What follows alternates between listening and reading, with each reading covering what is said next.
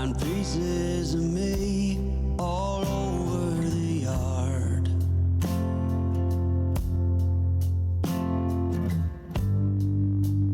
In this house of cards,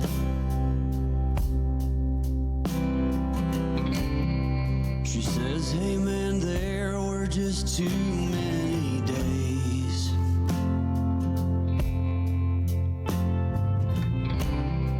When our good intentions only got in the way.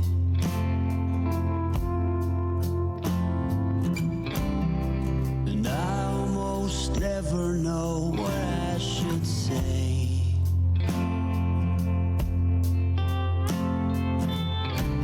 Maybe nothing nowhere ever was that okay.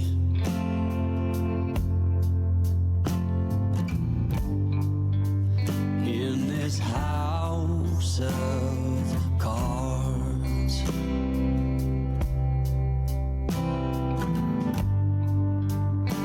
with only hearts.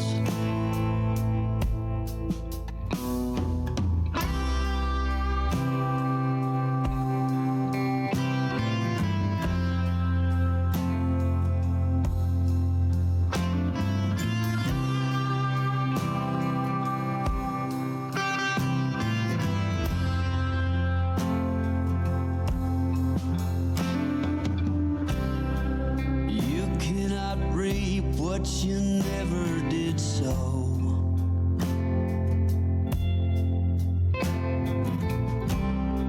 You cannot learn what you never won't know.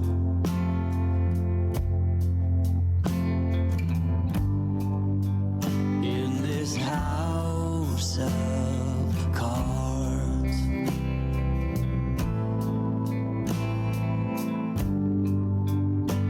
with only hearts.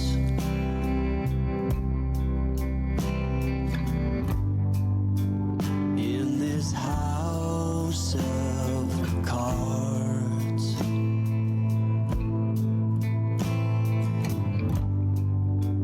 and these lonely hearts.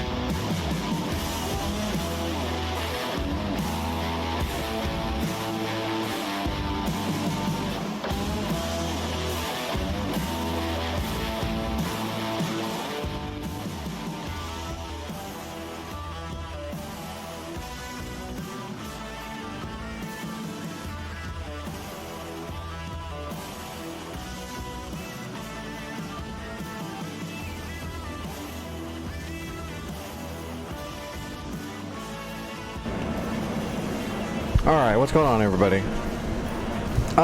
It's not cheap, but I think it's worth it, yeah. Considering what all you get. You're, like I said, you're basically getting a Tomcat D minus the Fox 3 technology that they were slowly implementing there near the end that they were testing. I think it's worth it. But I love the Tomcat, so I'll just have to wait a while to get it. Although I might actually not get the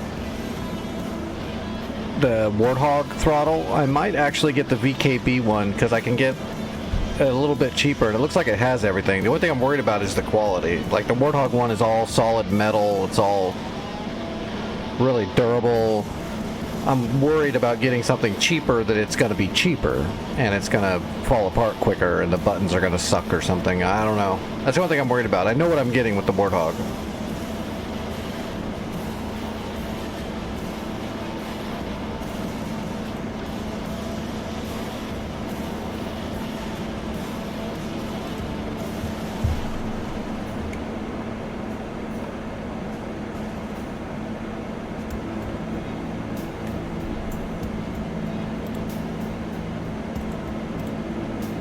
But the VKB one does look pretty nice. But it's not that much cheaper. It's like $30 cheaper. So I don't know.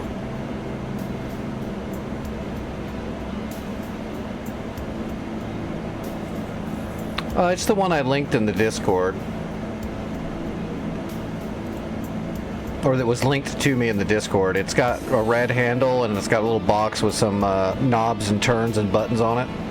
Which was the only reason I was tempting, is because it's got that extra set of buttons that actually have dials, axes, which I could greatly use, the axes. I don't have near enough axes, but I'm just worried about the quality. And the slew button. If the slew button's bad, I'm screwed.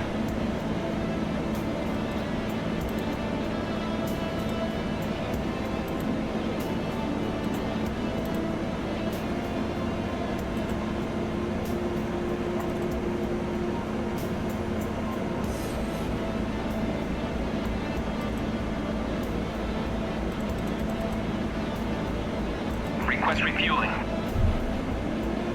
Request rearming. Copy. Yeah, I'd much rather check the quality, but VKB, I've heard nothing but good things about them. Whereas, you know, other companies like Winwing, I've heard mixed things about Winwing. Like, their stuff's decent, but it's also cheap. Like, it's not cheap to buy, but, you know, you can tell it's all, like, cheap plastic, and you gotta be careful. I've heard nothing but good things about VKB, but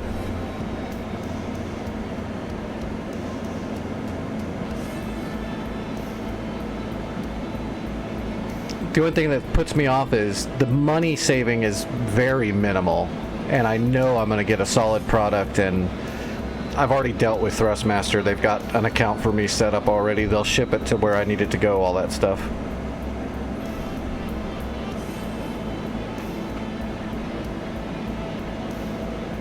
So I think I'm probably still going to end up just getting the hog throttle for now, because I know what I'm getting.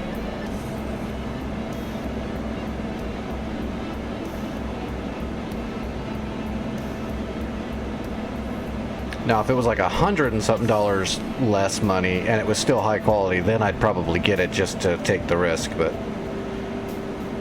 that's a lot of risk when I make, you know, literally if you take all the money I make in the year, it's, you know, hundreds of dollars for a whole year. So I gotta be very careful.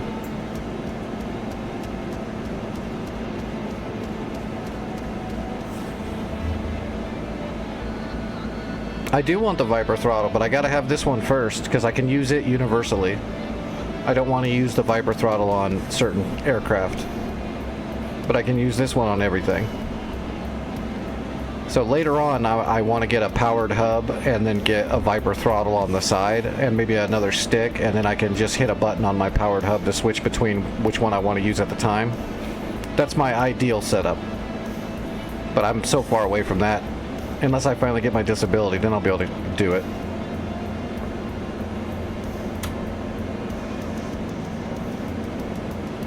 Am I still waiting on fuel?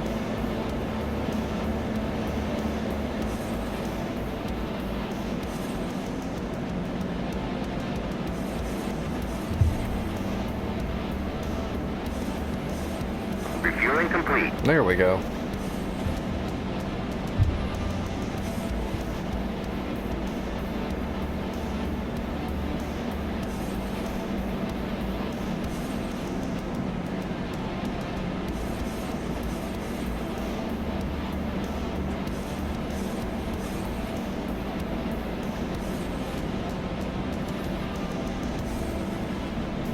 But yeah, so now I'm gonna save to get the throttle.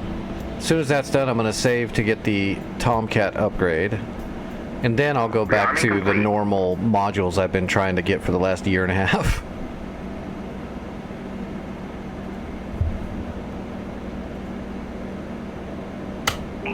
At 7,000 knots.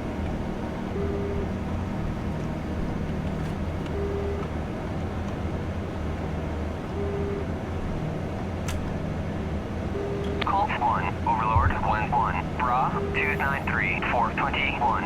Yeah, I'm pumped for it. Just having a Tomcat with Iggy navigation and GPS. Colt 1, Overlord 1-1, pop-up group. The HUD upgrades are fine, but that's not really, I don't really care so much about that besides it looks cool. You know, the new Vidi, that's great.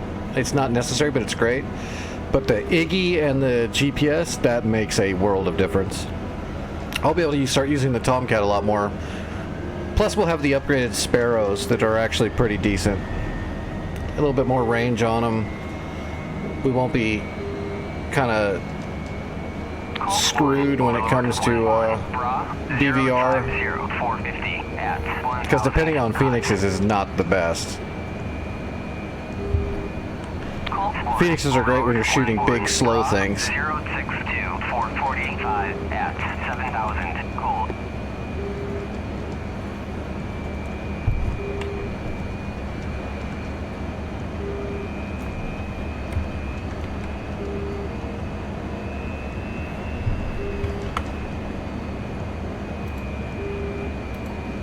Konskaya, Colt 1, request startup.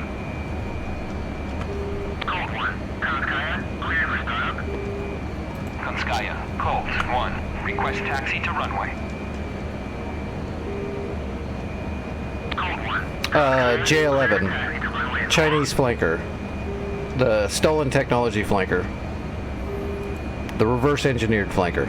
Colt 1, Overlord 1-1, Bra 061, 445 at 7,000. Just because it's the flanker that you can put the R77s on in DCS. So they don't have the upgraded model of the other flankers to where you can put the 77s on it. So I like my flanker and I like R77s. Pop-up group 291, 423 at 1,500 knots.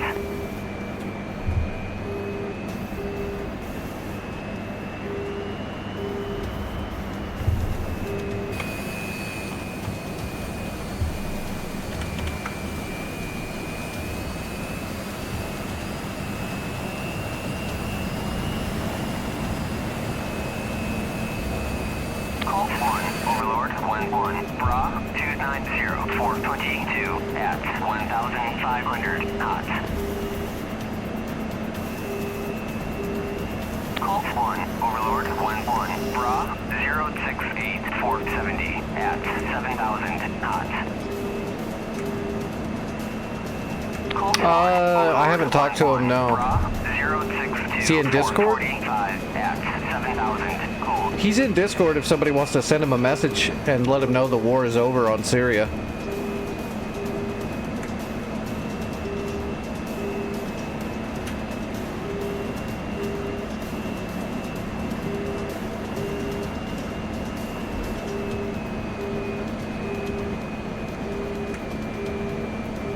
They need to write a scripting on the server side that when the war is over, it stops the war and rotates to the next map.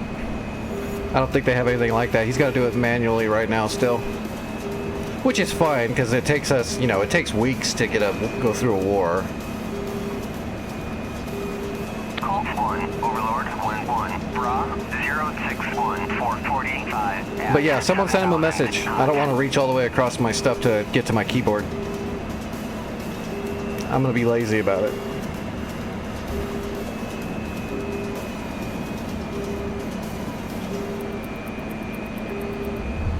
1, Overlord 1-1, Bra 113, 445 at 25,000, Colt.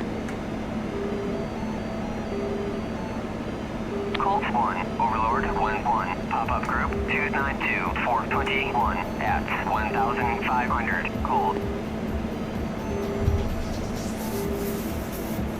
Colt 1, Overlord 1-1, Bra 113, 445 at 25,000, Colt. Clear for takeoff.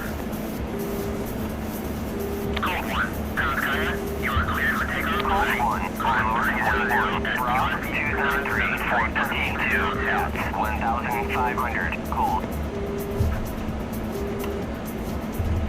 Colt 1, Overlord 1-1, Bra 062, 445 at 7,000, Colt. Overlord 1-1, passing waypoint 1 at 35,000. Uzi 1, tele utility Overlord 132, on station 172, 6, Fort 150 at 35,000.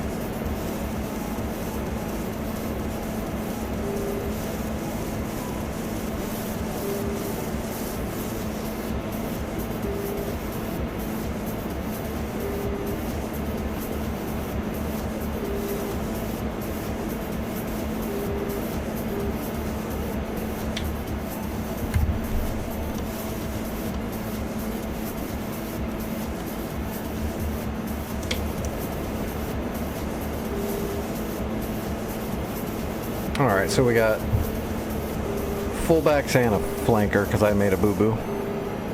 We'll go after that flanker first.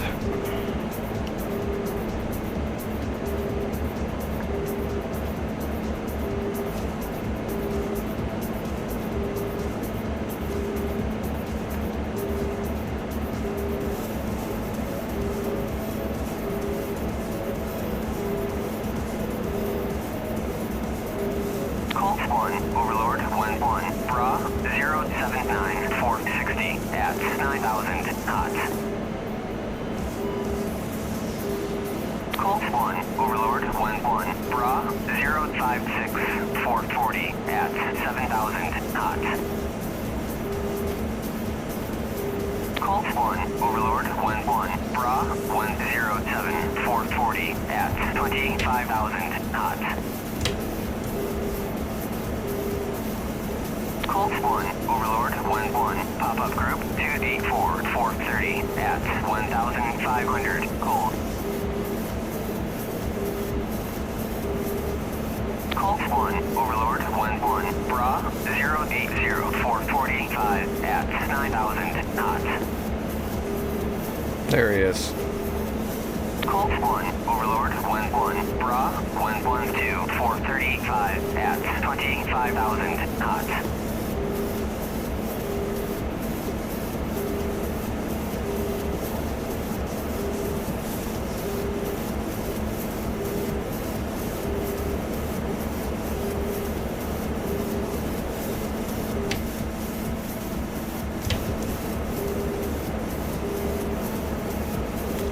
We're gonna have to scare him. Colt 1, Overlord 1-1, Bra 080, 429 at 10,000 knots.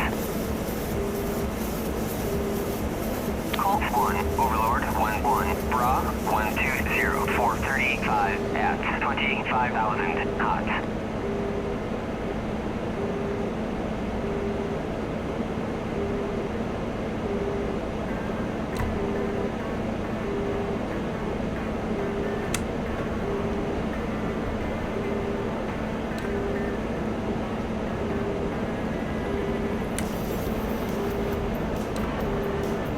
Launch authorized. Alright, Fox 3. 450 at 1,500, Colt.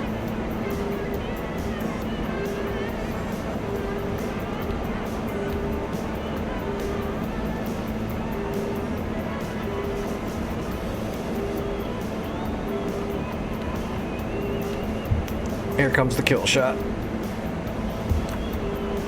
Fox 3.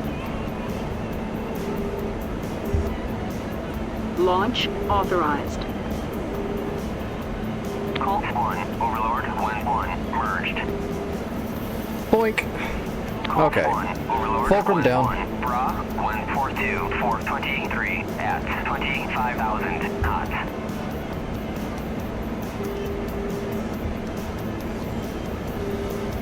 Yeah, we got to merge now because I don't have any more long-range missiles. I only brought 2. We're set up for a merge. Let's sneak up on them. We'll use our ETs.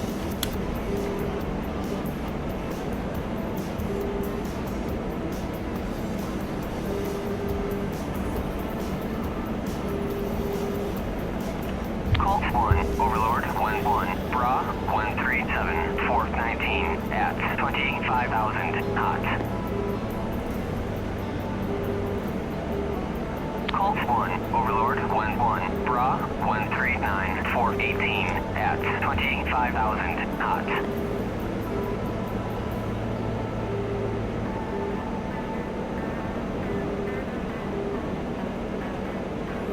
If they don't see it coming and they don't flare it, I'll get them. But if they see it coming, they'll flare it and I'll miss.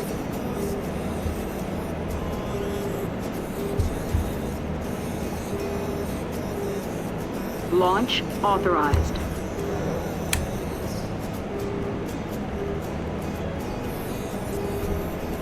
Went for flares. Overlord, 1-1, pop-up group, 284, 470 at 1,500 gold. Launch authorized. Launch authorized. Colt 1, Overlord, 1-1, merged. Nope, went for flares again. Launch authorized.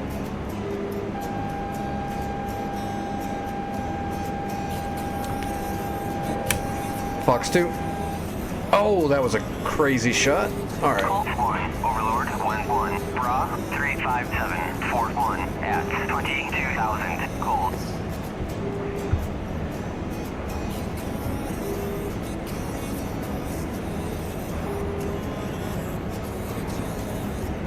Launch authorized. Fox 2. He's flaring. He's flaring. Didn't matter. Hit it in the face.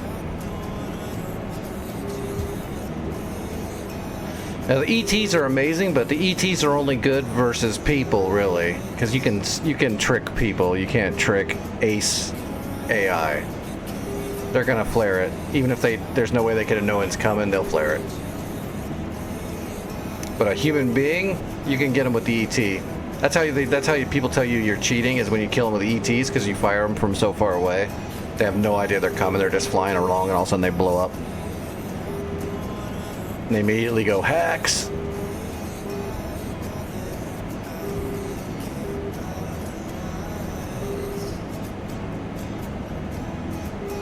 Colt 1, Overlord, 1-1, Bra, 343, 435 at 7,000 gold. I got called a cheater like at least 3 times back when I would, every now and then I would jump on Growling, Pop-up group, 288, and I got called a cheater I think every time I went on Growling Sidewinder, because I would always grab a flanker and I would go fly in the mountains, low in the mountains, and just fly around with my radar off.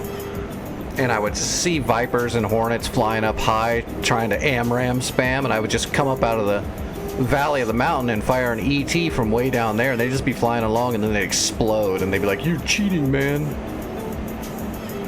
It's like, nope, I'm just using the electrical optical sensor like you're supposed to. That's what it's for. 70 at 1,500 knots.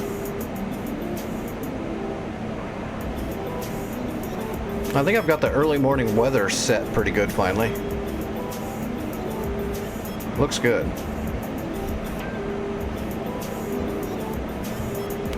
Yeah, Growling is, I know people enjoy it because it's like War Thunder basically, but I don't. I think it's silly. You can have a little bit of fun on there, but it gets old really fast because it's just a bunch of spam.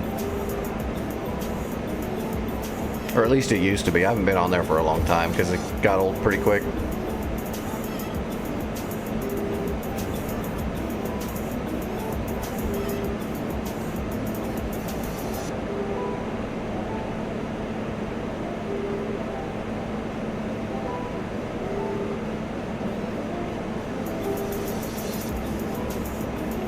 I'm sad that he had a World War II server, but it didn't stay up very long. By the time I knew he had it, it was already long gone. Again, I think if Eagle Dynamics programs the ground friction, at least into all the runways and airfields, then I think World War II servers and pilots would make a comeback.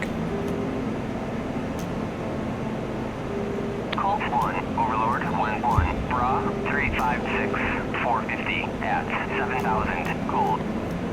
Fundamental things you need to know about the Tomcat? Oh God. 1-1, pop-up group 302, 480 at 1,500, Colt. It's extremely analog. It doesn't have a DAFCS system. So it flies very twitchy, especially when it's swept. So you should utilize Overlord 1-1, your holds when you're flying far. 480 at 1,500, Colt. Get used to, you know, make a binding to turn on your AP just for the hold, so when you're flying around, you're not constantly twitching and slightly rolling. I think that's a good start. It lands like any other Navy aircraft, on speed, on time, really easy to land. Just like anything else that's Navy.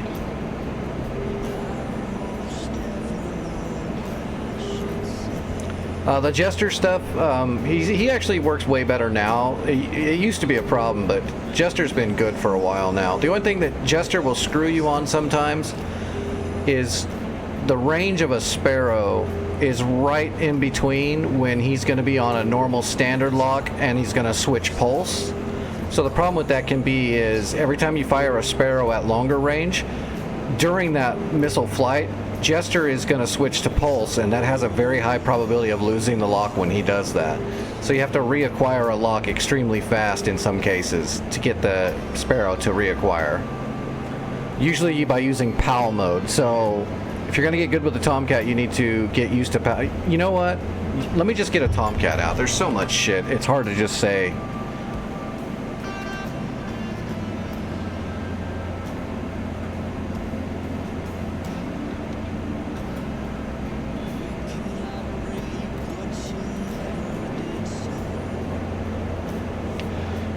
The Tomcat is actually pretty easy to fly and very hard to get masterful with it because there's so many extra, kind of like the Phantom, because it doesn't fly like a normal jet. It's low speed and dogfighting characteristics are different from a normal jet. You don't just roll it and pull and shit like that. You can and you'll do okay. But to get good with the Tomcat, you need to learn how to utilize your rudders a lot more than a normal aircraft would. Or else you're going to depart a little bit easier than you normally would and stuff like that. Okay, down here, this autopilot engage, you just want to bind this.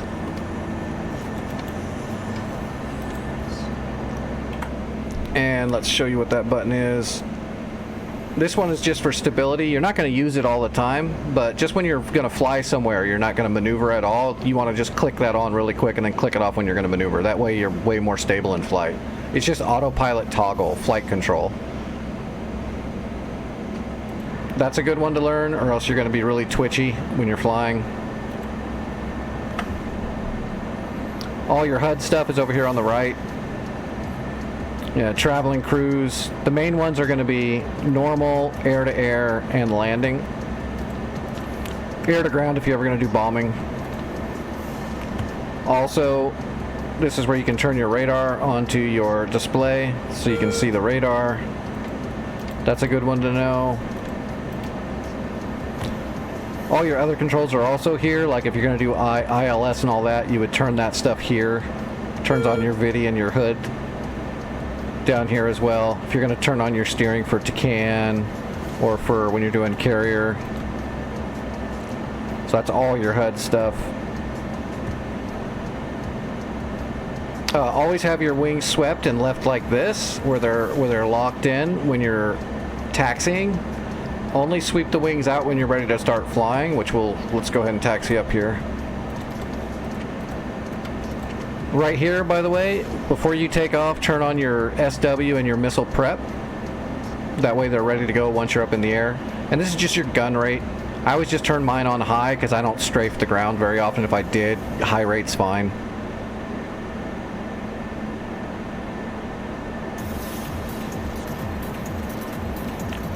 Down here, your anti-skid and spoilers. I always just turn them both on for the most part.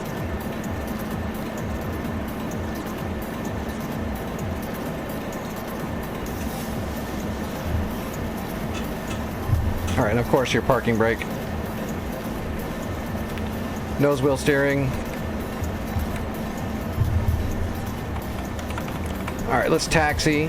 And you always taxi, you don't taxi a Tomcat with the wings out because the Tomcat is fucking monstrously huge. So if your wings are out, it's dangerous.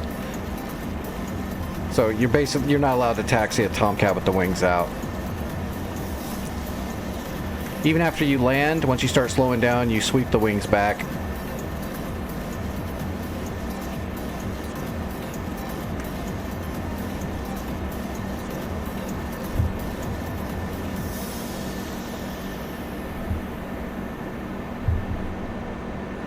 When you're taxiing the Tomcat, it will take off on you. So like, I haven't touched the throttle. I'm idle, and you see me just picking up speed. The engines are extremely powerful. So you have to tap the brakes from time to time just when you're taxiing, or you will just start getting momentum.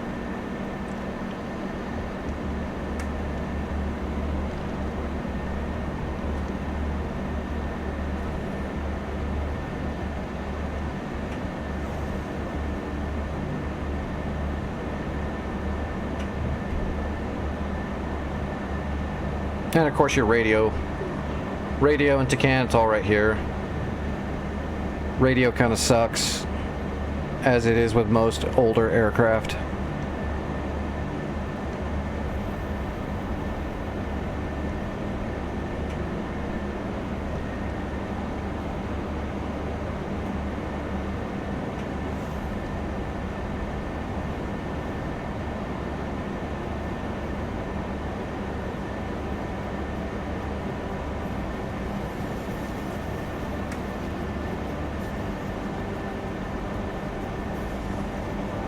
Alright, so now that we're getting lined up, this yellow handle right here, this is the actual sweep. You can see the degrees right here, but don't worry about all the degrees and stuff. Just when you get out here, move it all the way forward and then right click it to lock it in, and then close the shield.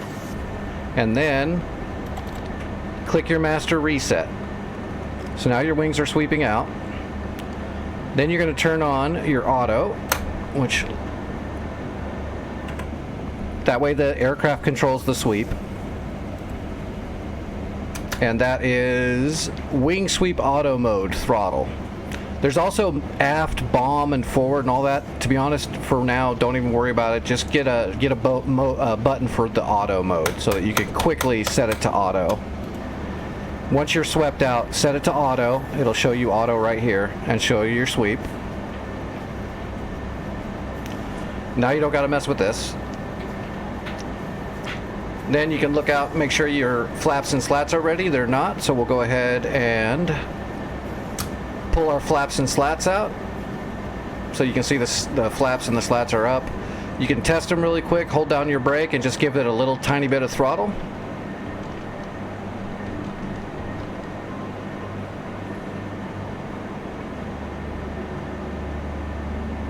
Alright, taking off the Tomcat, it's 150 knots to rotate. It will come off the ground extremely quickly because the Tomcat is just a giant wing. It generates it generates so much lift that they actually installed a DLC on this thing to force it down. So the direct lift control is what you use when you're landing on a carrier, and they do that because it generates so much lift it can be really hard to descend. So you're going to get off the ground really easily. Never use the blower on a takeoff. The only time you're going to hit the blower on a takeoff, even actually in a lot of cases on the aircraft carriers, they didn't put the blower on there either because the engines are too powerful. So just mill power takeoff always with the Tomcat. Don't hit the blower. So we'll just hold down the brake. We'll throttle up a little bit. Make sure everything's good. Then we're going to go to mill power, let off the brake. And we're looking for 150 knots right here. Nose wheel off.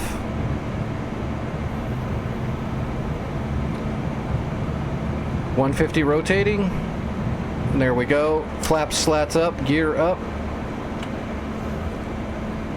And you'll have to put a little bit of back stick, of course, when the gear's coming up and the flats and slats are coming in.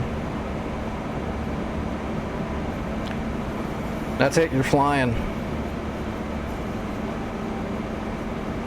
Once you're flying, don't worry about the size. You'll feel it when you get slower. You'll just have to get used to it. But for the most part, because you generate so much lift, you're not going to notice the weight of the aircraft that much. You don't want to get into slow speed merges, but you can. Especially because you have the power to actually thrust through it when you need to. And again, you generate so much lift. That you can split the throttles to try to increase your turn rate in certain situations, but again, that's a mastery, not a flying. You don't got to worry about splitting throttles. Don't do it. At least not right away. There is reverse roll you can do with the rudders, especially in dogfights. You'll use your rudders quite a bit, but again, you don't have to do that right away. You'll be plenty good just learning how to fly it first.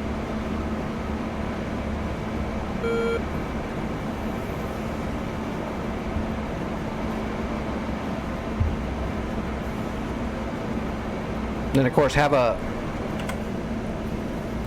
for Jester, I've got toggle menu, Jester AI toggle menu as one of mine, and then the other one is close menu. And those are the only two buttons I have for Jester, is those two buttons. So when I open it, it'll bring up the radial. So if you bring up the radial and you just hit open, if you don't look at anything yet and hit open again, it'll go backwards to the start. And then you can choose whatever you want by looking around the wheel. Like beyond visual range radar, TID range. We'll set the TID range at 100 miles. Jester's pretty simple. You're not going to use them all that much, but you will use them a little bit. Setting the TID range or scan elevation is something. You can also just leave it up to him. He does pretty decent now. The other thing is if you go into within visual range, that's where you'll find your drop tanks. So if you've got fuel tanks on here and you're gonna get into a dogfight, maybe you want to punch the tanks out before you get into that dogfight. That's where you find it.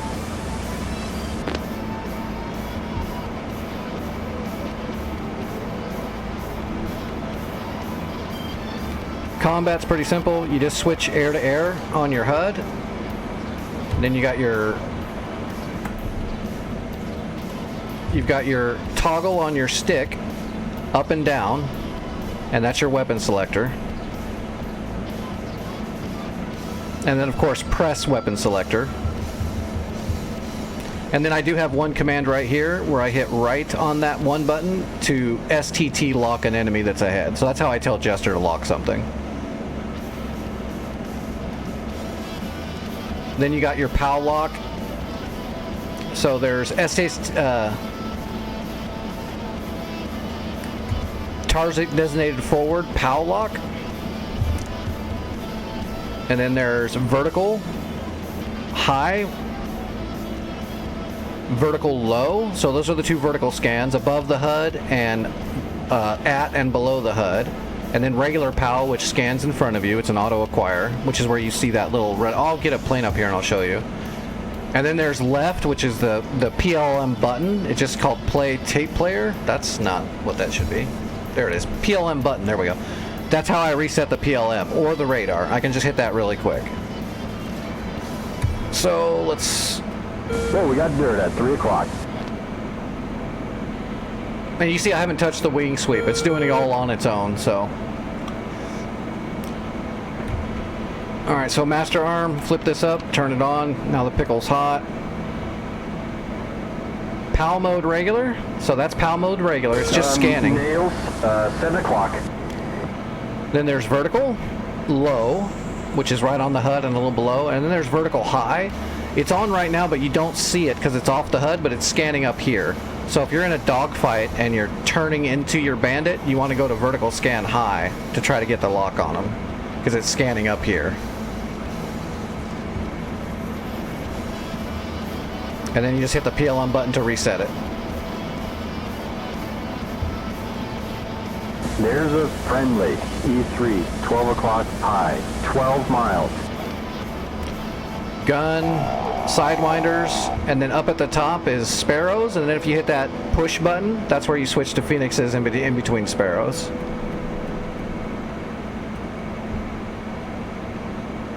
So you can let Jester lock something and shoot a Sparrow or a Phoenix or something at him, or you can get close enough that you can turn on your POW lock and get them with the scan, which is the way I'll do it a lot of the time, because then I don't lose my lock.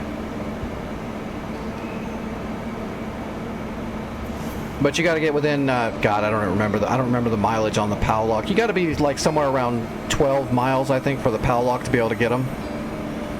Someone can look that up really quick. But once you have a POW lock, you're not going to lose it to a pulse change. Whereas when Jester's locking from the back seat, he'll absolutely try to change the pulse during a lock or once the shot is fired, which could lose the lock.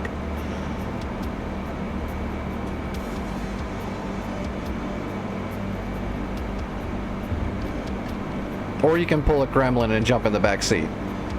I don't trust Jester to fly.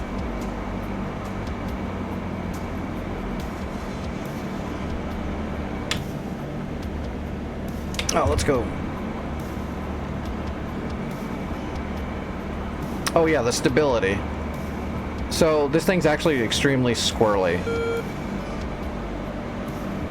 Because there is no DAFCS system. 11 o'clock.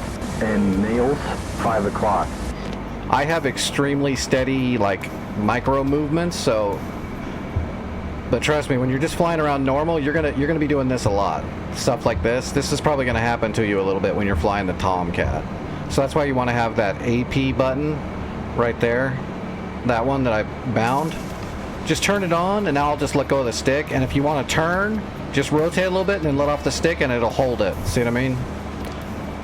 Almost like a fly-by-wire, but not quite. So when you're just flying mainly straight, just turn on the AP so that you're stable.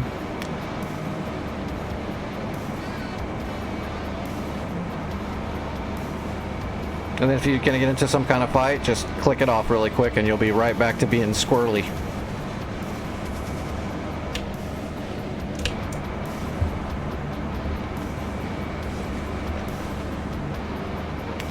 Alright, we'll see if we can get a lock on something.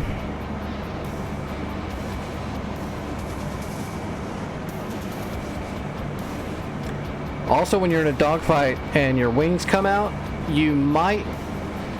I shouldn't even get into this, but later on when you're better, there is a lot to being able to get more maneuverability out of the Tomcat, like I said, using the rudders, but also using the flaps.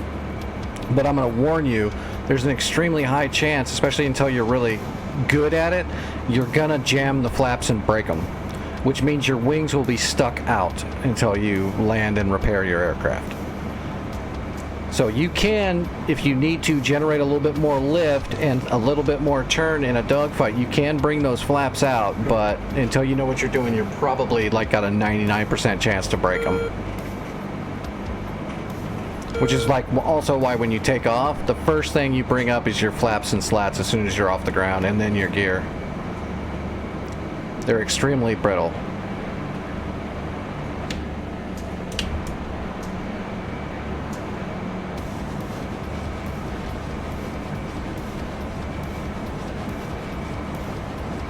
Oh, there's dirt at 9 o'clock. And nails, 8 o'clock.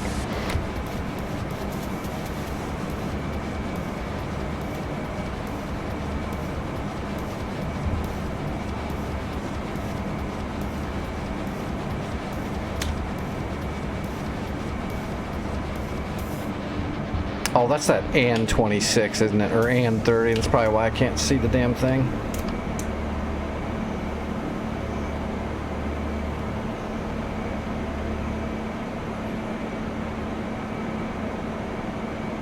We'll get close enough and I'll show you the POW lock stuff. Also, when you zoom in, the glass has got that stupid, they've never fixed it. It's got the the stupid grid pattern scratches in the glass, which looks horrible. They need to fix that, but I don't mind it not being perfect, because of course it's not, but having it in that, as much as it is, and in that grid, you know, it's just the same pattern stamped all the way across it. It's super annoying.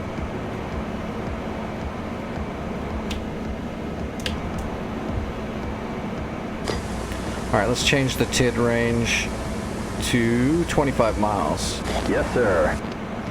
I think Jester's looking over that thing.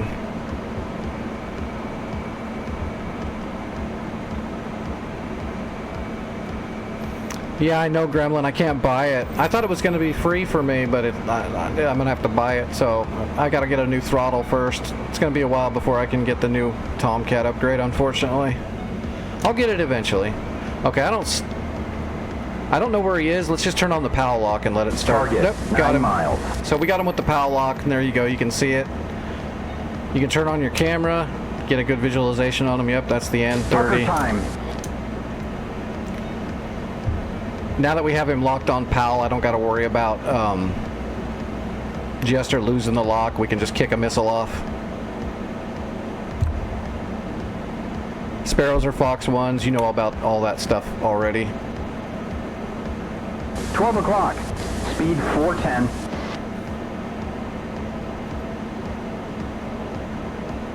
$12 o'clock. Splash! The bandit is going down. The Sidewinders, they're cageable, so you can 12 o'clock uncage low. them. 12 o'clock low. Hold it! 11 o'clock low. We're on at 6. Closing. 440. Let's go. So when you're doing the Sidewinders, you want to have your you want your cage seam button readily available when you're doing heaters. That way when you get a good tone, you're going to want to uncage it so it'll hold. That way you can pull lead. Because you're using AIM-9 mics, so they're a great missile, but you still want to give them a really good shot. So you want to pull lead, especially if you're firing on a maneuvering target.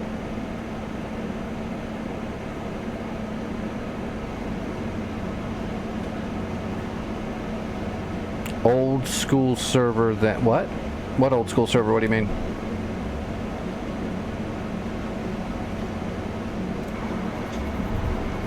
Okay, Supreme. Just, yeah, when you start getting into the Tomcat, just let me know and we can go through stuff.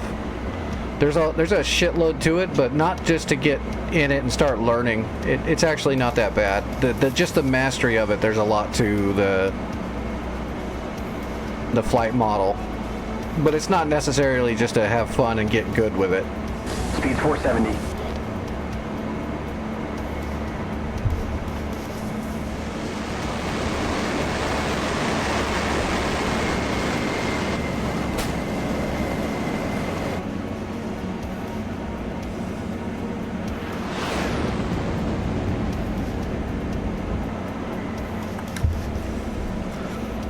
I don't know. Did anybody get a hold of Santa and ask him? If not, I'll... Give me a second. I'll send Santa a message.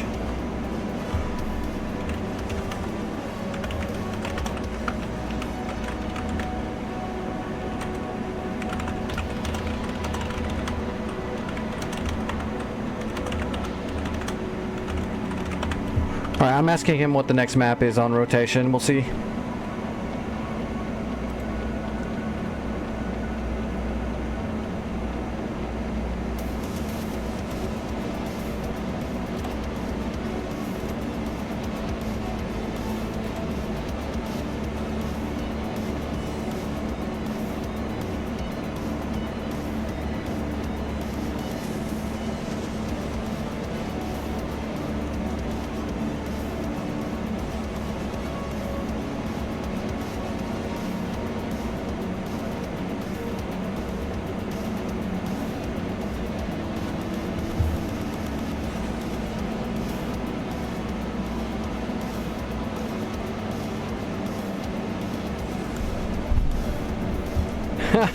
Gremlin auditioning to be the final flare. I need a lock. Hold on, I've got a high score going.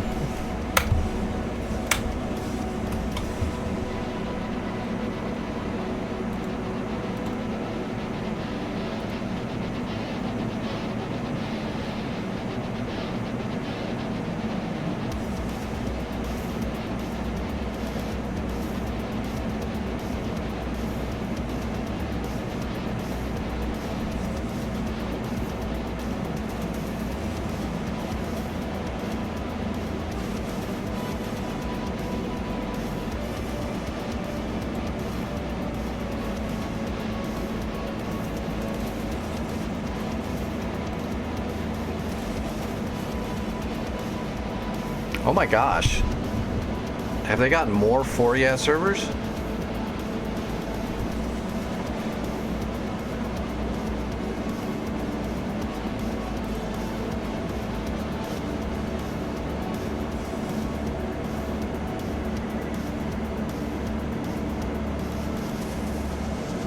I don't know. We can jump on a different server for now while I'm waiting to hear from Santa.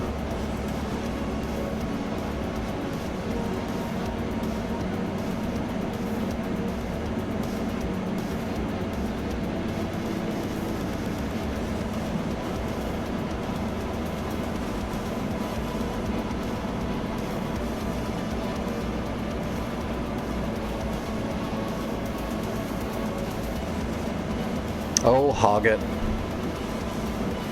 The mighty have fallen.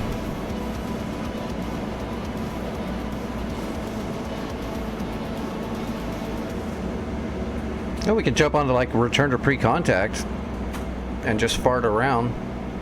I'm not sure when Santa's going to get back a hold of me. He's a busy guy.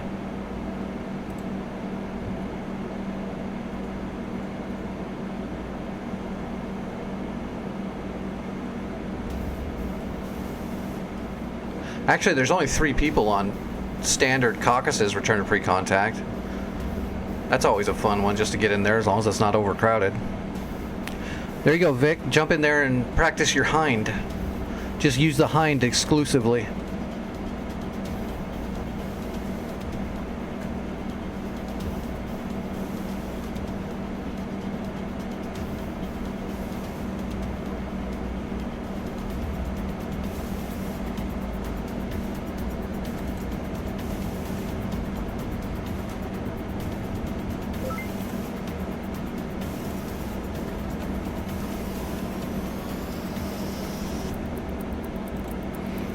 Yeah, you got it all figured out?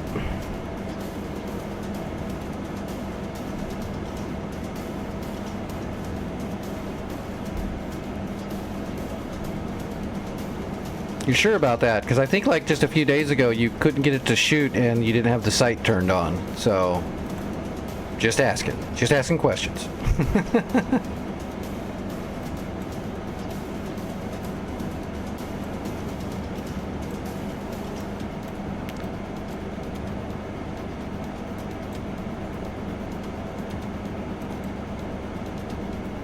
Oh my gosh. I didn't know they must have changed something. I don't remember there being SA-11s at Krasnodar on return to pre-contact. Did they up the difficulty?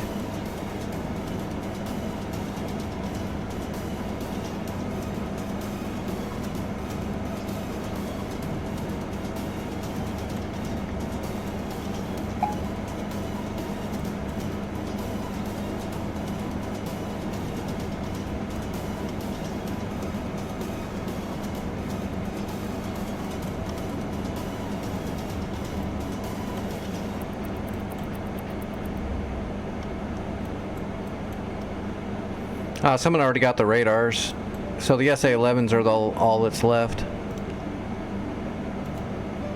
1, 2, 3, 3.5.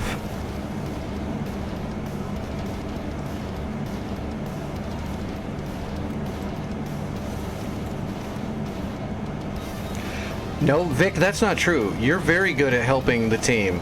It just happens to be the wrong team. That's all. You just gotta figure out which team.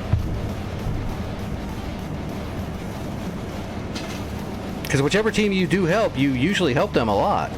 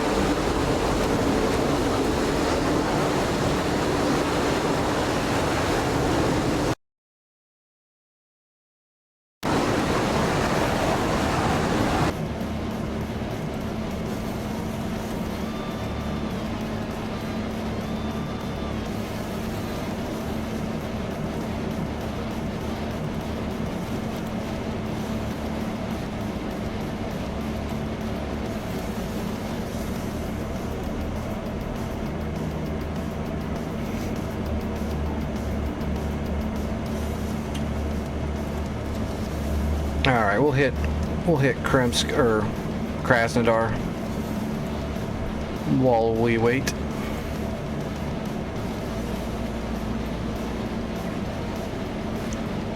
Yeah, but the trick is when someone's in need of help because their life is at risk, you usually kill them. That way they don't have to worry about it anymore, instead of helping them survive.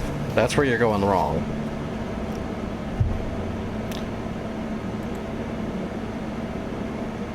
I'm on Caucasus. Kind of just got done doing Syria for a month.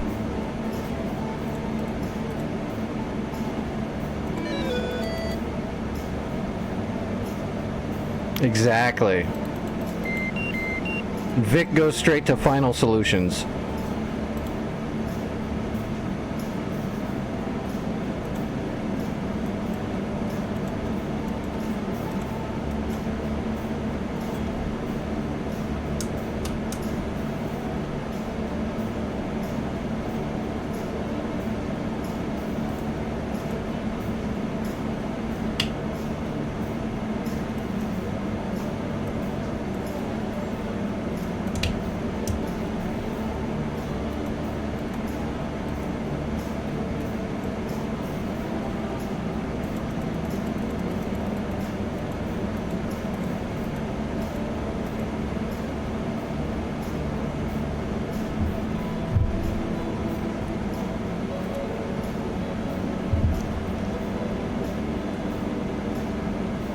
He was in need help. He was in need of help. He couldn't handle the pressure anymore. It was killing him, so I put him out of his misery. Why didn't you shoot the bad guy? Well, I don't know him. I don't know what's going on with that guy. I'm trying to help my guy.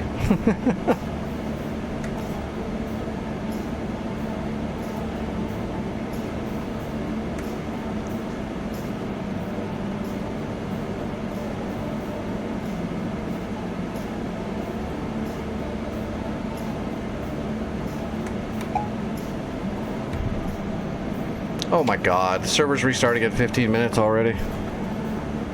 Because of course it is. Maybe we will go to Syria. I wish there was more servers that ran the Germany map, but nobody ever runs the Germany map.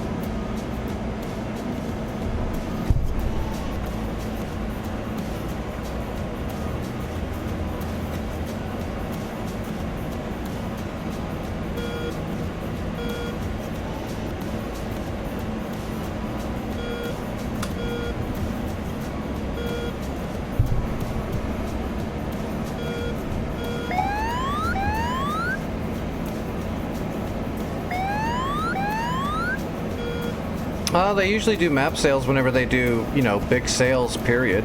Usually. The maps usually aren't super cheap, though, even when they're on sale. When's that optimization supposed to come through the map so they don't take up friggin' 180 gigs each?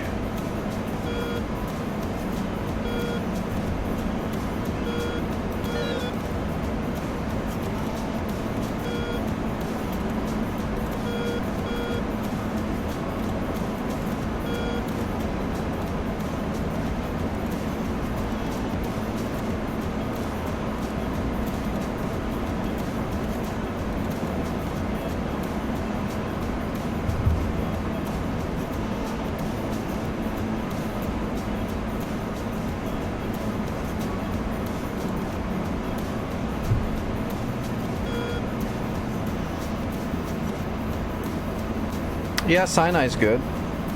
I mean, I like all the maps. The only map I can think of that nobody uses because it's just not that big and stuff would be like Nevada. But it's still a good map. There's nothing wrong with it.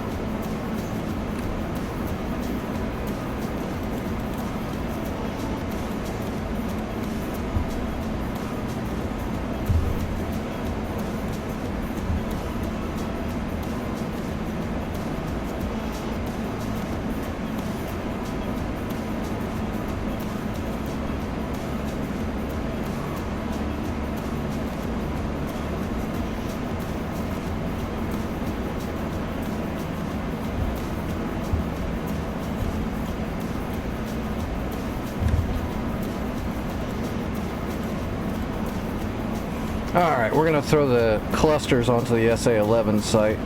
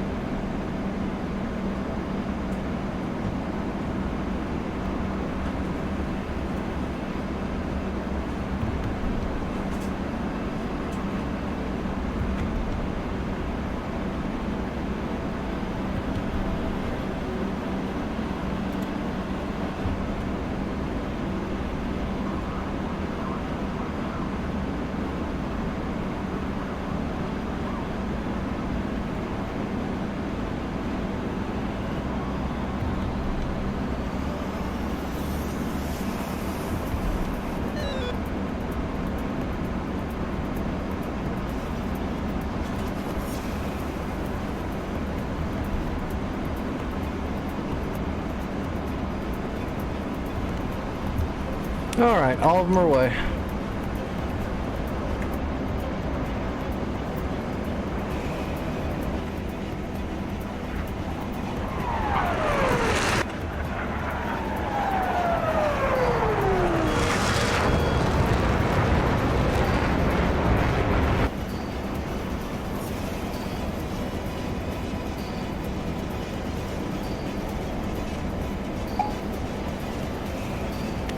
Hopefully they'll get there before the, well, 10 minutes, they'll get there. We're not going to land though, so we'll just stay up here.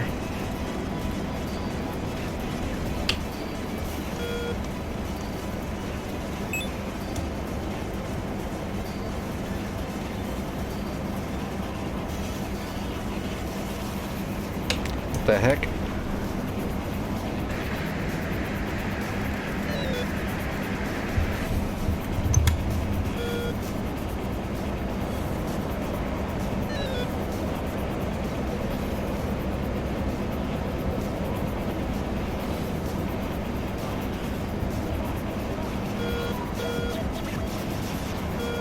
What is this friggin' fullback doing?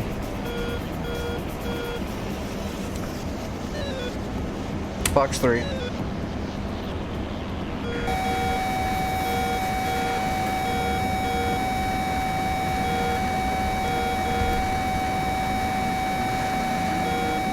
There he goes. Got him.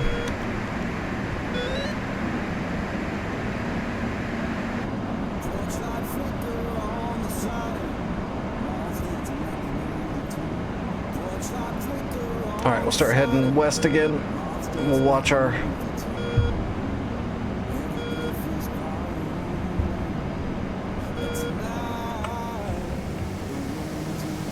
They're getting close.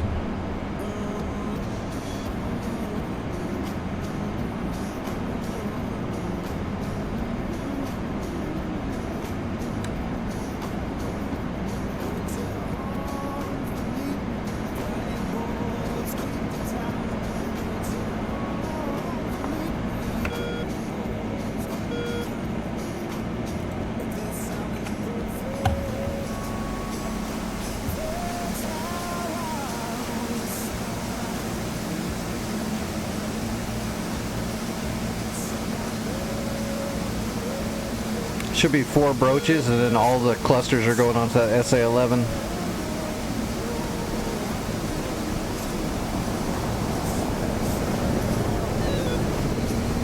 First one looks good. Should be 2 hits here, 2 armor. There's one T-90, plus a secondary on the truck. There's the other one. There's the other 2 right there, and now the clusters.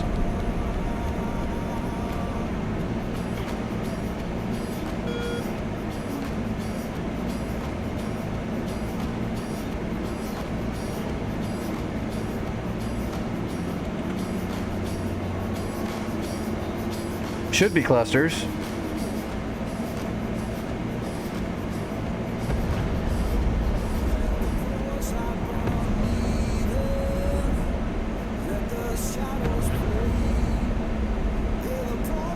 Good secondaries. Oh, here we go.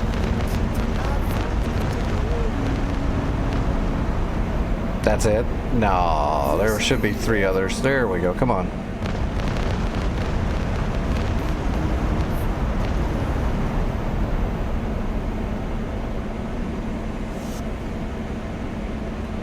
Two more.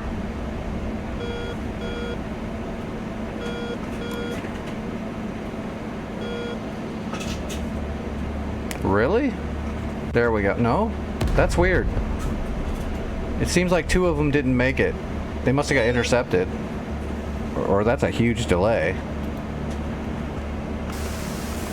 No, they just didn't make it. That's weird. Yeah, something happened. They got intercepted. Because there should have been one over here and then one right here that never hit. Oh, there's those KA-50s might have got it. They might have intercepted.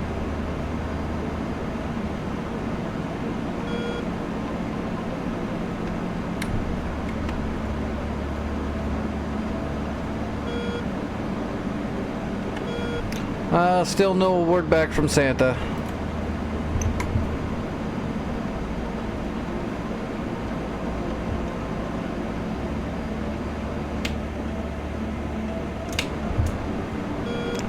I guess we'll go cruise over to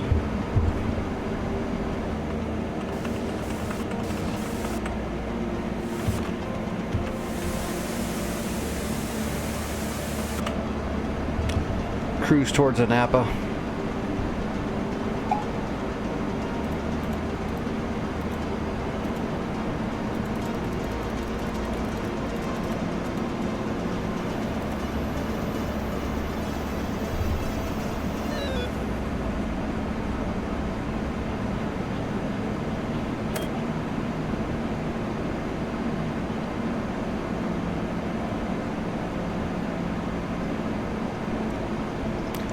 Santa's picking at Mrs. Claus's cookies. It's Friday.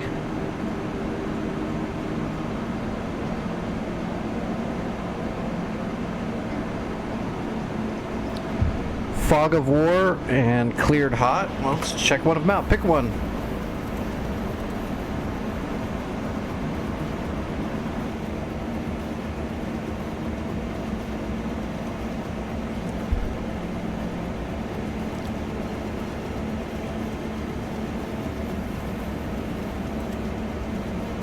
Alright, Sinai. Which one sounds promising the most? Oh yeah, does anyone not have Sinai? I guess that's a good start.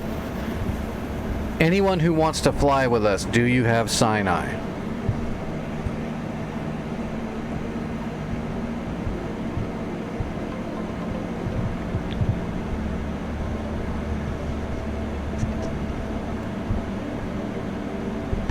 Speak up now or be Rochambeaued. Sinai's pretty awesome, man. I'm not gonna lie.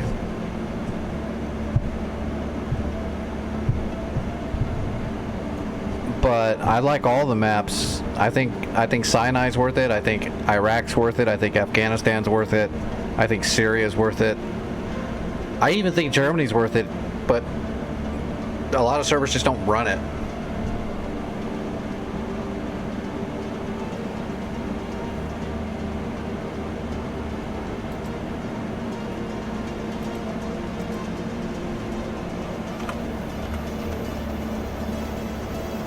I don't see one called Fog of War.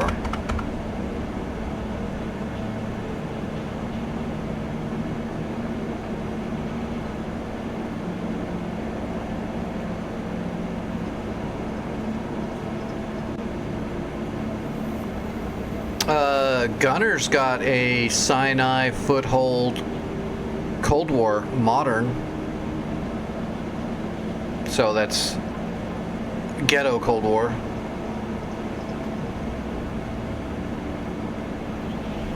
I thought I had Gunner's server favorited. Why is... I really wish it would stop removing favorites from my list.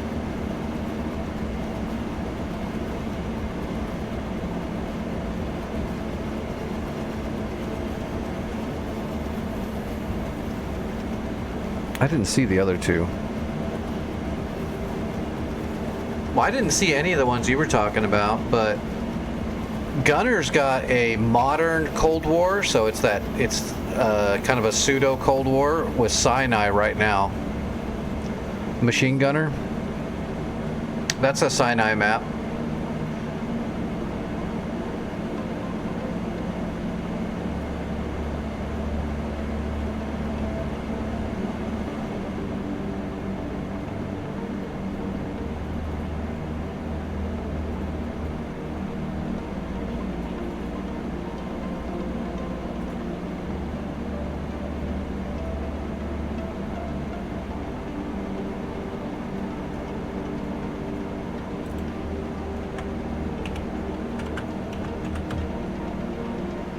Cleared hot US.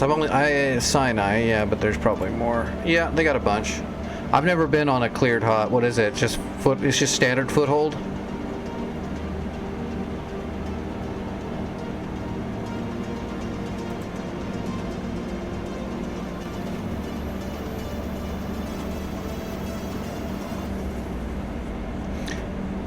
Well, if we go to Gunners and we see problems, we can at least tell Gunner about it.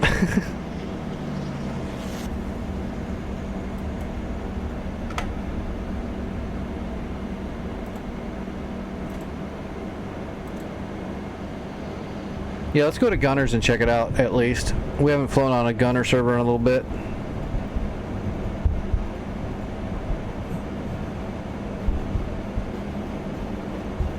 (817) Texas Diamondback foothold server. Oh shit, never mind. I don't know the password. Alright, cleared hot it is.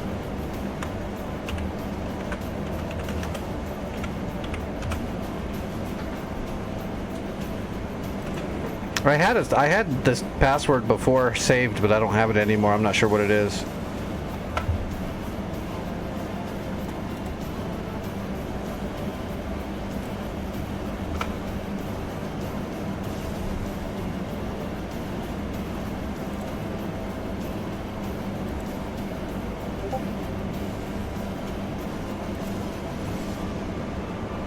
Oh, hold on. Never mind. Santa's got me. What map do we want for Santa? Quick. Sinai. We'll just do Sinai, I guess.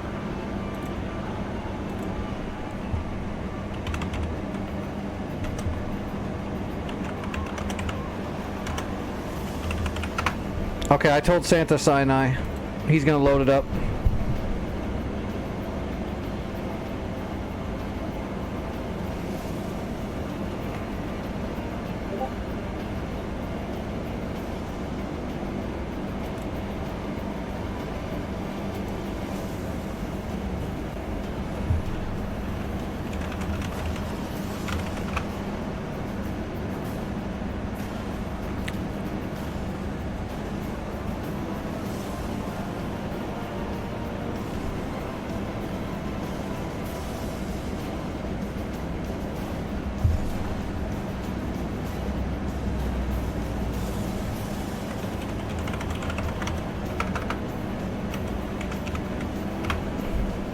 Okay, Santa's getting into the server and loading it up. Ask Spit and Tribe. I asked earlier what maps people had and nobody said a word, so everyone kept saying Sinai. We're going Sinai. That's what's happening now.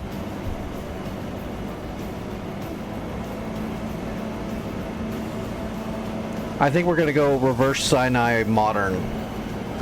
Emotional damage.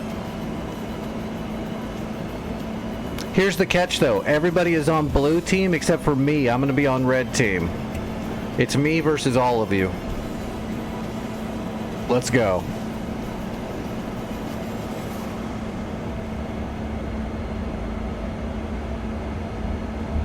Training day is upon us.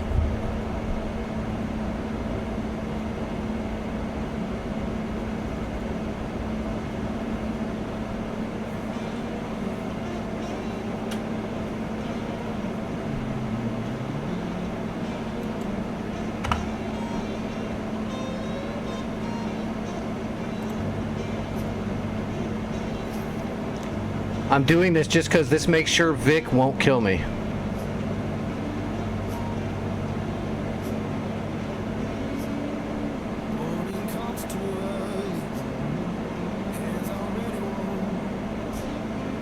I'm not going to tell you what to buy, Spit. I think it's a good map, but I like all of them.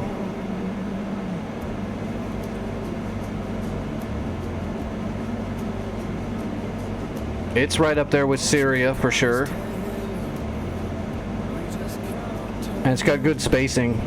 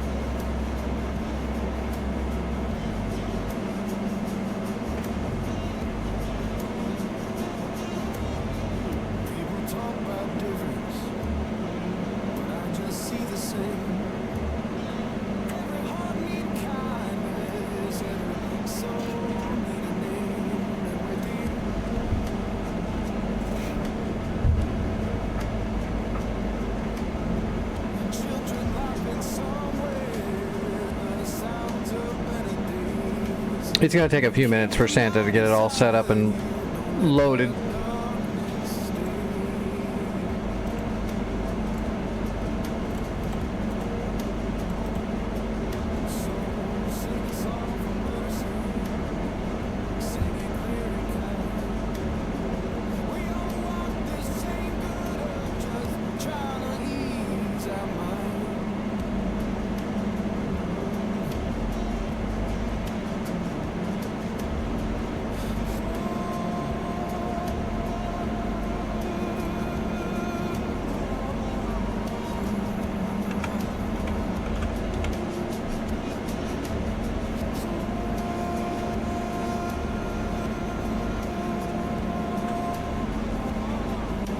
Oh, yep. For sure. I wish the maps weren't as expensive, and I definitely wish they weren't such a big file, but man, they're great. I mean, they really put a lot of work into their maps. Especially if you play like anything else. And then you look at, you know, the ground textures and all the detail, and you're like, oh god, they're just on a different level.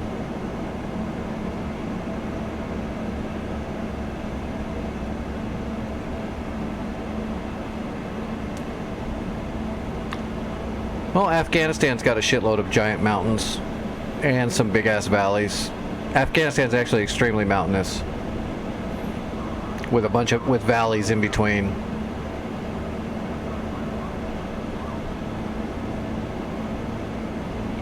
But the MSL is also really rough. Well, they said they're working on the optimization to lower those file sizes. I think that's supposed to be coming in the next patch that has the Tomcat in it. I think, unless something happens, I'm pretty sure that's what's next on deck, is the map optimizations or the first round of map optimizations and the Tomcat stuff. And a few other things. Afghanistan has a shitload of trees. They're not all in DCS yet, but there's actually a lot of trees in Afghanistan.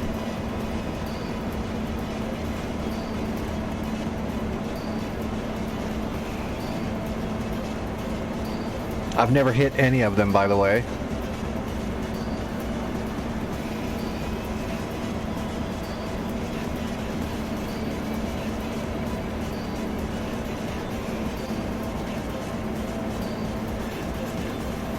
Okay, Sinai's up.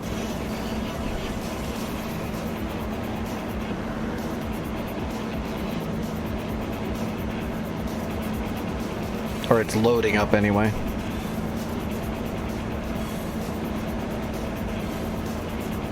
They're both good. Either one is a good map. Sinai's probably going to be cheaper though, because Sinai's been around for a long time, and it's had a lot more. It's also way more closer to being complete, whereas Afghanistan's only like 20% complete or whatever, 30%. But they're both great. I would say either one of them's a good purchase.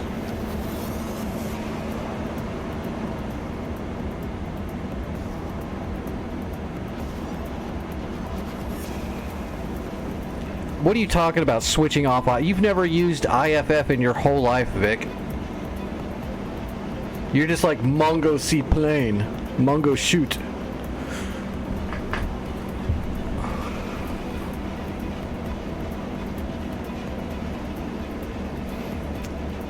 What does IFF mean?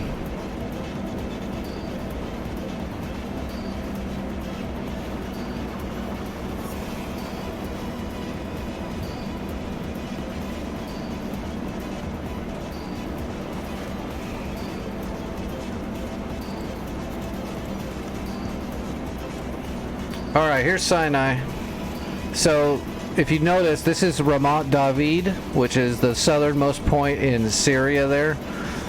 Well, I mean, it's in Israel, but I mean, on the Syrian map, this is the Syrian map up here. So the Sinai map is the whole rest of it. You got Egypt over here, the rest of Israel.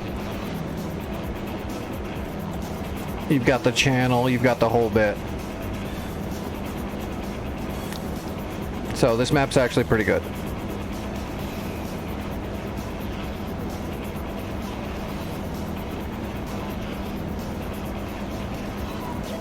So it's definitely a good map.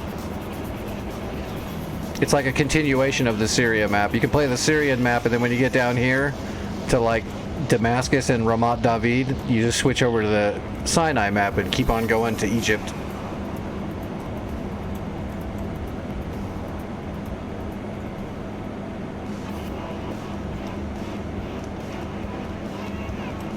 Alright, warehouse at Hetzar. Oh, they're all. Tel Nuf, Hetzar, Ben Gurion, they're all warehouses.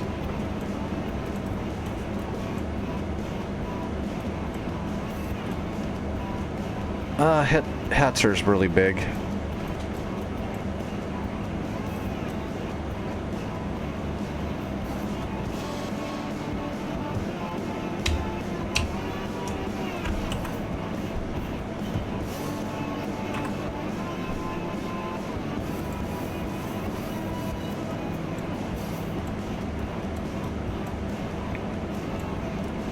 What the hell? I can't click on my window.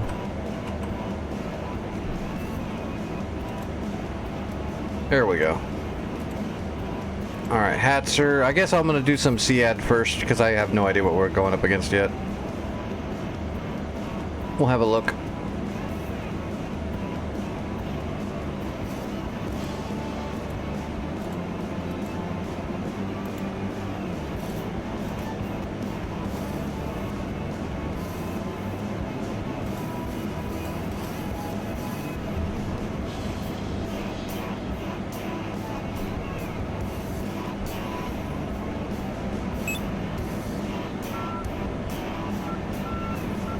That's not a stereotype, that's kind of a fact.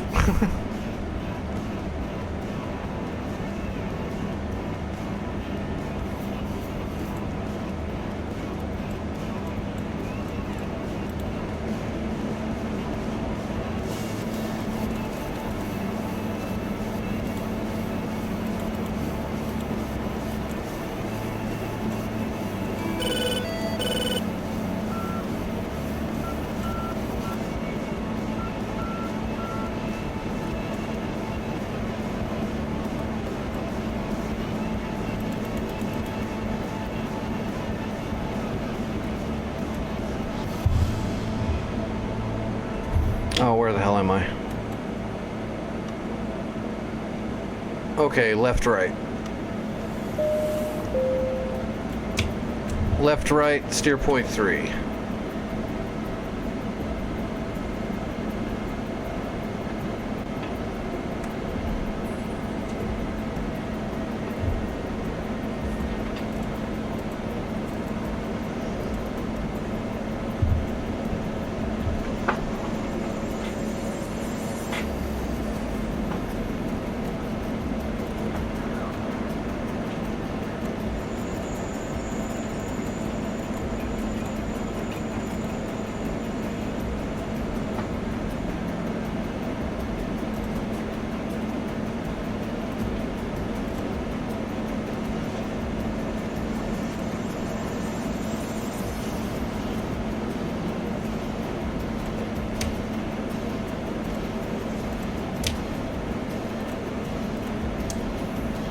Alright, we're getting all set up before we even take off just because we're so close.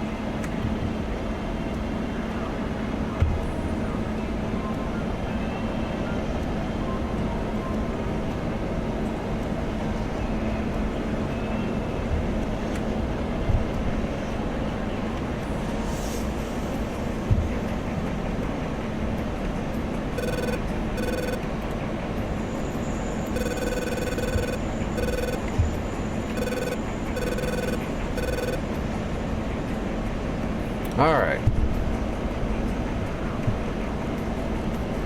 I think there's a sale coming sometime soon, right? Or it might be at the near the end of this month, something like that.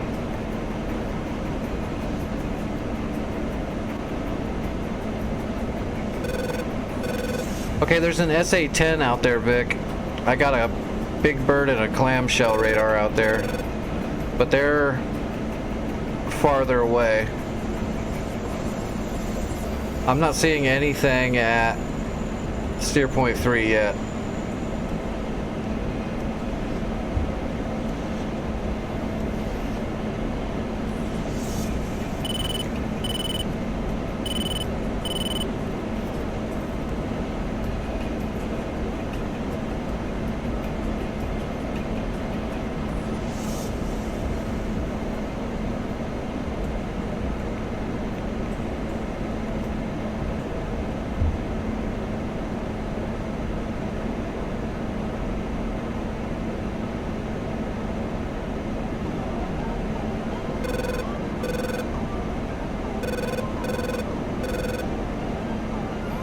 You can see all the city lights. Actually, Sinai has some of the best nighttime lighting of any map.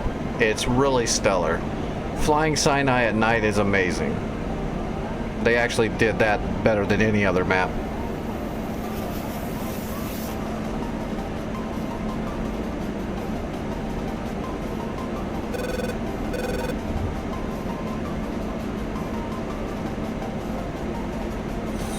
Okay, I got a Panseer.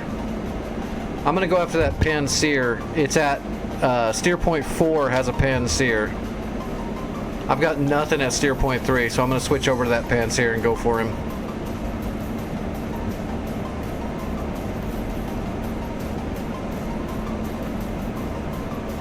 Hey Jewel, thanks for the follow. I appreciate that.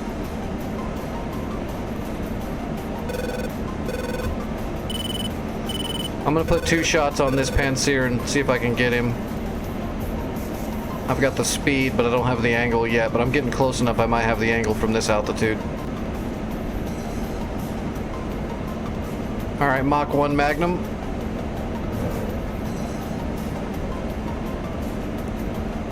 Mach 1.8 Magnum.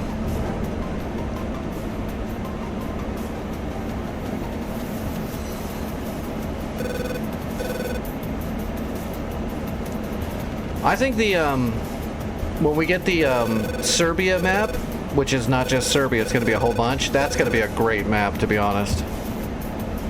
There's so much, like, there's mountain, there's forest, there's so much stuff that's going to be on that map. I am super excited for that map. That's pretty hot. That's pretty steep. Well, I might have that Panseer dead. Be a good way to start a fresh war with a Panseer kill. Yeah, I think I got it. Yep. Oh, what the hell? Okay, I got a direct hit with a harm and it didn't kill it. I call shenanigans.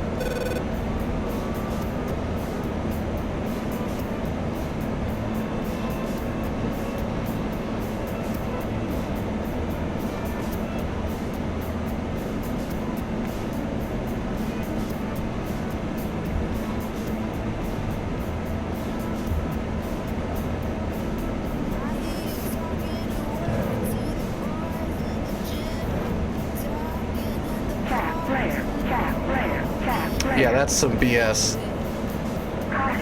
He keeps kicking me in the deck. Why?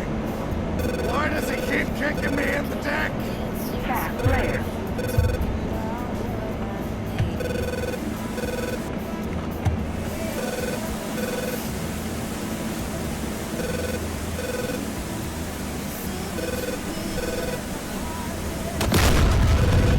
Okay, I got the gauntlet.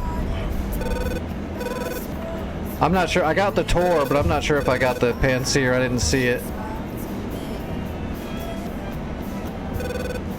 I'll have to come back out. Switching to Cat 1.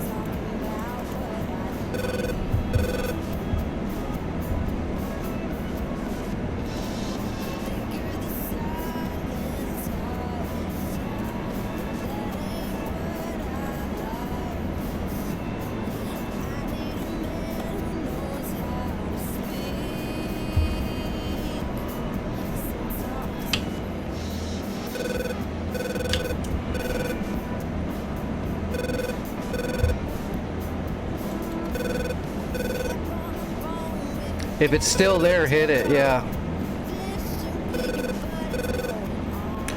That SA-15 I killed was an M2 Tor, so that's good that that's dead. I still can't believe that Harm didn't kill that Panseer. That Panseer's not made out of armor. It's just a truck. That thing should be toast.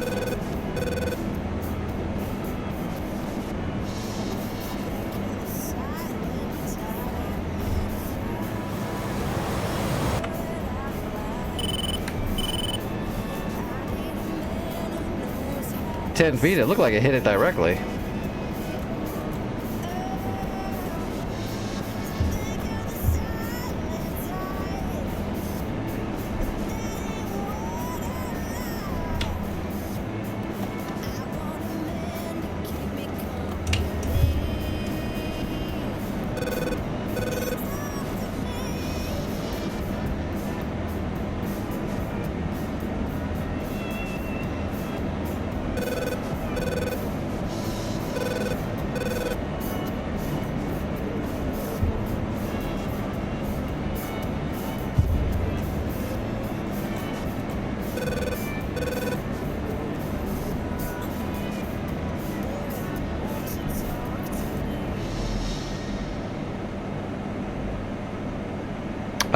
Turned off his radar.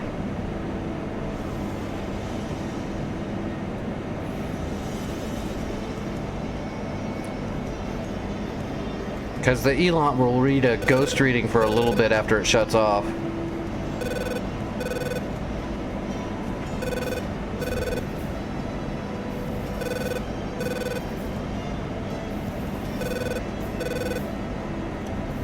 Just a bit outside.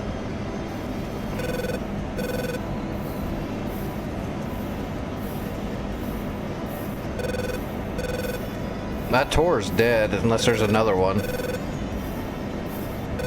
Should turn green in a little bit.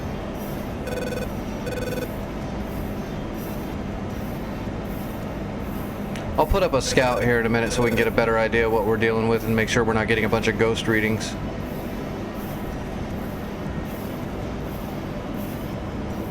Altitude. Altitude.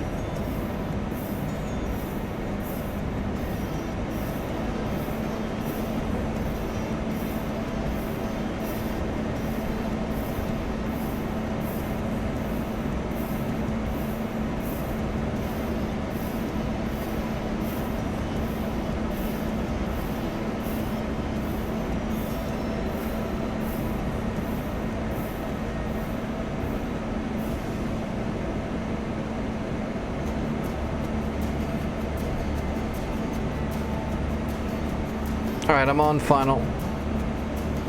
I think I'm coming into Hatzer. Yeah, I'm coming into Hatzer.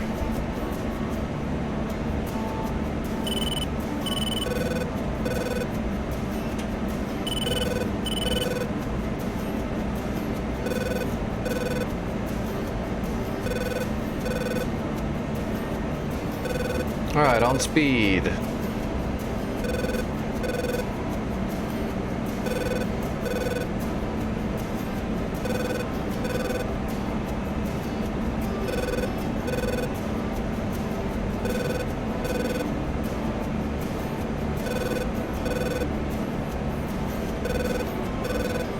On speed, on time.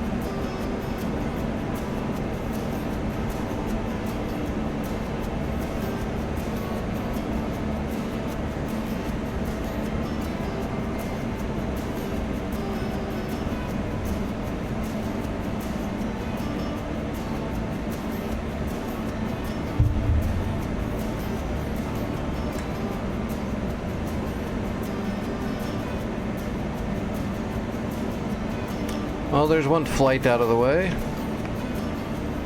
Still can't believe that Pantsir survived that hit.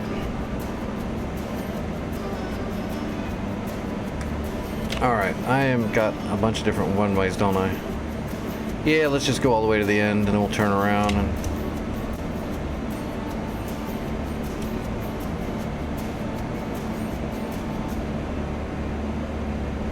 Let me put up some scouts. I'll put up an AM and an FM over steer point 3 and 4. We'll start with those two. 4 is where I saw the Pantsir and where I killed the chapped gauntlet. I didn't see anything at 3, radar-wise. There might be shore ads or something.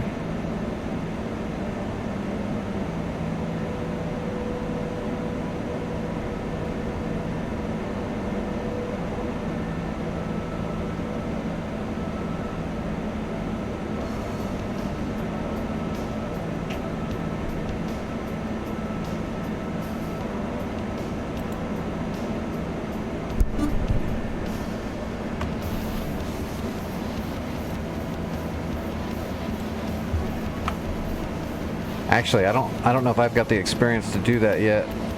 I should be able to. Yeah. Alright, there's one going up over steer point 4. Oh, that gave us 3 as well.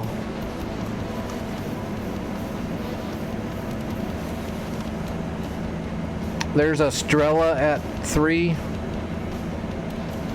No SAMs. I don't see any SAMs, just some shore ads.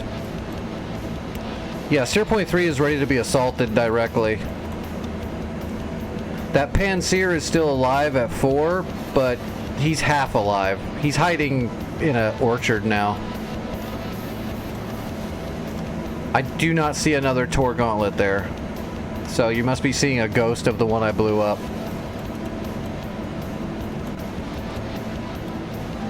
I guess we can throw up the other... Let's throw up the other one at Gora.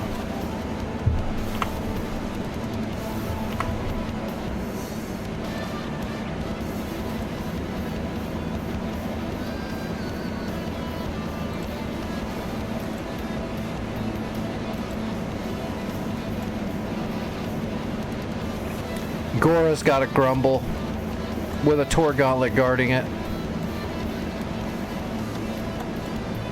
Alright, let's see. Let's put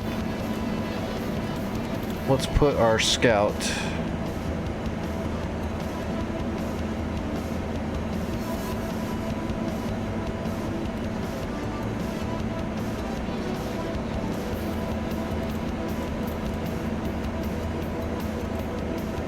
I'm gonna try to station our scout in between steer point 3 and 4. That'll give us a blanket.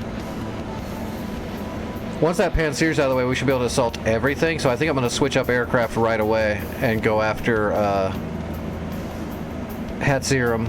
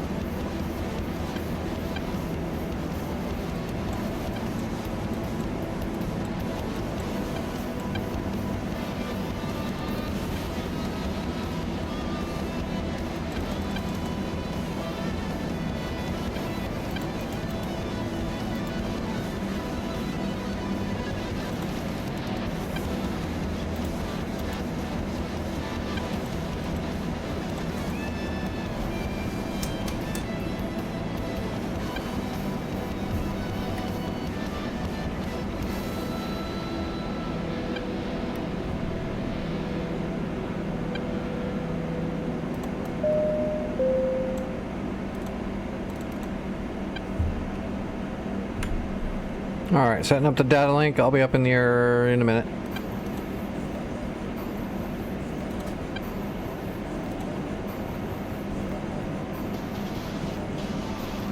Okay. Oh, there's the runway right there. Oh, wait a minute. Damn, it put me right in the middle of the runway. Of course it did. I got a back taxi.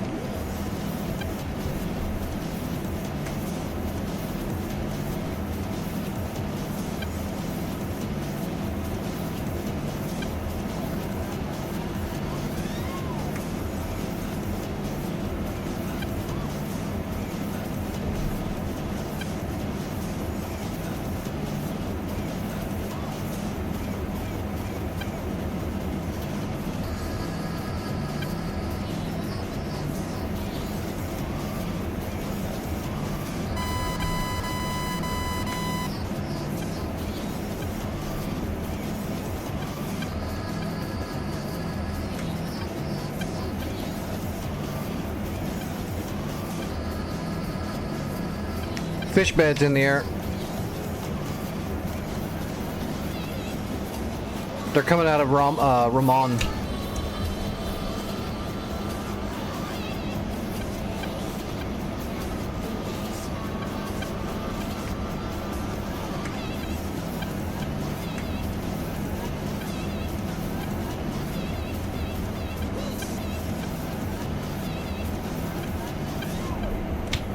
We got a Tomcat up in the air and a Viper. Those fish beds shouldn't last very long. I should be fine. There's not going to be 1,000 fish beds up in the air right away. I would hope not anyway.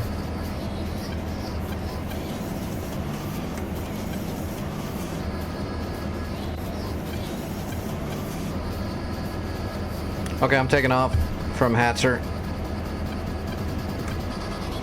That's true, you never know.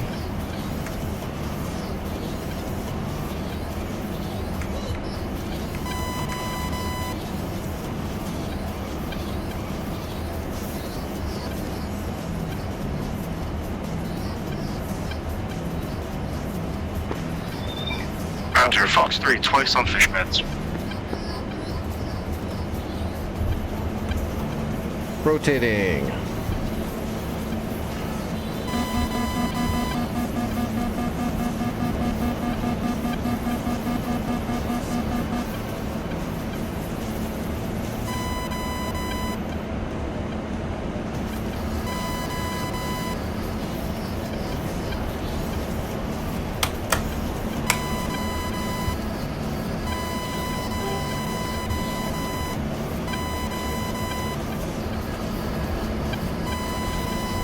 Alright, warming up the Mavericks.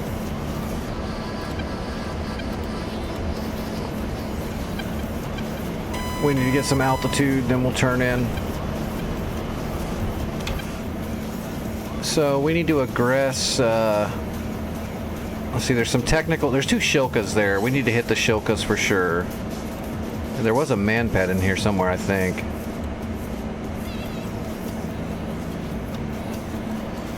We definitely have to put Mavericks on the 2 Shilkas, which are right there. Okay, I was wrong. I don't see a man pad anywhere, actually. Yep, there's a Strela right there. Okay, so Strela and 2 technicals, and then there's 2 Shilkas and some other technicals. So we'll hit the Strela and we'll hit the Shilkas, and then whatever else. Technicals, whatever, we'll throw Mavericks at them and then go from there.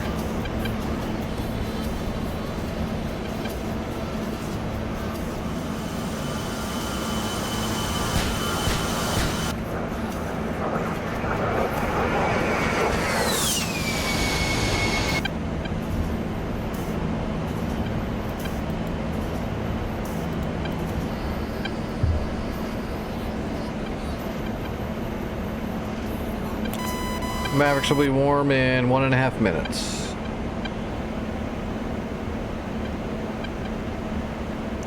$32 miles. We're good to get nose on.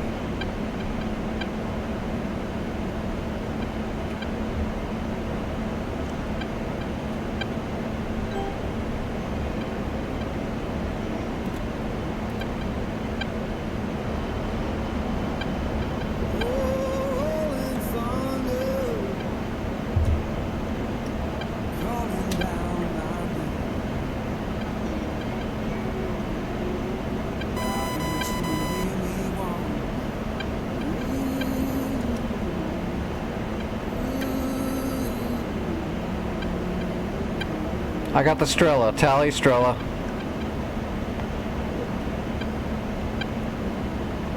Marked and broadcasting on the data link.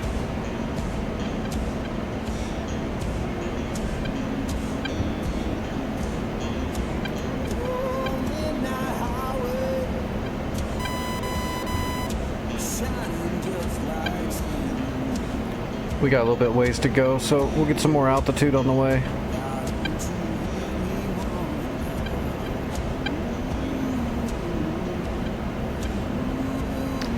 North Pole modern rotation, and the rotation just landed on Syria, so fresh start Syria. We just started. Or I'm not, Sinai, not Syria, sorry, Sinai. Get him, Vic. Good shot. Good shot. Mavericks are hot. Slaving. Alright, I'm ready to shoot.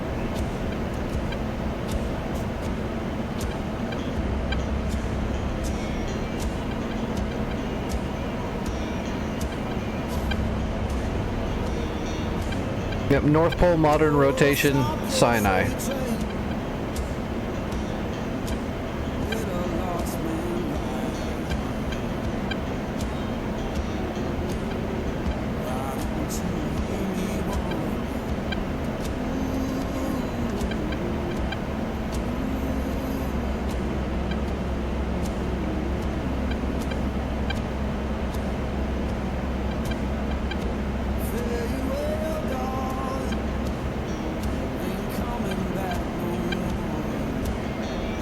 Not if there's just one or two.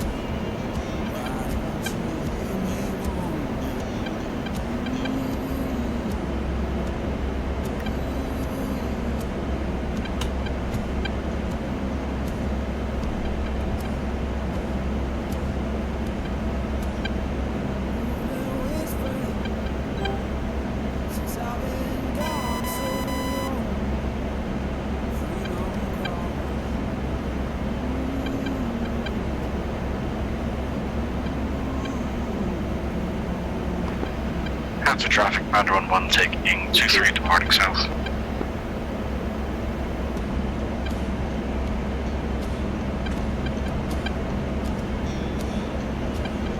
Alright. 15.5 miles waiting for contrast.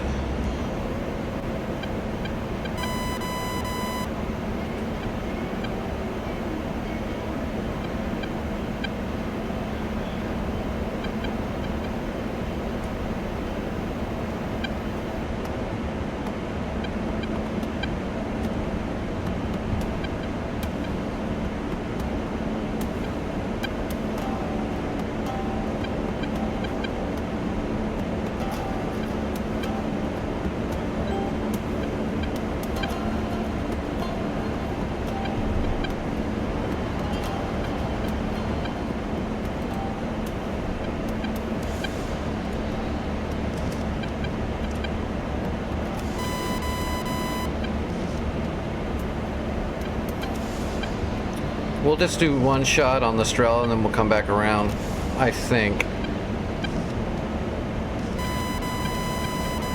I might be able to pick out the Shilkas. I might get one shot off on a Shilka.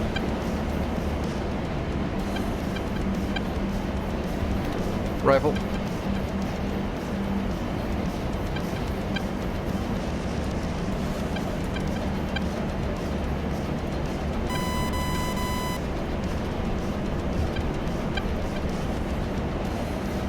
Rifle. Rifle, okay. That should be the Strela and the two Shilkas.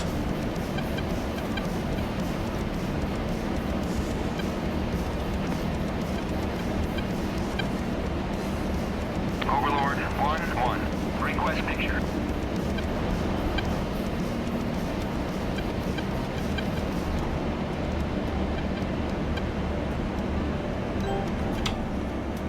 Alright.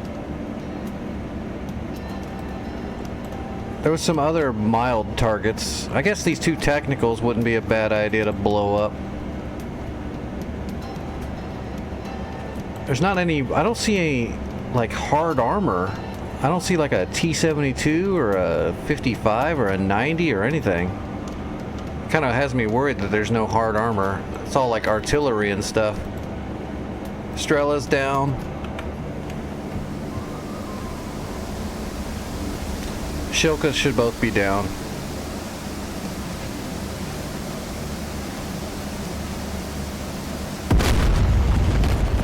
Yeah. Okay. It's a good start. I guess let's just find two technicals and smoke them out. Actually, those technicals are so close to each other, we could probably just fire on one set of technicals and then hit the other set of technicals and see if we can get splash damage with the Mavericks. Get more bang from our buck, and then we'll put some 105s in some clusters. There's a couple of units that are grouped up a little bit. Try to drop on them. Warning, autopilot.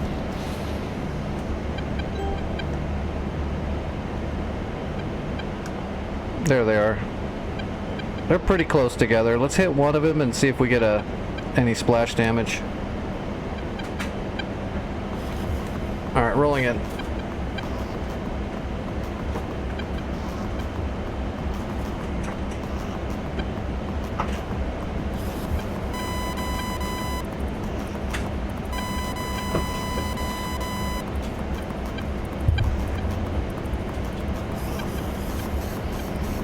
Rifle.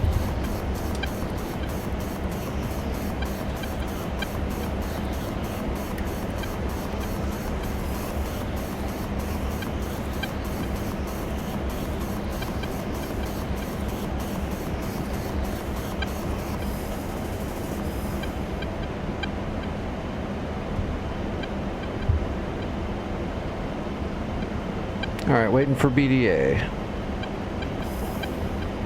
I don't think it's going to be enough splash damage to get them both, but by golly, it kind of should. It's just a pickup truck with a big gun sitting in the back of it and a dude sitting on it.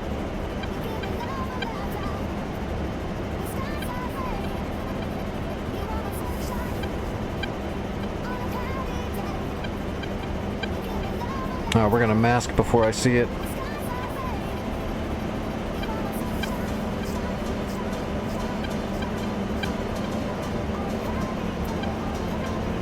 Damn. And now it hits.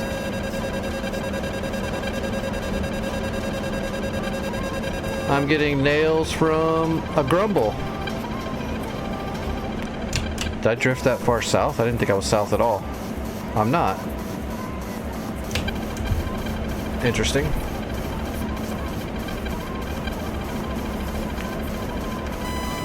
Yeah, that's what I thought. No damage. We'll just have to hit him too.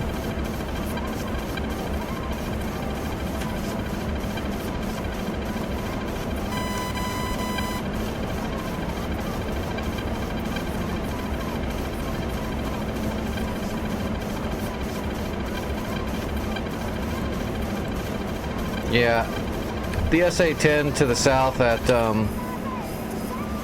Ramon is active now.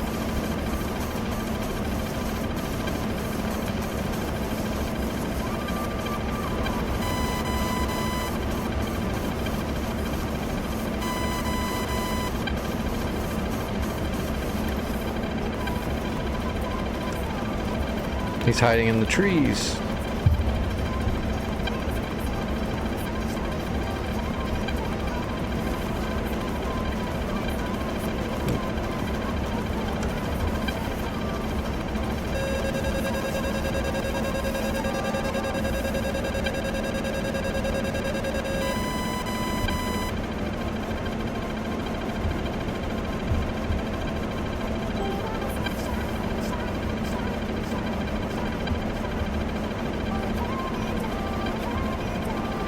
Got him.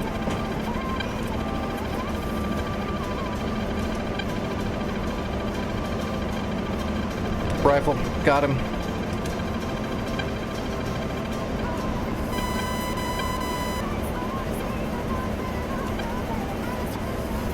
Rifle. Alright, that's one of the other technicals. Mavericks are all away.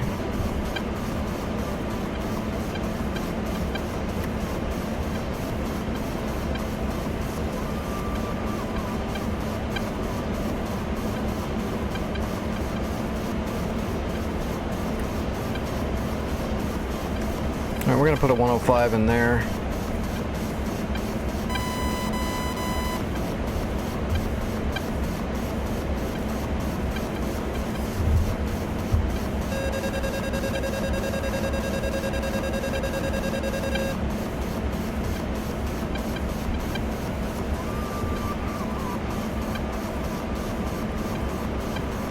One away. Pull up, pull up.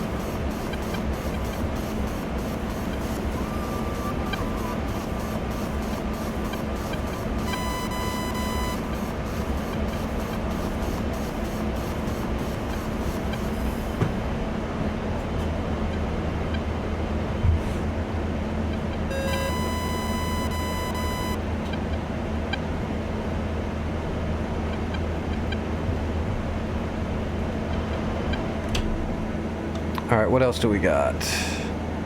I'm putting a 105 there. We need to put a 105 right here in this building area.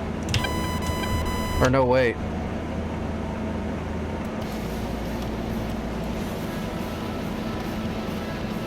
Is he gonna pull into there?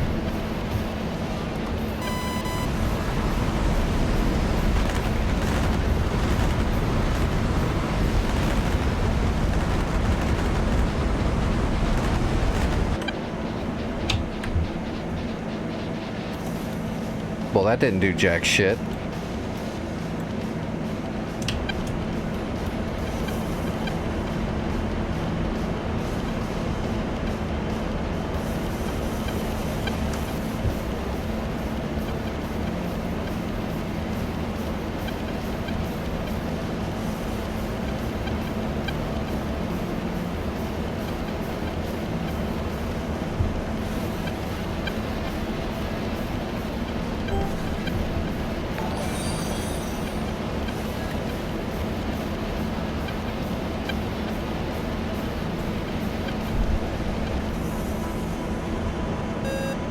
Let's get rid of this one. Fulcrum. Oh shit, there's a fulcrum on top of me.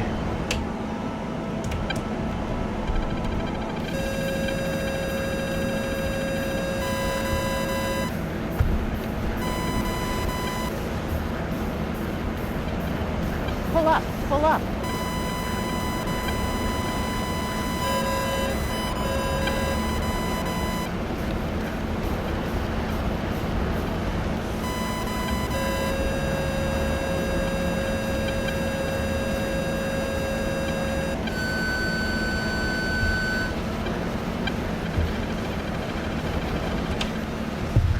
Can't see anything.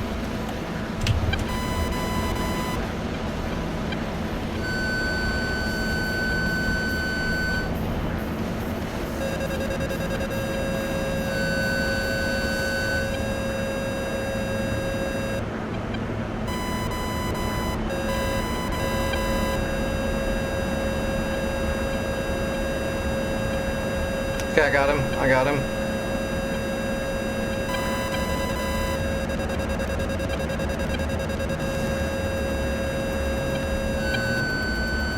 He's flying into the sun.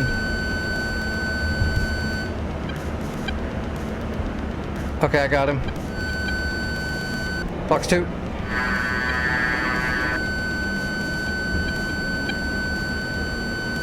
Fox 2. Nope, it went for flares. I'm screwed.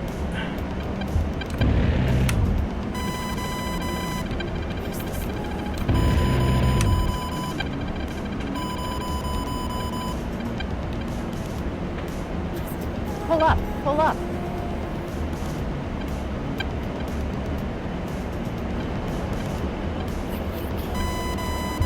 I was really hoping that second missile would have got him. I'm kind of screwed now until someone comes. Nope, I got hit.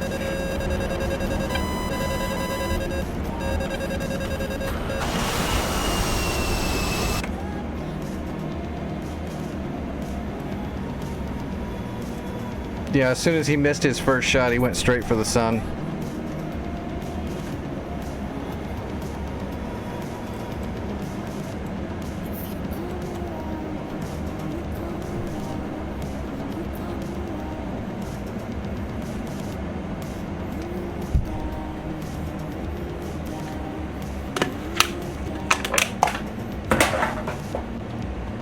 At least all the hard targets are done. This place is ready to be just destroyed.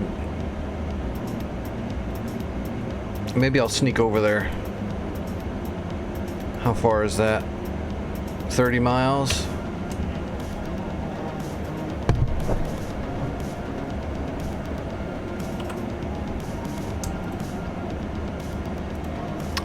We got a fresh start on North Pole Modern Rotation, Sinai.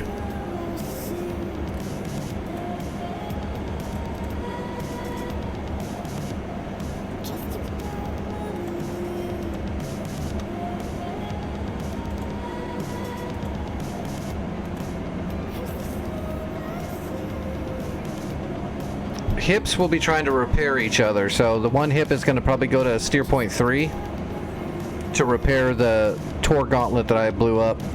Is that Panseer still alive over there? If that's dead, it'll be trying to repair that.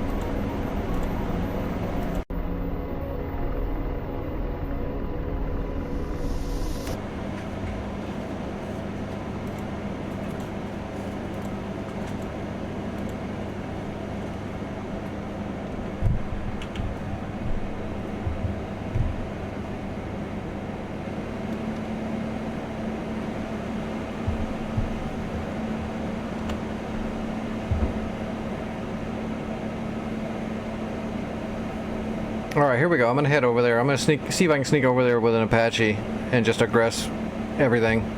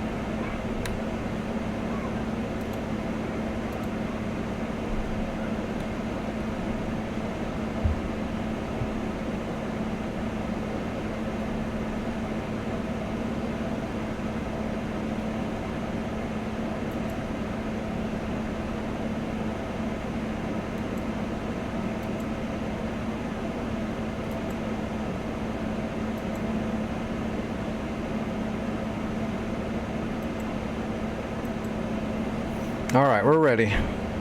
We'll do a gun check. Make sure it's synced up good. We'll shoot at that pole. Yep, there went the pole.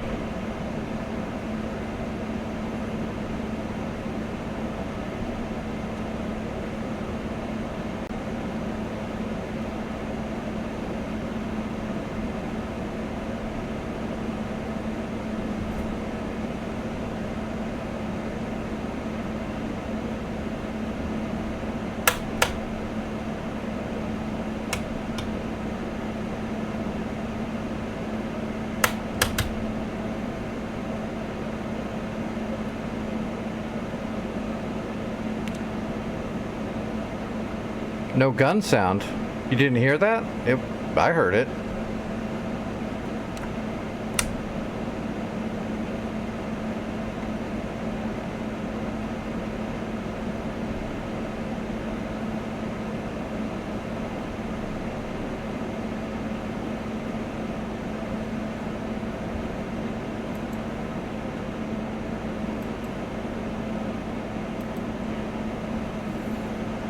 I don't know what to tell you. I can hear it.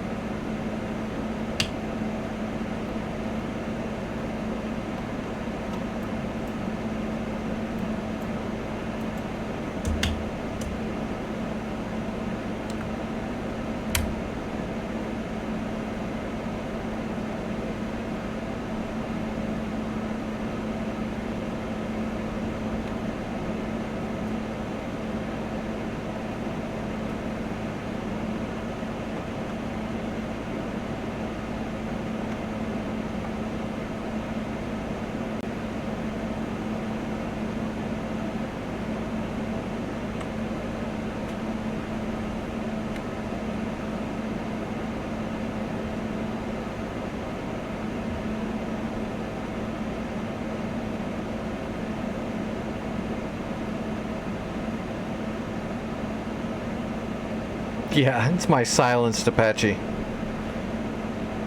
Could you imagine a 30 mil chain gun with a big old like foot-long silencer on the end of it? It would burn out so fast.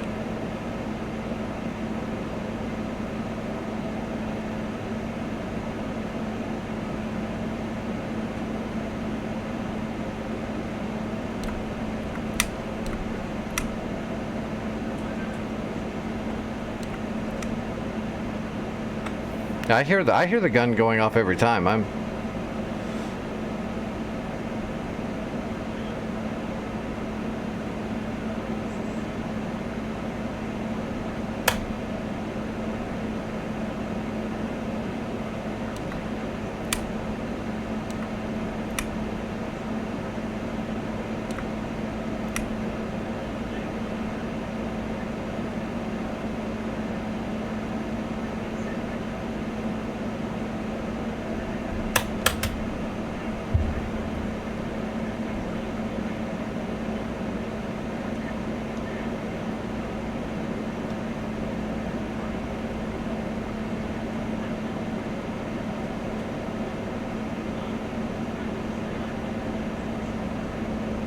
Huh.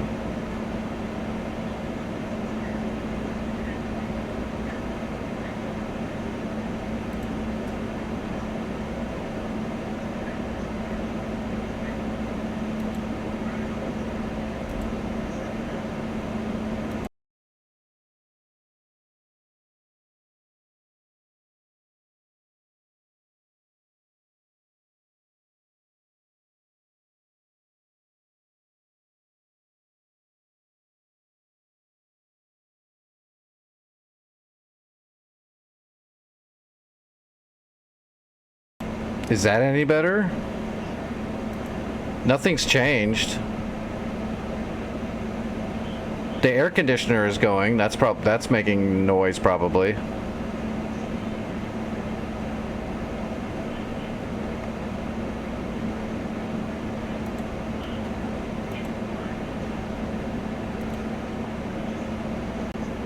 If I turn off the microphone, well, tell me. I'm gonna turn off the microphone right now, and then let me know if that makes it sound better.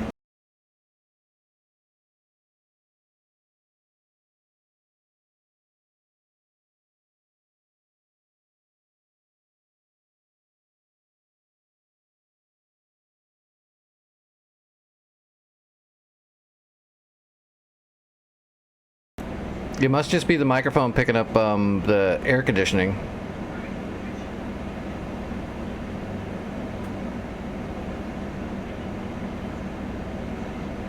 Okay, that's new.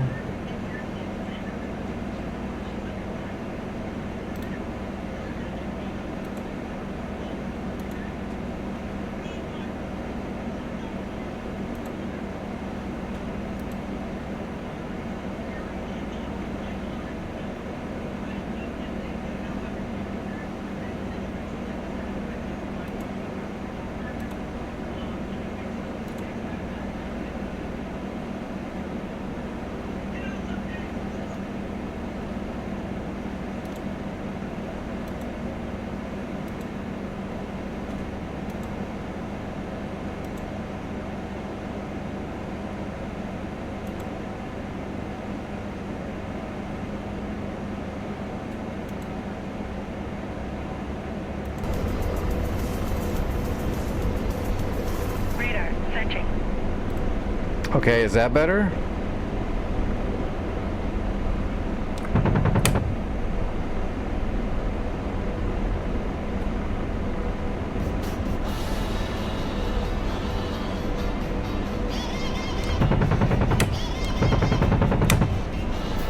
Okay, that's good. Okay, I don't know. That was weird. All I did was turn the driver off and then back on.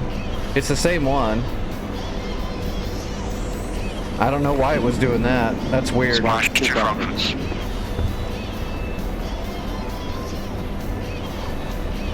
So I don't have different, audio drivers for that. All I did was pop it off and back on. Something went weird. Radar searching. Okay. Back on mission. Radar searching. I don't have a webcam. Radar searching.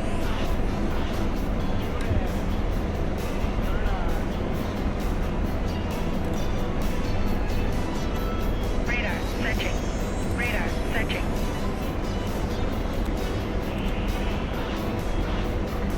Testing, testing. That's still my Razer microphone.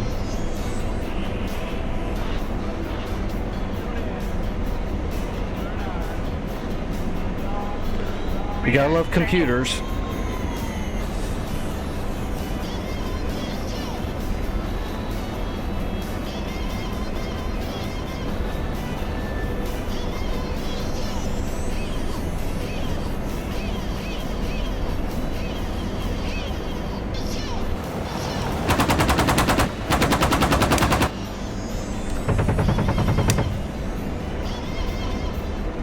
Okay. Radar searching. Radar searching. Radar searching.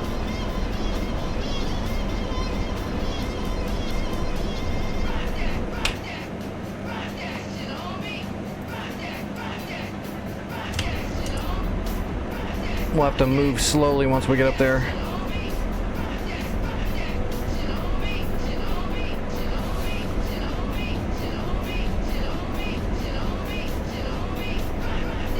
How fun is the Apache? Well, it's awesome.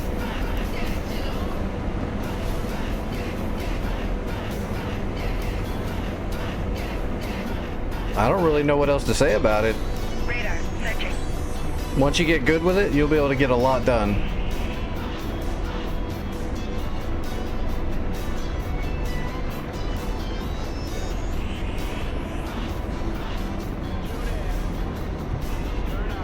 Roger. Audi slave.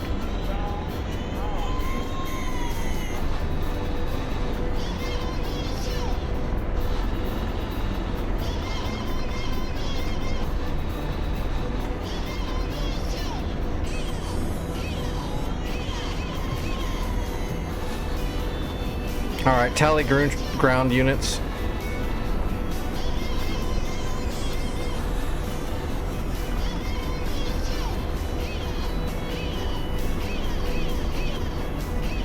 What are the first targets I'm going to be running into here? Artillery, Radar. technicals. Okay, so we got some artillery pieces and technicals. We need to find the two technicals first. Radar searching. That way I don't run into a friggin' Zeus 23. Radar searching. Radar searching.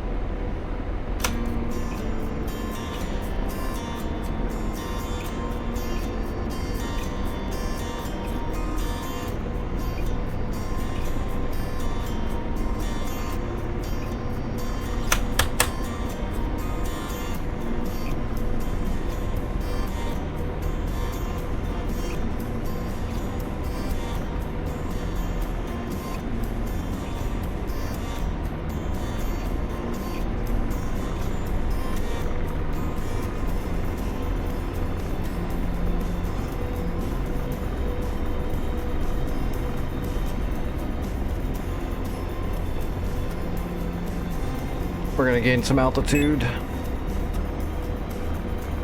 I don't think there's any Strellas left over there or anything like that. There wasn't a man pad either, so we should be safe to climb up and get a good angle. Although we're still too far away. Oh yeah, I can see them all.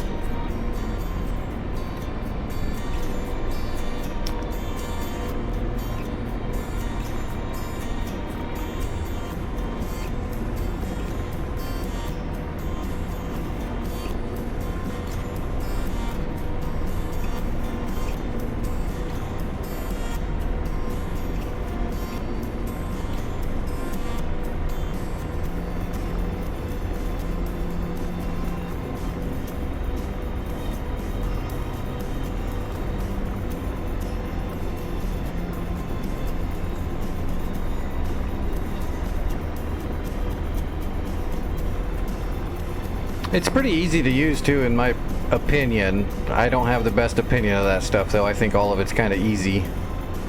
But I think it's pretty user-friendly. I think it'll seem like a lot when you first get started. Just learn a little bit at a time. Don't try to master all the systems in a single night. Get the flight model down, then start going piece by piece, you know. Learn how to use George first, and then go from there. Once you can get George to lock targets and fire Hellfires at him, then you can slowly learn the rest of it.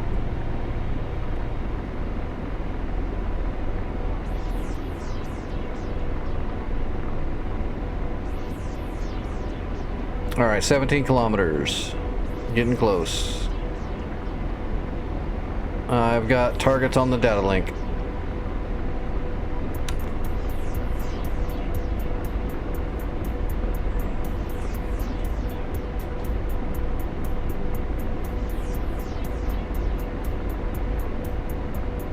We just need verification.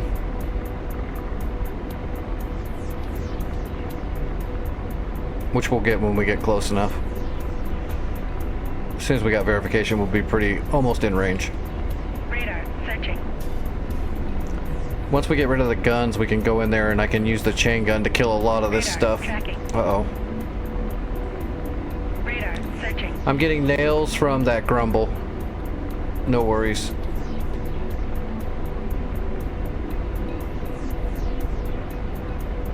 Radar searching.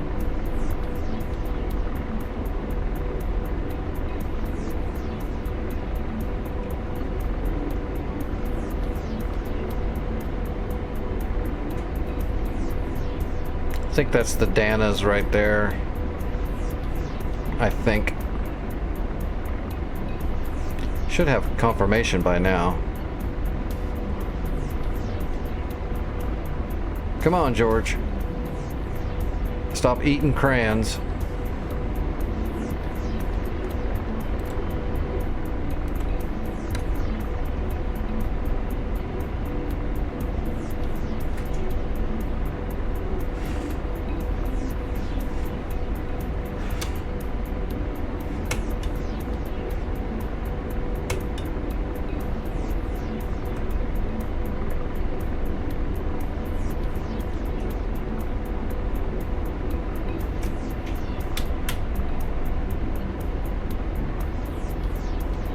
Yeah, we're very close now. Come on, George. He should be giving me confirmations left and right now. We're friggin' 10 kilometers away from their front door. Okay, there's the technical. Blazing. Give me a point track. Copy. He doesn't want to give me a point track. Negative, that's too far.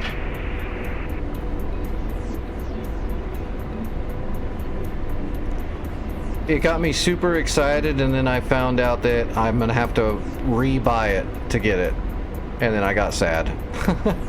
I'm super pumped for it though. As soon as Range, ready to lock. as soon as I get my throttle body replaced, I'll be saving to get the Tomcat upgrade. For sure. It's just gonna take me a little while. I gotta get a new throttle.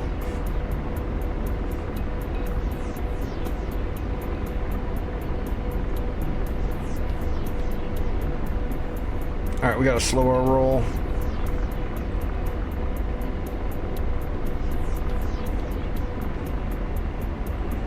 Blaze, good effects on target.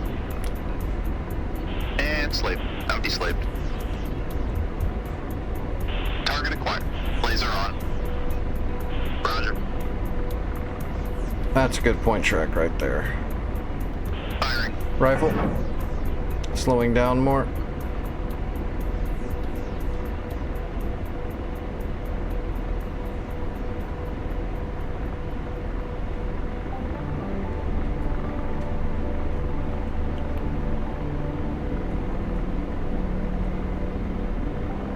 Blaze, target destroyed. And slave. Deslave.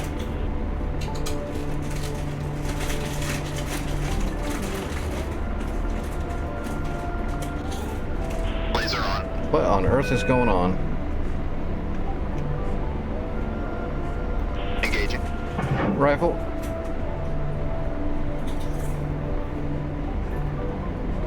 Radar searching. Radar searching. Radar searching. Radar searching. Radar searching. Radar searching. Radar searching. Radar searching.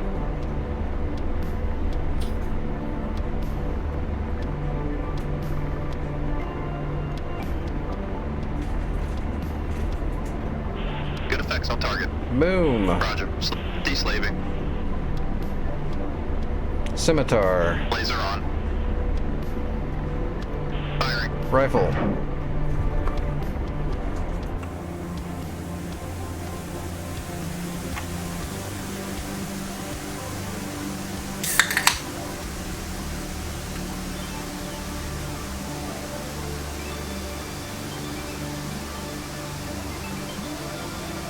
Yeah, me too. I was watching that trailer going, take my money, but then I remembered I don't have money. I actually thought I was going to get the upgrade for the Tomcat free. Good effects on target.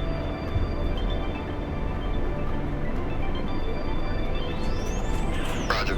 Deslave. Someone told me I was going to be able to get it for free, but they are wrong. Blazing.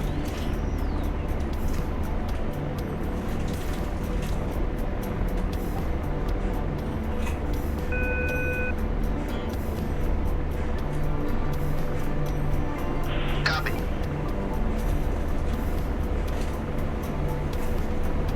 Roger, Rifle. engaging.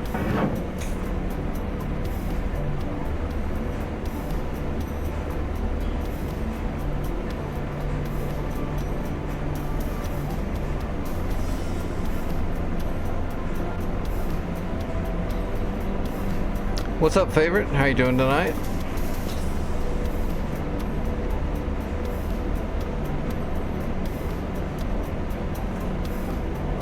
Blaze. Good effects. Good effects. Slaving. Now deslaved. Blazing. There's a lot of technicals out there. Copy.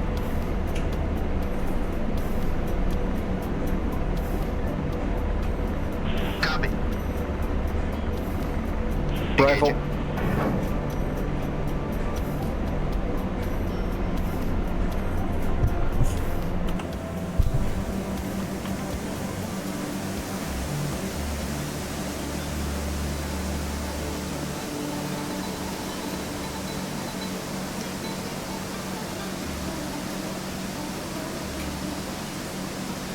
Blaze. Target destroyed. Roger. Deslaving. Scimitar. Blazing. Roger.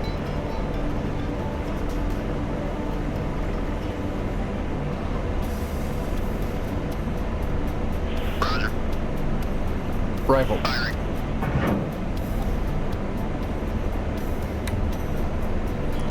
There's 3 more technicals, right? There's a lot of technicals. I'm gonna have to throw Hellfires at every technical. I'm not gonna be able to go in guns on it. I mean, I could, but I'm risking, you know, return fire. Laser. Target destroyed. Roger. Deslaving. Blazing.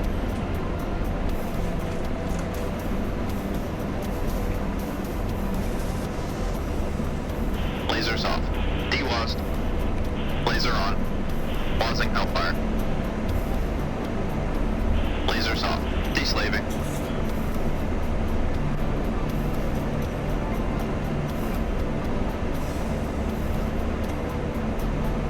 Man pad. Target acquired. We're gonna put a hellfire on that man pad before I get too close.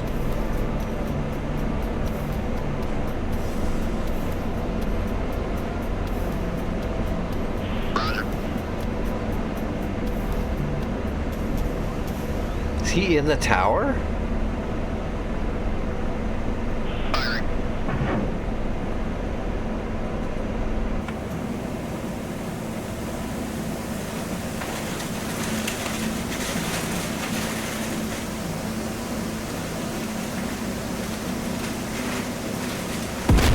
Target destroyed.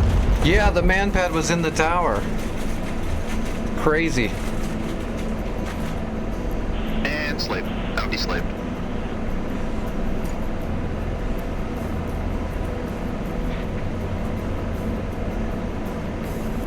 Blazing. Oh, that sucks. Copy. Oh, look at them. Troops just disembarked from that MRAP. Engaging. Rifle technical.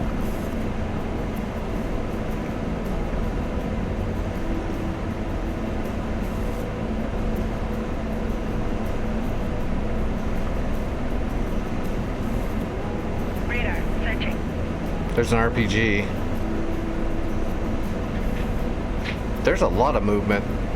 They're just driving everywhere. Radar searching. That should have hit by now.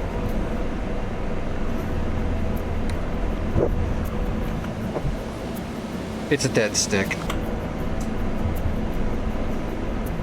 Lasers off. Deslave.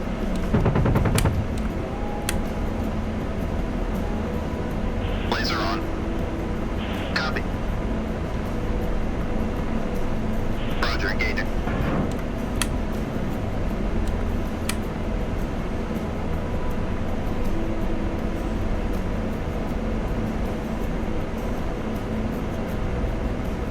Laser. Target destroyed. And slave. Now deslaved. Laser on. Roger. Radar searching. Engaging. Radar Rifle. searching. Radar searching.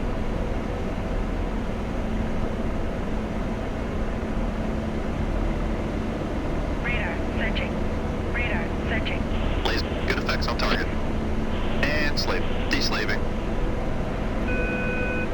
Blazing. Firing. Rifle. All right, we're gonna drop down and start getting to work. Laser. Good effects. Good effects.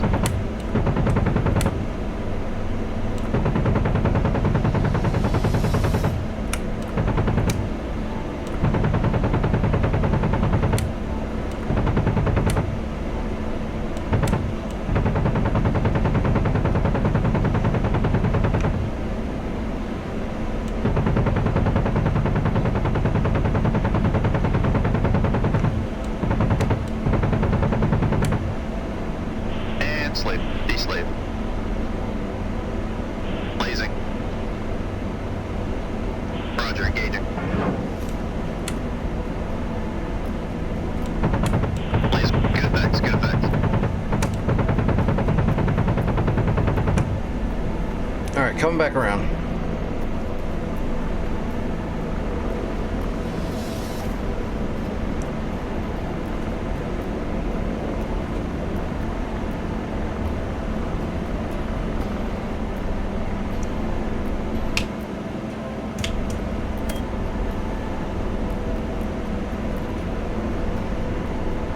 Radar searching.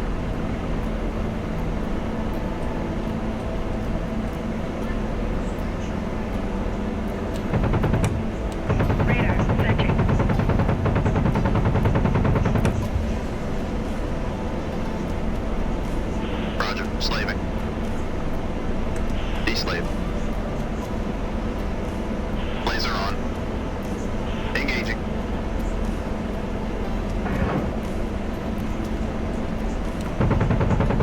Laser. Good effects on target.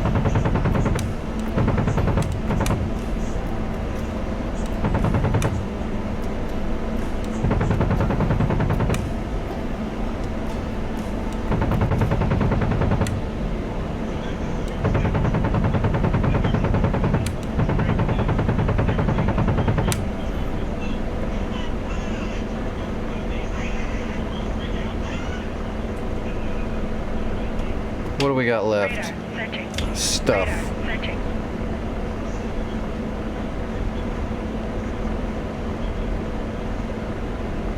Radar searching. Radar searching. Slaving. D-slave. Target. Blazing.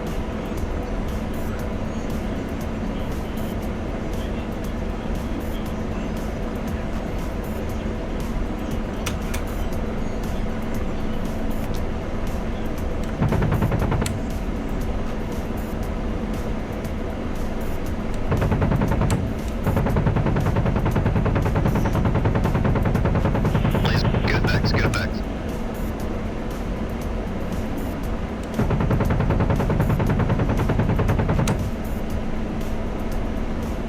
All right. We should almost be. We should almost have this cleared out. Some Uriels, some other crap laying around. Slaving. No D-slave. No targets detected. And slaving. D-slaving.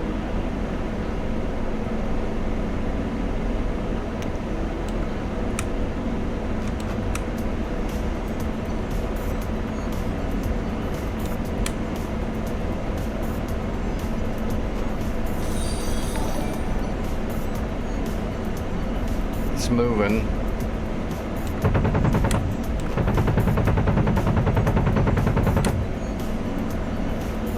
It's not moving anymore. Radar searching. Radar searching. Radar searching.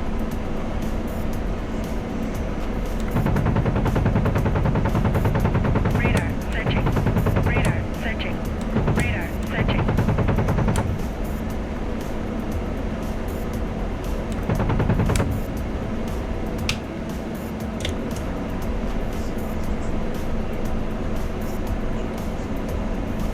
Slaving. No D-slave. All right, BM-21s and some soldiers.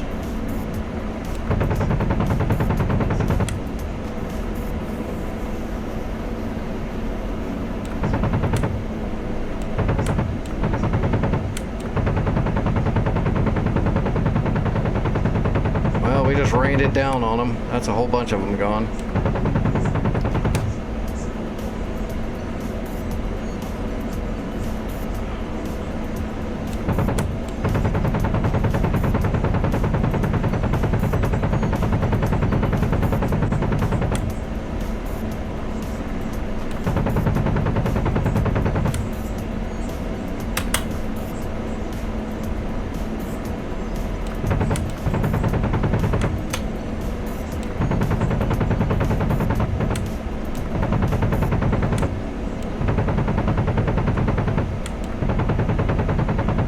Oh, that did it. What's left? BM-21? That thing should be toast.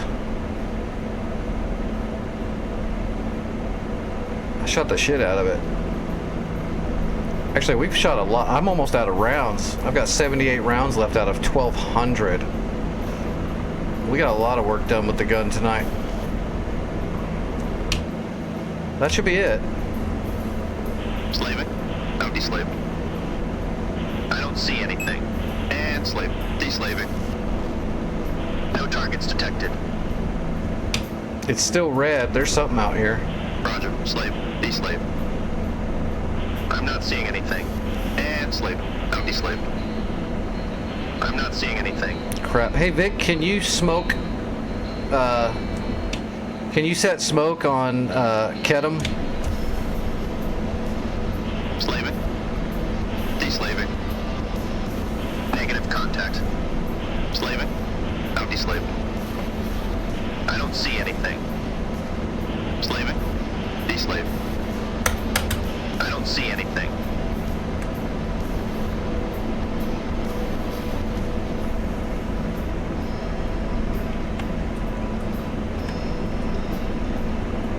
Slaving. Deslaving.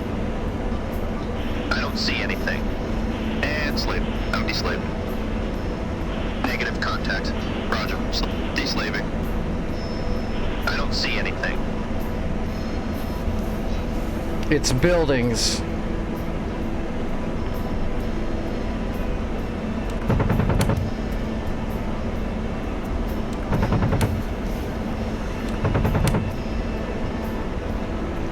I might run out of ammo on this. Radar searching.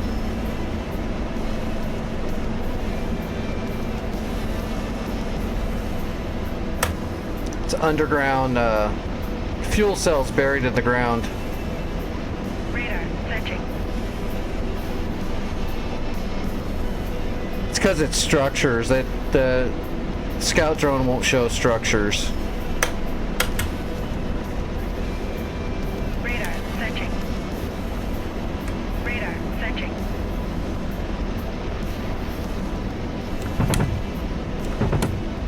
Radar searching. Radar searching. I got one more to do. How many? I got 48 rounds left. I should be able to get it.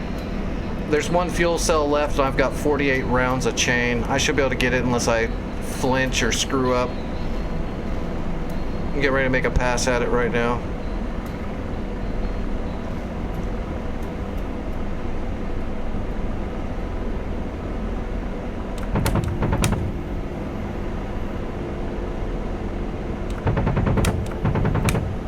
Got it.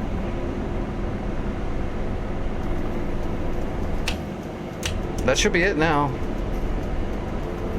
That's all 3 smoke targets. I see another fuel cell that didn't smoke though. Radar searching. Radar searching.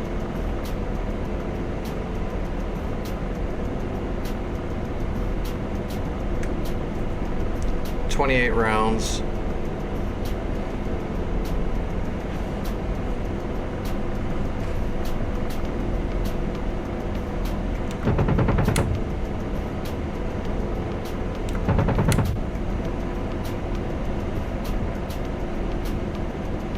Radar searching. Radar searching. Radar searching. Okay, it's neutral. We got it. We just need someone to come capture it. I'm RTB. Roger. Ceasefire. Radar searching.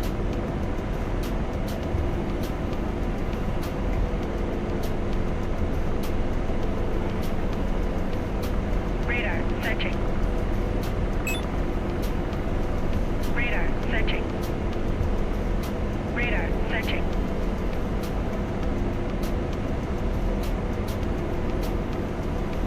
Radar searching. Radar searching. Radar searching.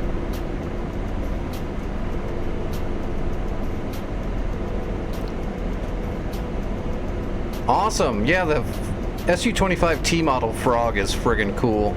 Everyone should learn it. You're always welcome to come fly on a war server. It's a good way to keep learning, get put in situations.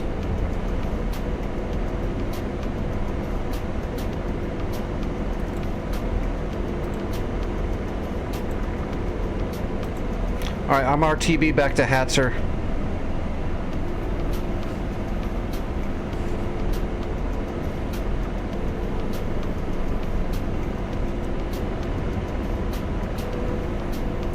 Did I use everything?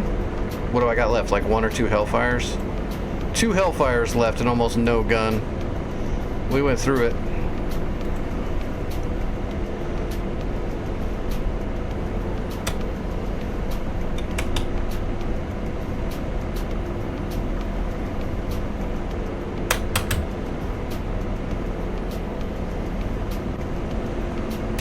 14 rounds left.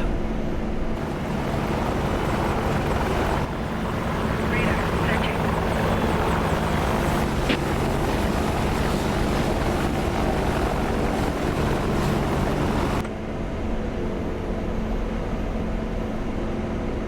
DWASD.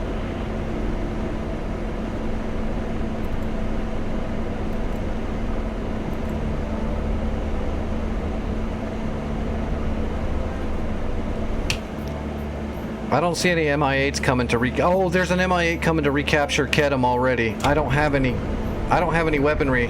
I've got a Hellfire. I'm turning back around. I'll see if I can kill it with one of my Hellfires.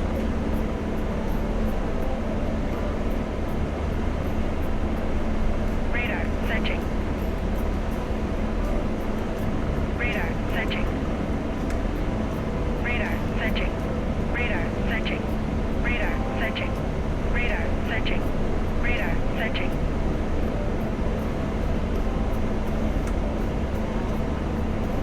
I'll try to take out this MI8 with my 14 rounds and a Hellfire, but if that thing starts trying to capture, I don't know. I might have to ram it. Slaving. Deslave. It's a lot of work to let them just recapture it right away. Tally, I got the MI8. Yeah, I got him. I got a point track on him anyway. Target acquired. Laser on. Hellfire's up.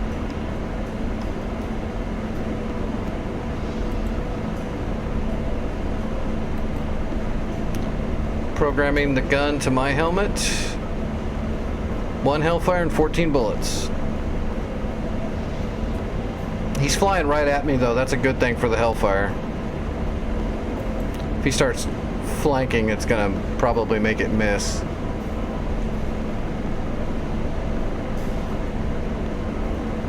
Roger. Getting a point track.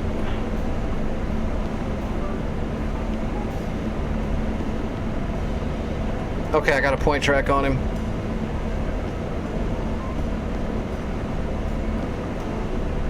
Radar searching.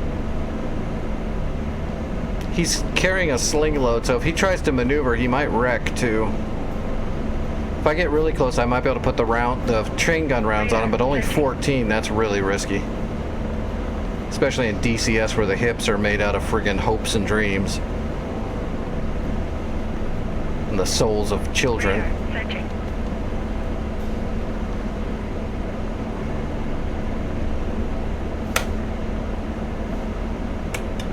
Radar searching.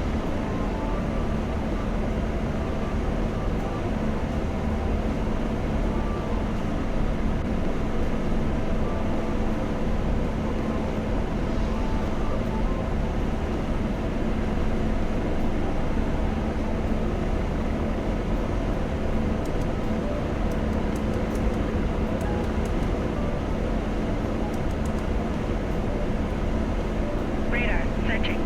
Radar searching. In range. Ready to lock.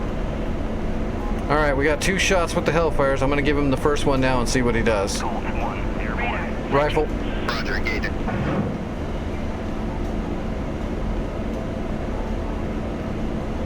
Radar tracking.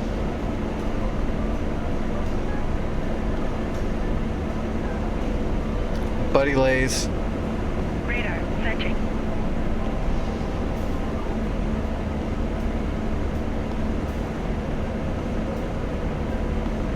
Come on, baby, hit. Radar searching.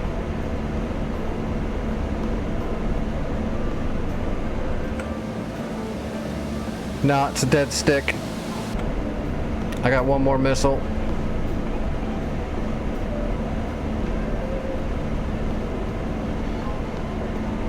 Roger.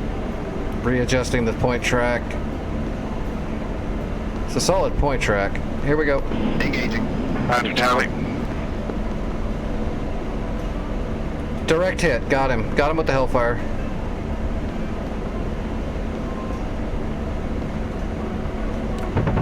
Radar searching. And I put the 14 rounds into his grave. Okay, I'm RTB now.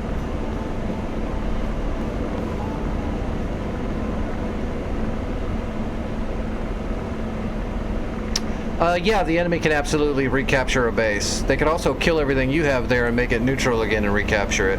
Radar searching. Radar Also, searching. when you capture a point, there's a warehouse there where you store all your equipment, and when you capture a new place, there's nothing in it, so you gotta move munitions and transport munitions from wherever you're storing it to wherever you're gonna need it there. So if you spawn a new aircraft on a new airfield you just captured, you might not be able to really equip it. I think when you capture it has 10 of everything. Radar searching. So like when we capture a new point like this, what'll happen is someone like me will grab a C-130 and load it up with a shitload of munitions from our main warehouse and transport it to there. And also we'll have NPCs that slowly do logistics in the background as long as they don't get blown up. But if you wait for the NPCs to do it, you'll be waiting a very long time. So sometimes you need to kick it in the butt yourself and then let the NPCs build on it later.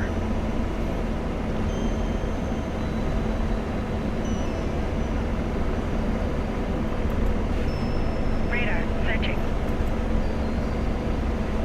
But that's just the North Pole servers. The North Pole servers are very hardcore.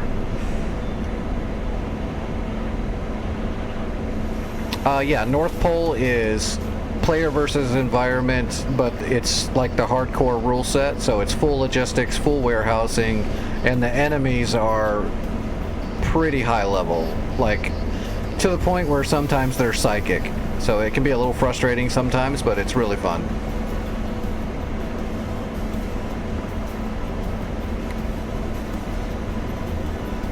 They are the best servers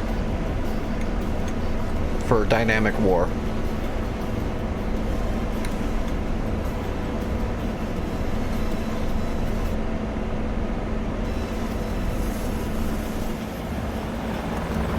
Radar searching.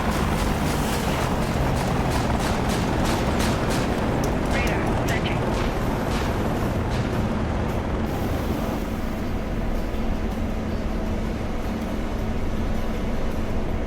Radar searching. Do we have a Chinook on the way yet? Yep, okay. We've got a Blackhawk on the way to capture now. He should be able to get there before the enemy, I think. Yeah, I don't see any enemy yet. Radar searching.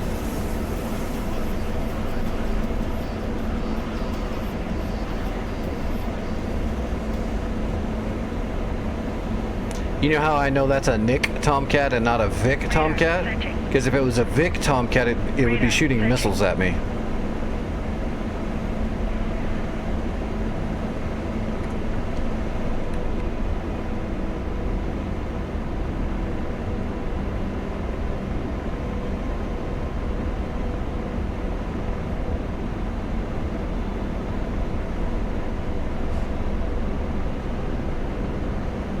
I'm actually completely Winchester. Tracking.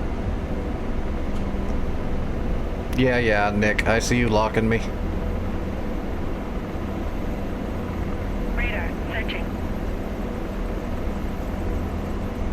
Radar searching. Radar searching. Radar searching. Radar searching. Radar searching.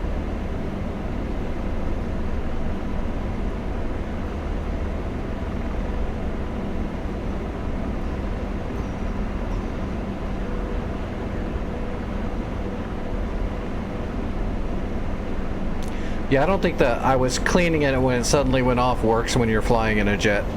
But it's worth a shot.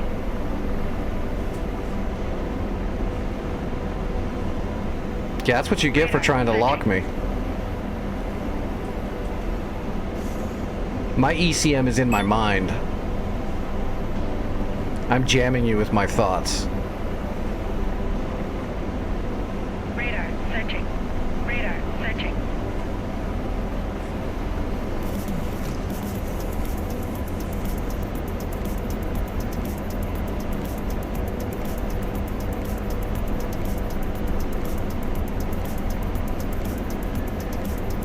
Radar searching. Radar searching.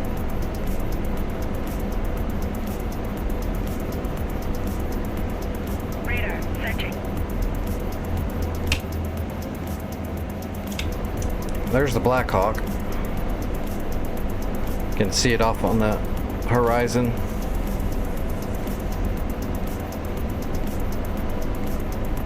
Oh man, this will be a huge credit boost and experience boost when I land, because I killed a bunch of shit on that flight.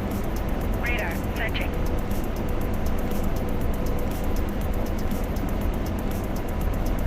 Hell yeah, I can DDoS people in DCS with just my mind. Radar searching.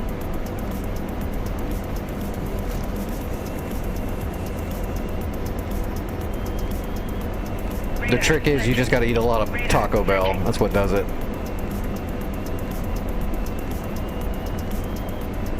Yep, waypoint 2 is my home plate right now, and that's Hatzer Airfield, which is one of our main warehouses. Mainly because this war just started, so this is actually the first point we're going to be capturing right now. This is our first battle. We're starting a fresh war. Last night we finished up the Syria war after about a month, and I don't know, it was at least a month.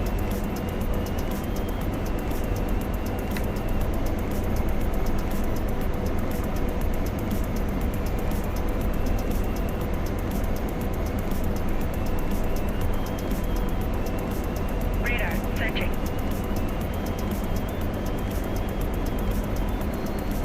Radar searching.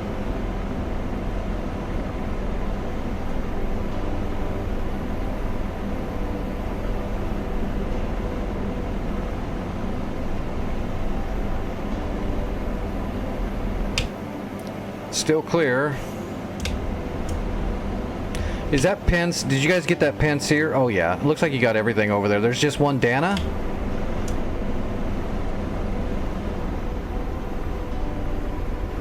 Hey Nick, if you've got a bomb and there's just one Dana over there at steer point 3 at Nevetum, can you go decaffeinate that thing? If it's gone by the time I land, I'll grab a Chinook and head over there to capture that right away.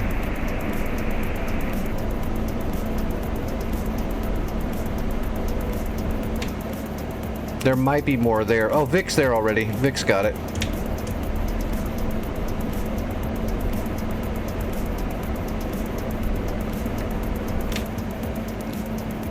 Hopefully that's all that's there. I'm gonna move the drone back over there and see.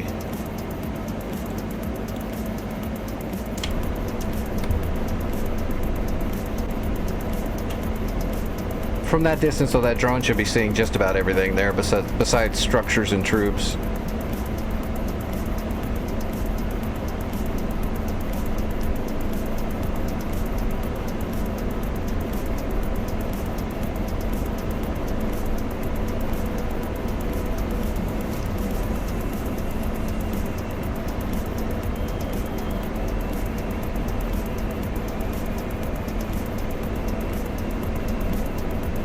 Radar searching.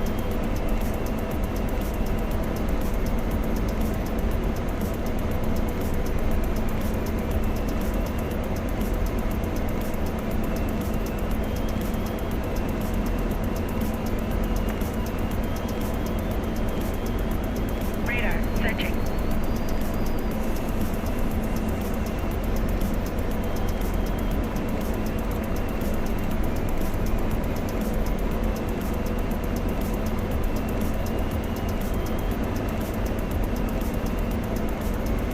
$35 kilometers.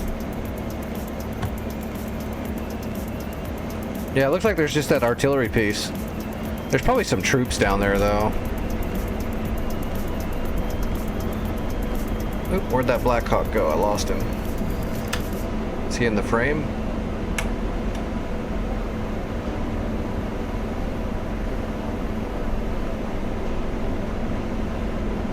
Oh, maybe I blew by him. No? I should be seeing him. He should be right there.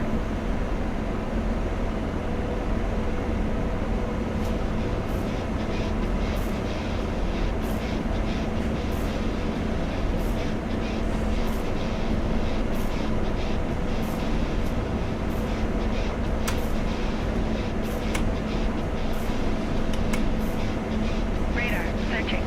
Radar searching. Radar searching.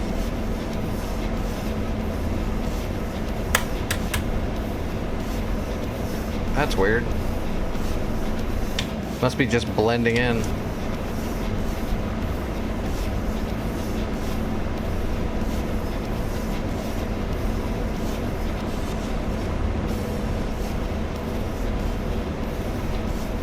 Oh well. Let's concentrate on getting home.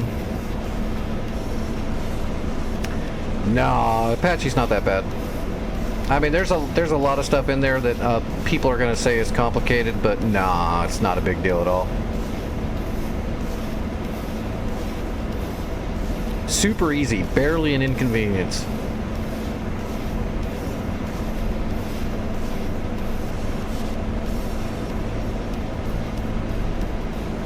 But there is a lot of complicated systems in there if you're very new to everything.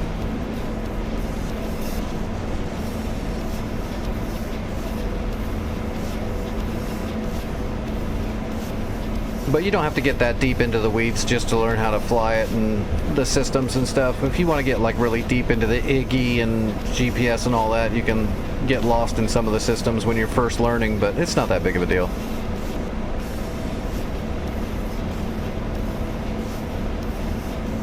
Oh, Carrier's making their first turn. Yep, Carrier's made their first leg.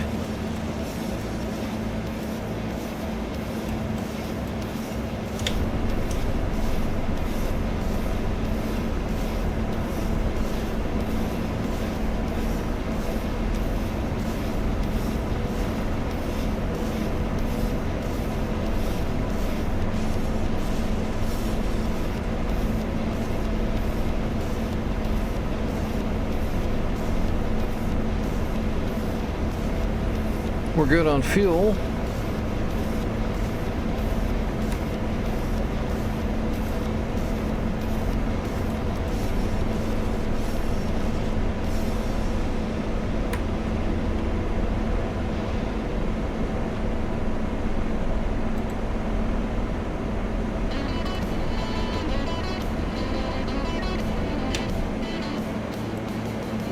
Looks like Vic got that Dana, but there must be something else there. Just smoke it, Vic, if you have to. It could be buildings, it could be troops.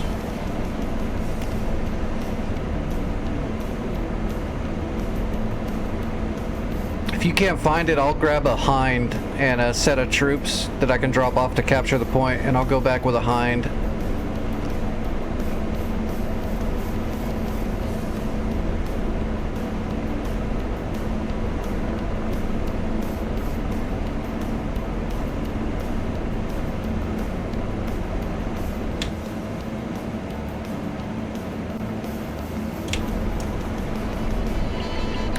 What's our actual budget? We haven't made much money yet. When I land, that should be a lot of money. Or, I mean, a decent amount of money. It's not a ton, but it'll be a good chunk. We've got 695 credits right now. I'm hoping I'll make more than that just in this single flight. I'm betting I'm going to make at least 1,000. That was a huge amount of killing. As long as I don't wreck.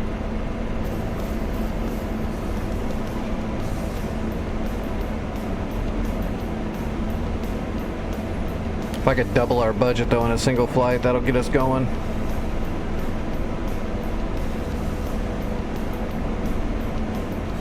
Plus I need experience. I can't call in air support and stuff until I've got enough experience. The sooner I can get leveled up, the more control I'll have over the battlefield.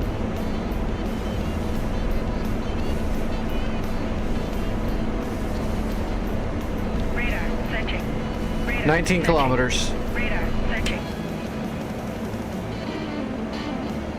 There's a cargo jet. We've got a cargo coming into Hatsarim already with warehouse supplies. Radar searching.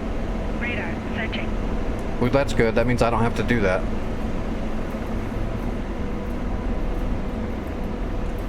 Radar searching. I'll just concentrate on grabbing a... I guess, yeah, I'll grab a Hind and I'll come back for Navitim.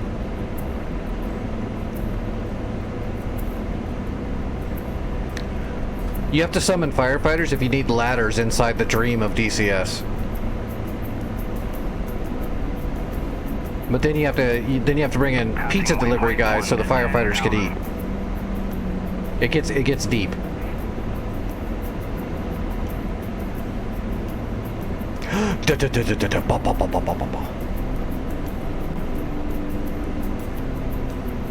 Radar searching.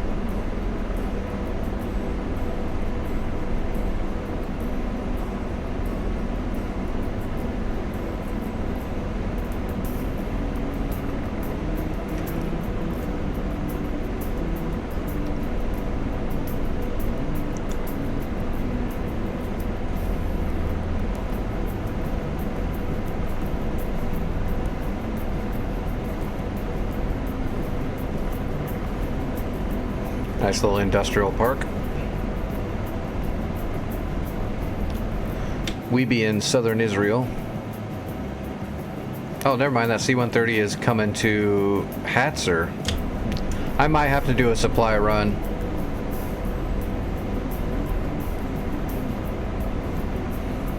I was gonna say, if you haven't had pizza that was wood fire cooked, you've missed out.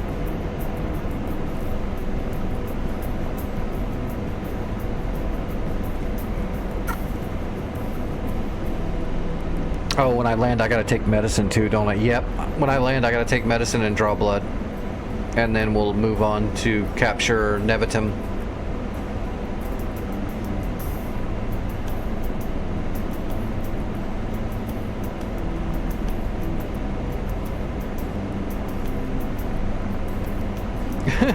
But it was on fire? Was there a protest going on? Radar searching.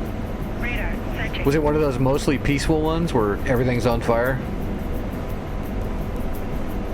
Just stop and cook your pizza on the burning gas station?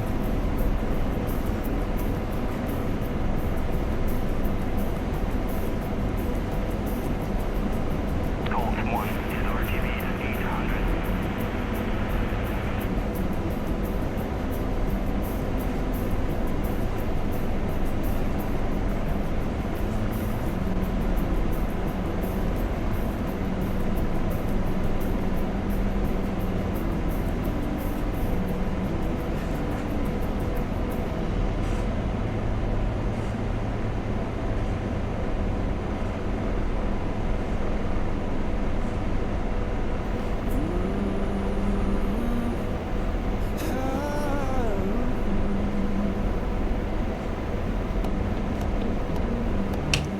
You know what? They're gonna capture. Radar searching. When they capture Hatzerim, I'll be able to spawn a hind right there. That'll be a quicker trip. Radar searching.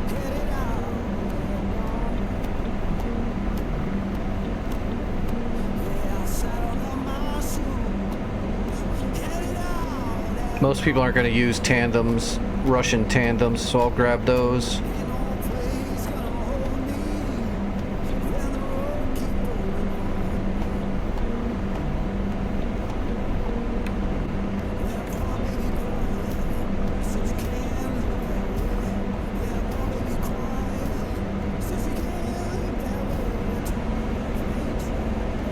Tally Hatzer.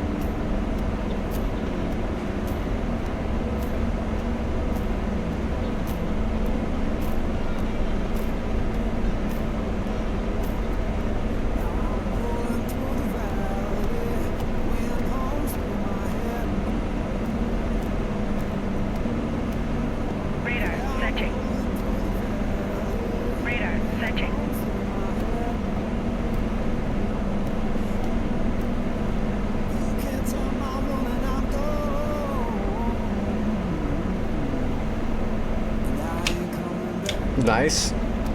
Okay, I'll just grab a Chinook then to capture it. What was it? Was it fuel cells or something? Radar searching. Armor depot, or ammo depot, I should say.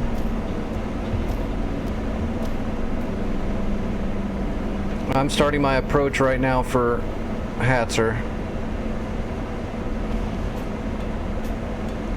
That wind is really pushing.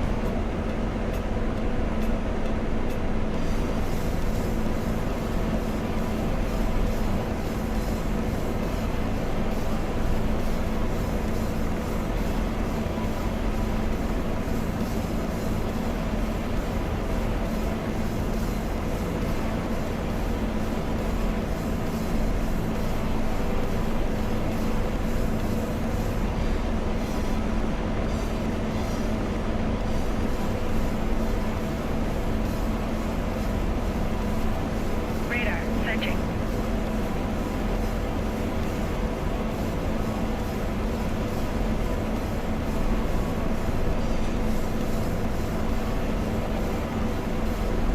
Radar searching. Radar searching. Radar searching.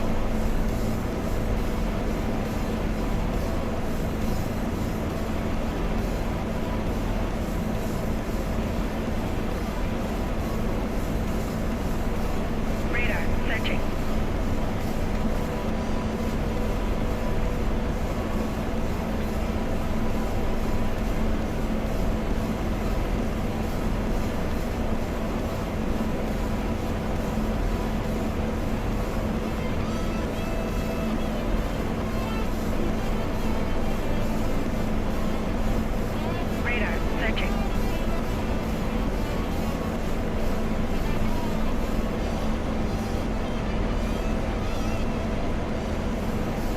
Radar searching.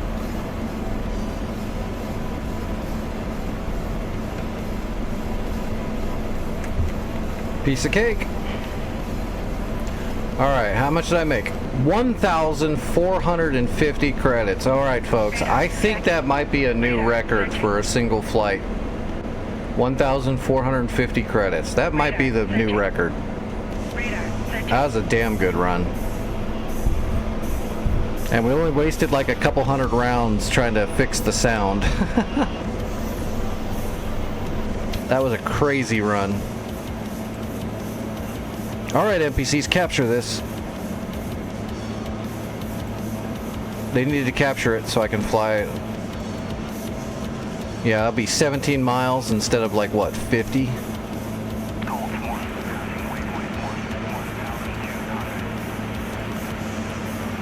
Enemies are shooting kedges at our SAM site at Alpha. It's all getting intercepted though. There must have been some fullbacks up here. Radar searching. 2 fulcrums. Radar searching. Vic, you got 2 fulcrums. Angels 2 and 4 directly south. Coming straight towards Hatzerum. Low and fast.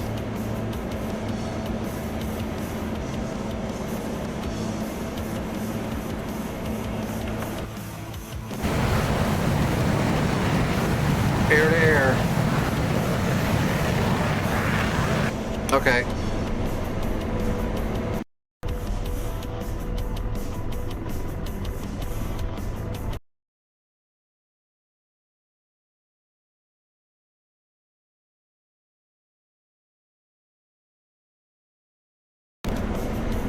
Oh, nope, I'm back. It didn't boot me. It was thinking about it. Those Fulcrums were heading for you. It looks like they're pulling off now. Come on, Chinook. Capture it. Or a Black Hawk, sorry. Boom. Good stuff.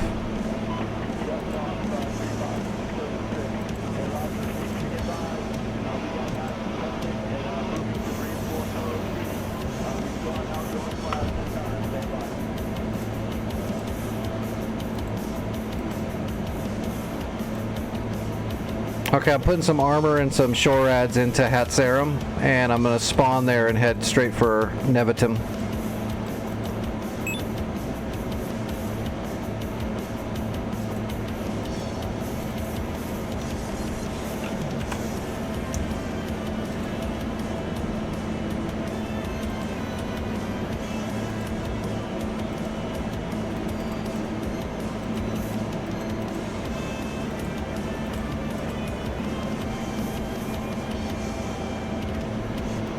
Oh, it's not letting me spawn.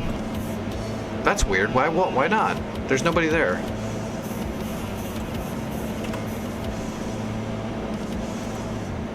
That's very weird.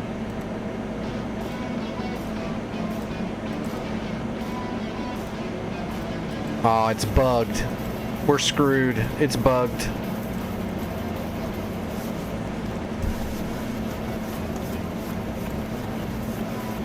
That's just such shit. It's not gonna let me spawn there.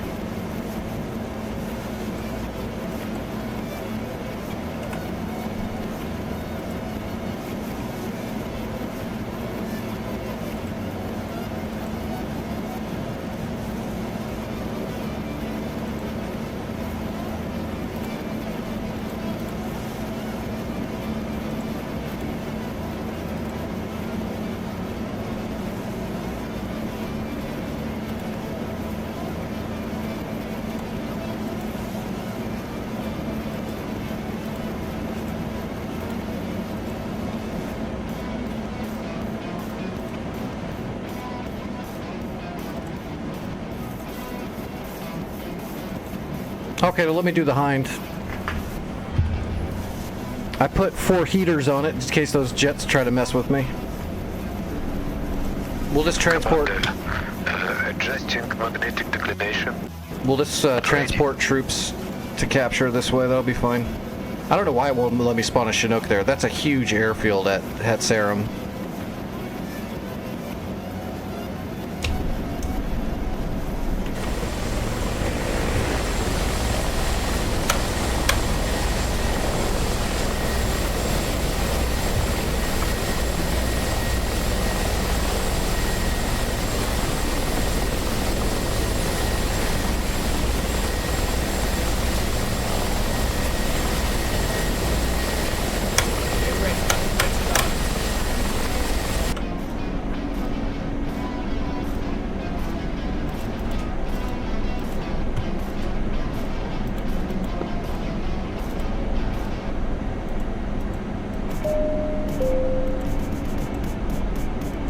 Let's actually power all that down until we get up in the air. Turning on weapons.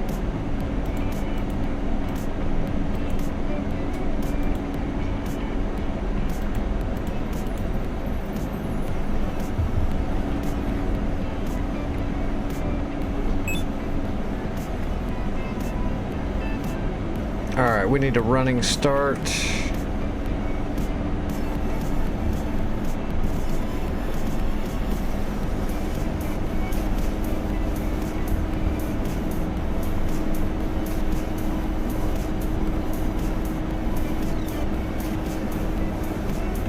Gear coming up.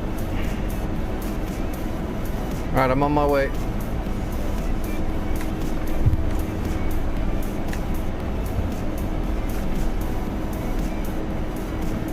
Let's get my micro switches set.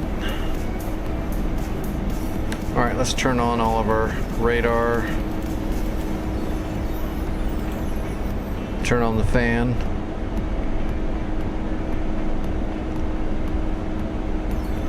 Alright, we got transitional lift, unloading some torque, we're on the way.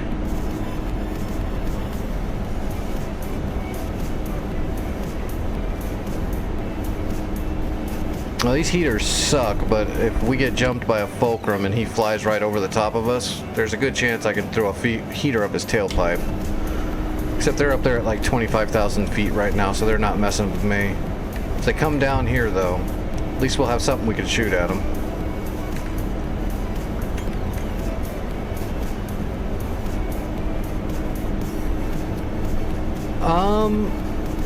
I use it like a early warning. If you're getting ready to pop your generators, the fan will lose its speed a little bit because it starts losing power. It's just a quick, easy reference that we're losing power right there in front of me. Other than that though, no, most people just turn it on because it's nifty. But that's a secondary effect I use it for. Especially because in these Russian helicopters, popping your generators is a very present danger that you're going to deal with a lot.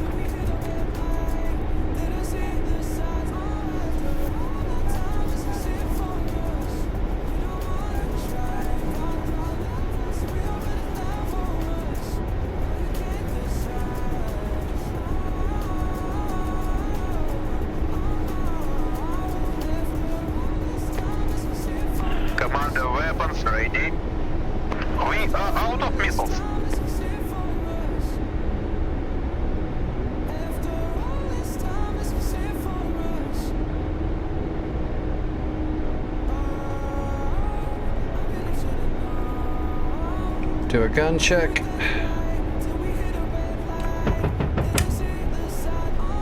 Alright.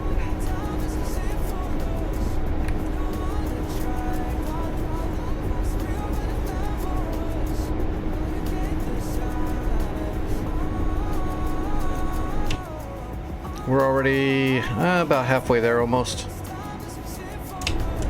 That Fulcrum looks like he's looking at me though. That worries me a little bit.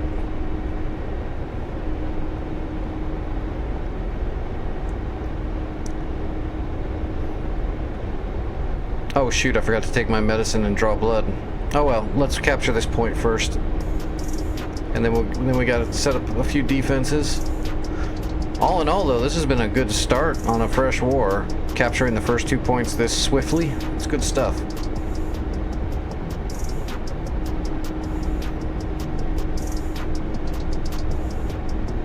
No team killing, it's been a good start.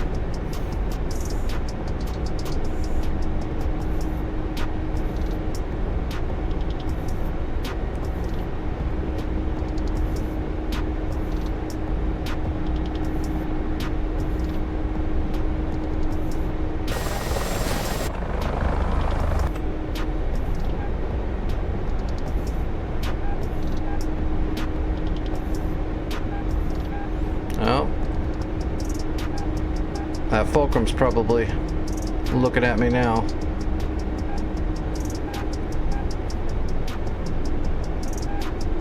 Yep.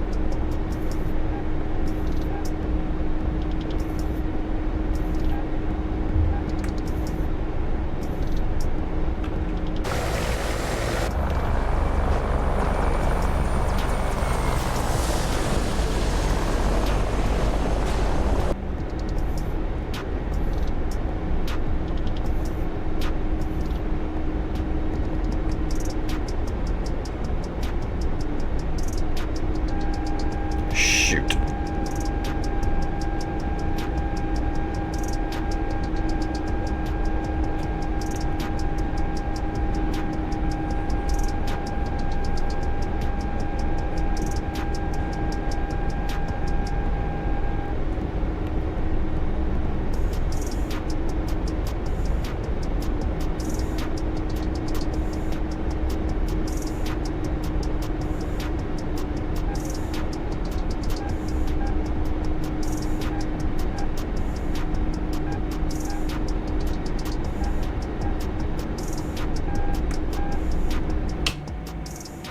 Ah.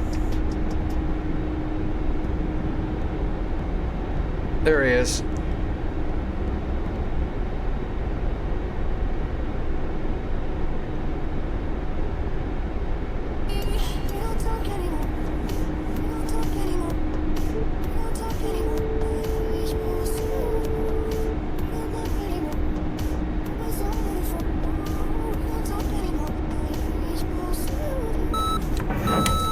Fox 2.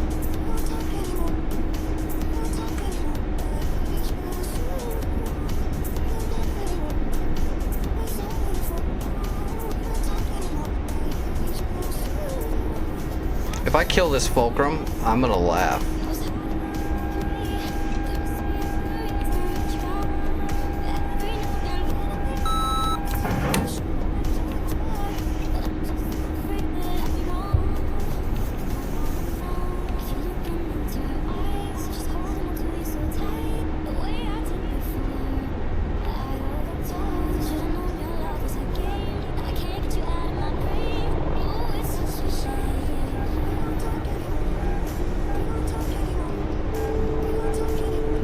Gosh damn it.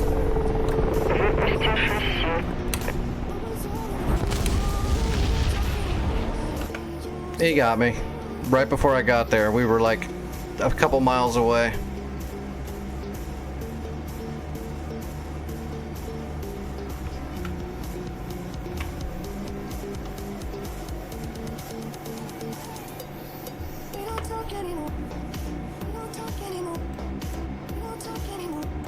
Well, I got 2 shots off on him. We had a chance to kill him.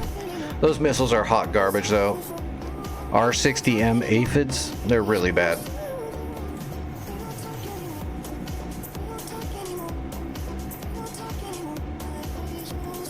We don't even have resources yet, do we? We got a little bit.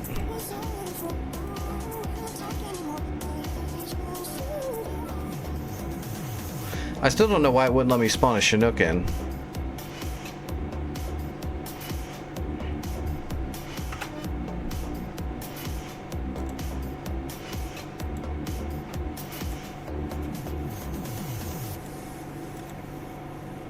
Yeah, that's just weird. That's broken.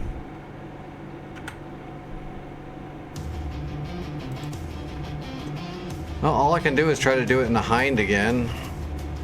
Or we can maybe do it in a Huey and just don't put any weapons on it and try to just get there quick.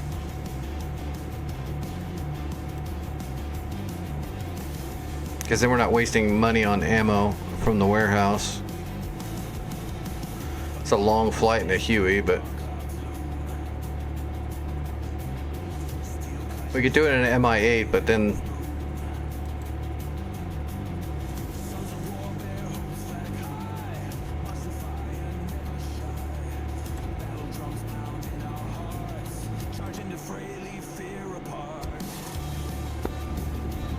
I don't want to use up any resources.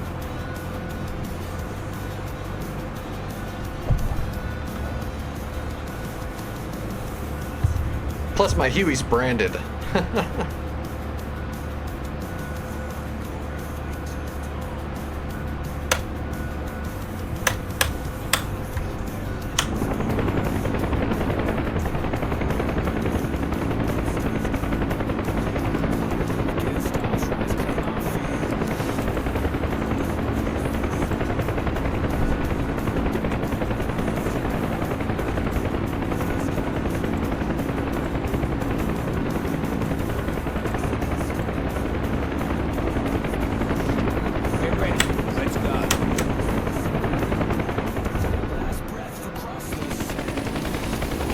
Alright, yeah, let me take my meds and draw blood really quick before we do this flight.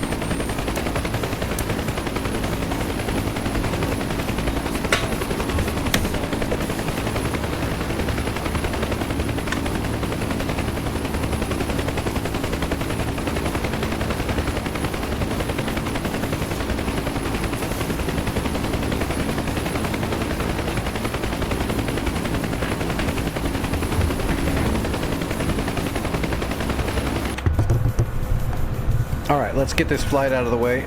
I do have to prepare some food and eat it here very soon, but let's see if we can capture this point before I do that. I'd like to capture the other point before we're done for the night. Damn, that fulcrum is still... I gotta get out of here right now. Look at all this stuff is bearing down on us.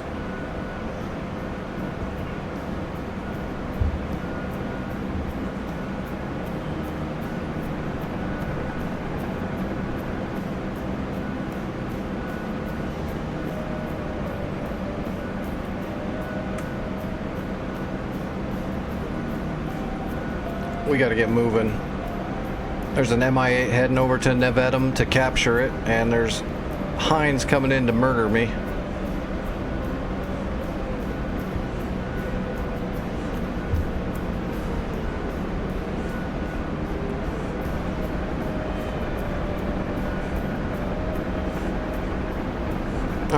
way.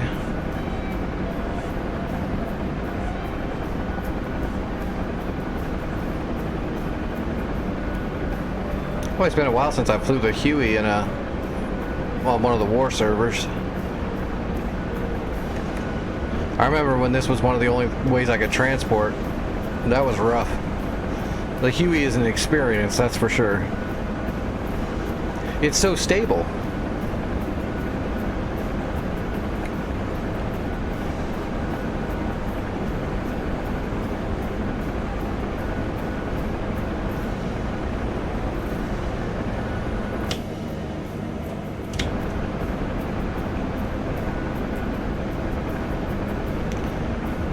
We'll just keep heading this way and try to stay low and fast. In real life, that Fulcrum wouldn't be able to friggin' find us.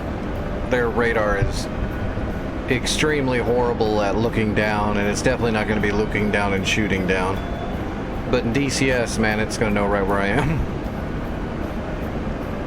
You got to beat it. I don't need that. We don't have any weaponry.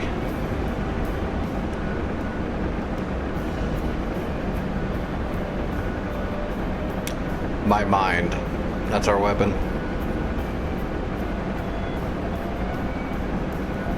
Which means our weapons are challenged.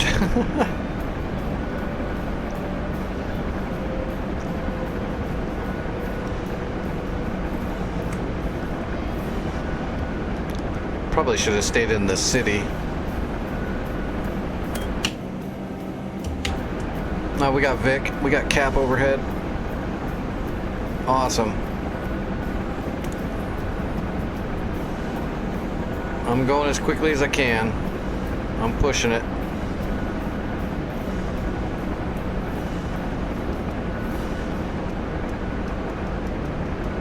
By the time I get there, this engine's gonna be toast.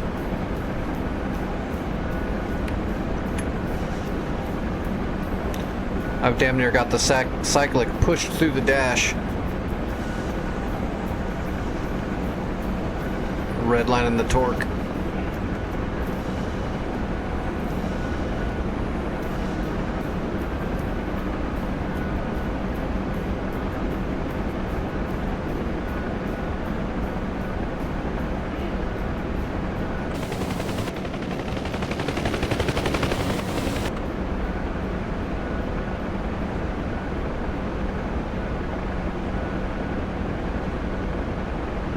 Ooh, we are going fast. Losing a little bit of control.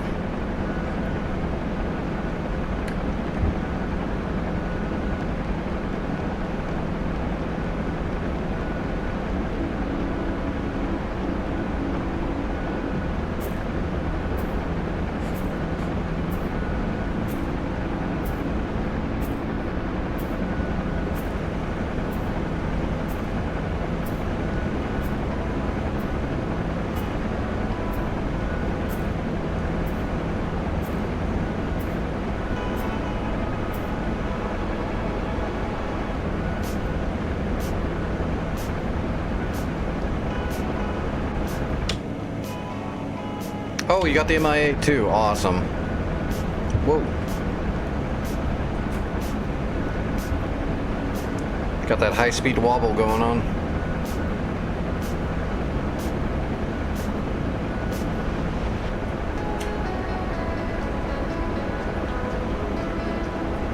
Man, I want to see what that cyclic looks like as far as I'm pressed. Oh God, look at that. I am really hammering that cyclic as much as I can.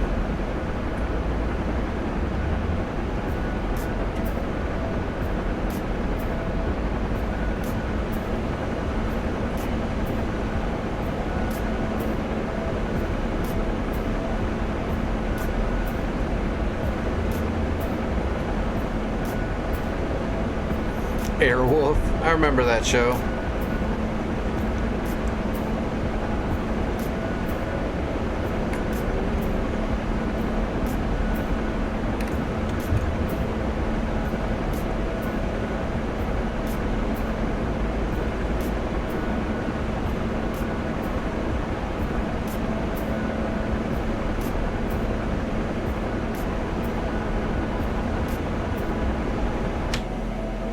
fine. Just RTB. Oh my god. Yeah, just RTB, man. You made a bunch of credits. You're not going to get them if you don't land. Go ahead and land and get the credits for the team. We need to build up our bank account just as fast as we need to capture ground, so if we don't get this point right now, this very second, it would be better if you got that money. Plus, you don't want to die. Play it straight.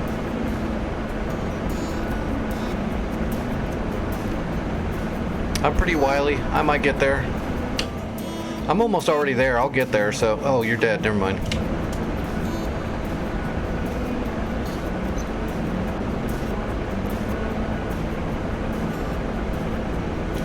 He caught that one like Rocky Balboa with his face.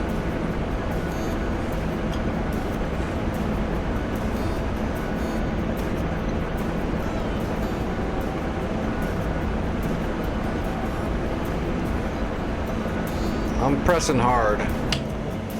God, look at all those mirages coming. Like all of them. Did they launch the mirages after you? Yes. How many did they launch? Yes.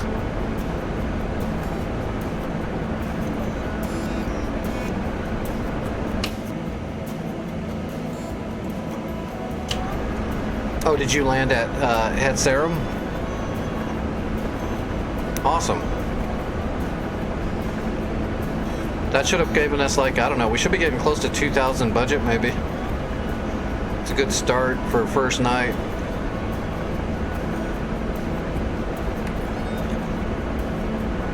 We'll probably get more people flying on it tomorrow.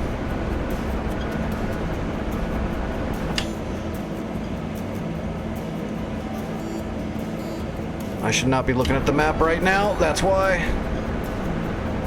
Okay, I'm coming in.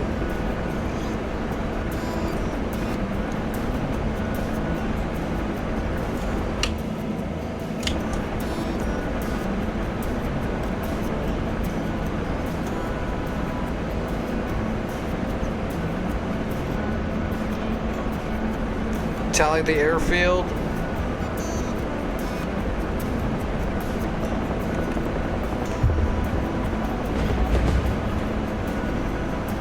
$722, nice. That's some high credits there, Vic.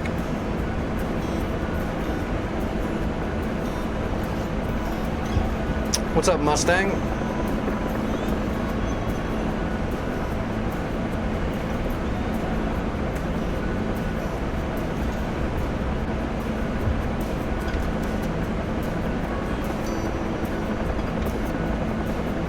All right, starting to decelerate.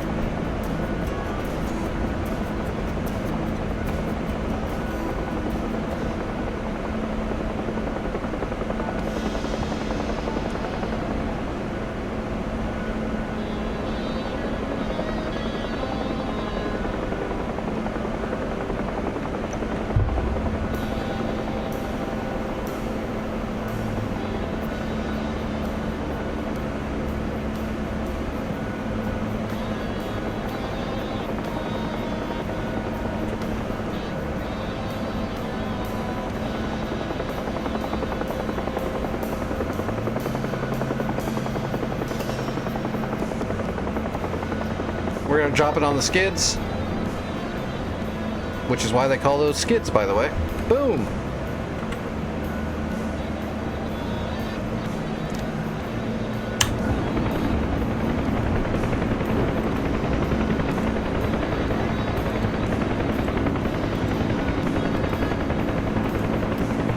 Thanks for the lift, Mike. Boom! We got it. We got it. Gotta love the skid landing.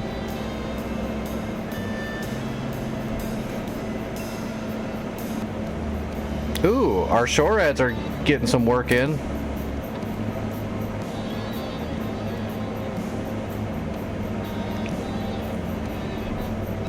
All right, we need to... You're disappointed? I don't wreck very often. You're not, if you're here to watch somebody wreck when they're landing, that's not gonna happen very often with me.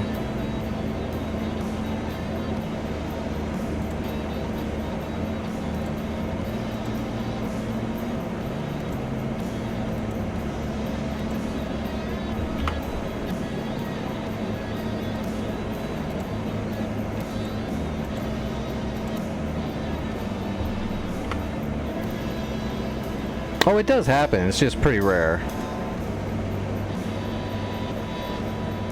Like just landing, I'm not gonna wreck very often at all.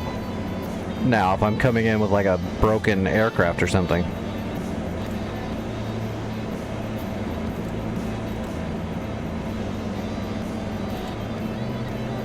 Okay, I'm gonna run back to Het Serum with a load of troops and tear it up to max.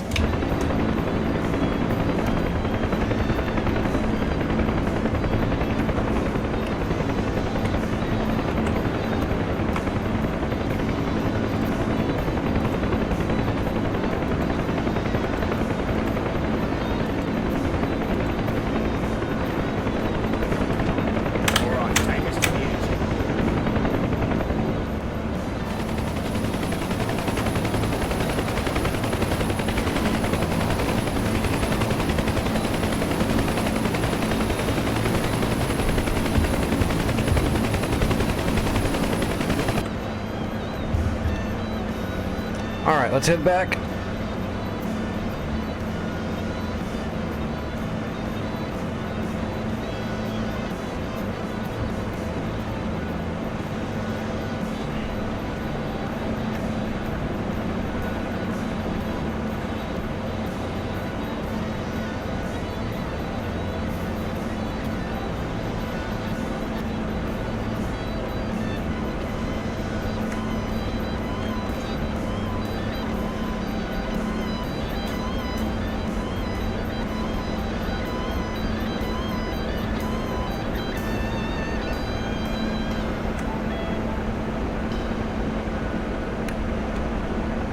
Alright, I'm on the way back. I got one set of troops that should take Het Serum up to max tier. I did throw some shore adds into Nevedum and also a little bit of armor just to try to hold it.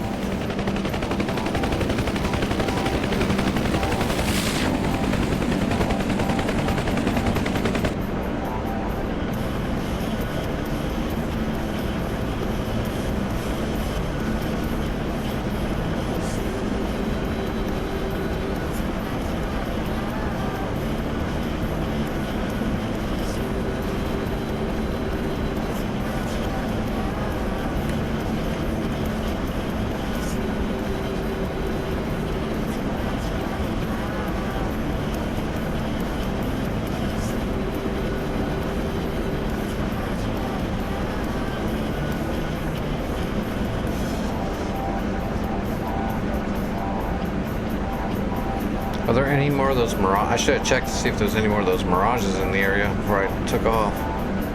I think it's, oh, it's clear. It's way clear. We got this. So yeah, we'll tear up Het Serum. Nevetum's gonna take 2 more.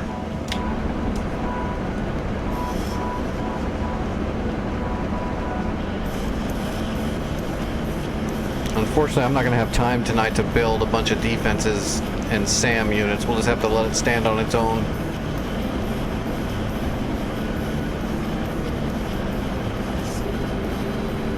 So hopefully we don't lose any of these points throughout the day. We'll see.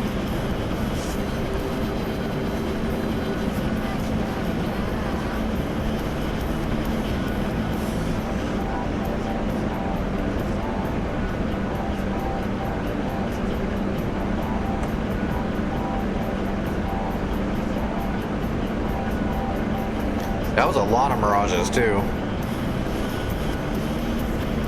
I didn't count them all, but it looked like there was at least 6 or 8. That's a big ass flight.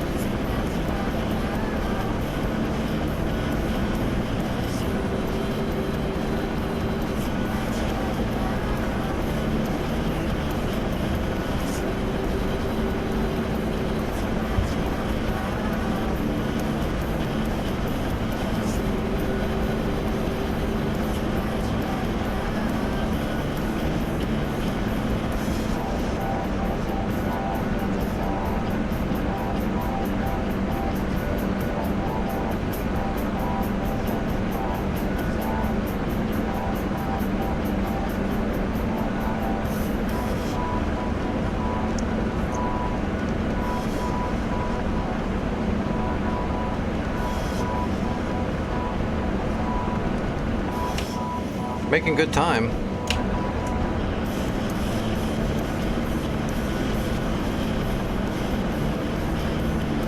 Although I can do it faster in the Chinook, which is why I was trying to grab the Chinook. It's just easier. Because then I can cruise at about 150 knots, whereas the Huey's going to start giving you trouble at around 130 knots.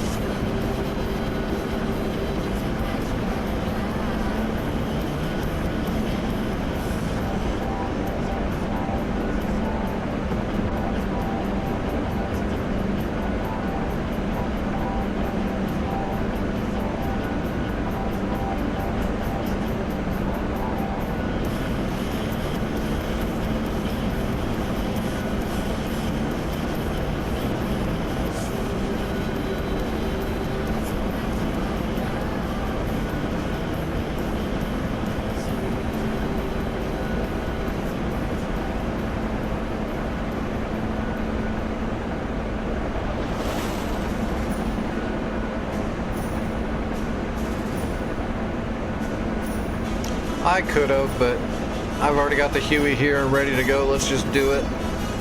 Plus, again, I haven't flown the Huey on a war server in a very long time because I've got all these other helicopters I usually use. So it's good I can still whip the Huey out, you know, and complete a mission. It's always good to challenge yourself. Is that a Black Hawk? Yep, I see a friendly Black Hawk heading to Netsum to give reinforce. That's good. I like to challenge myself like that so I don't get too rusty on certain things. Like I need to challenge myself with the F4 more because I've never completed all my F4 stuff. I'm still super novice in the Phantom.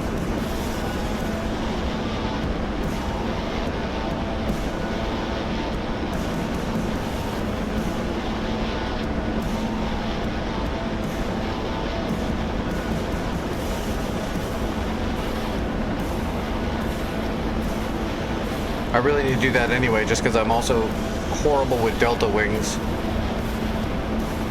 Too much standard pilot in me.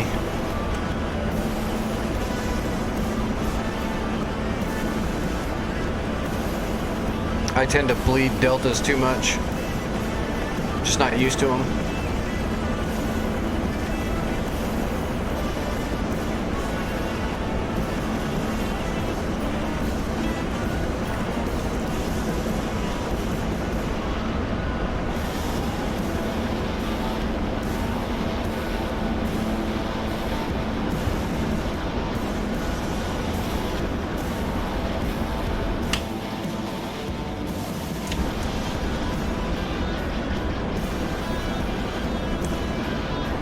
Nope, that's a Chinook, not a Black Hawk.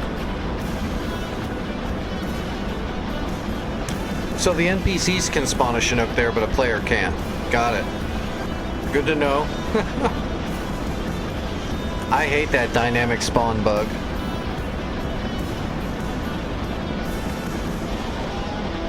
It does it with the Chinook, it does it with the C-130.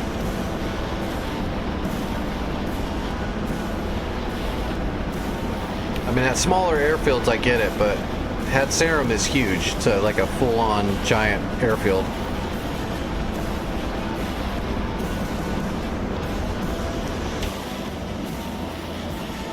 They've just never fixed the dynamic spawning in the back end. All the bugs that have been there forever are still kind of there.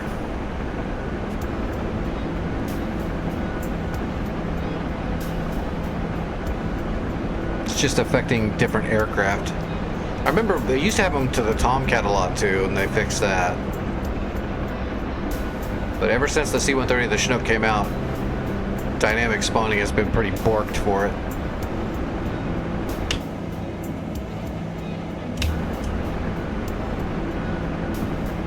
Oh, tally runway, I see it. Coming in. We are gonna make it.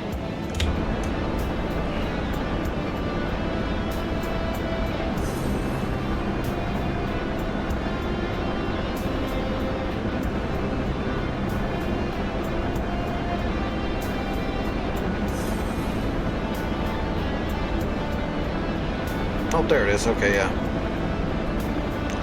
All right, starting to unload. Torque.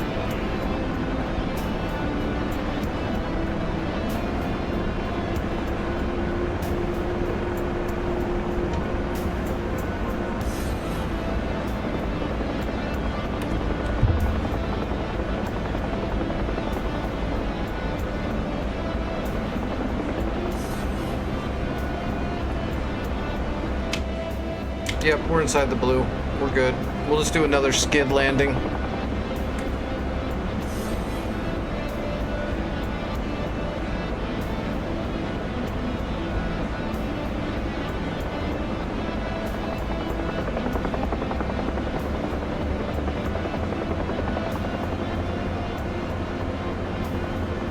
If I can get it to slow down.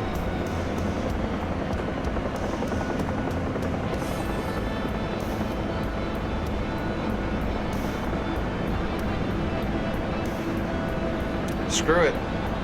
We'll just land normal.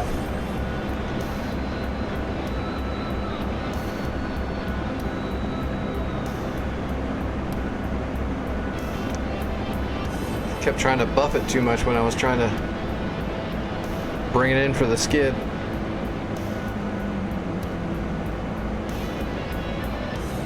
This will be good.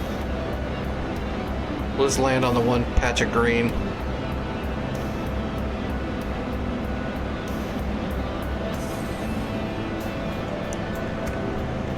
And that's how we do that.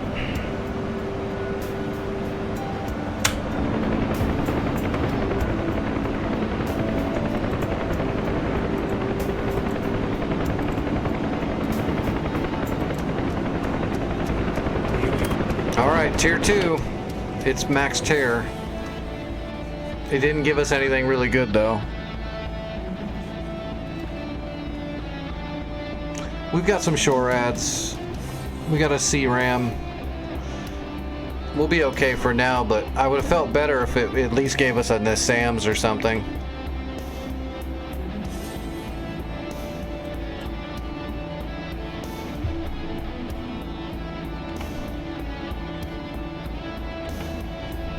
Oh, Vic, are you going to bring in a C-130 load?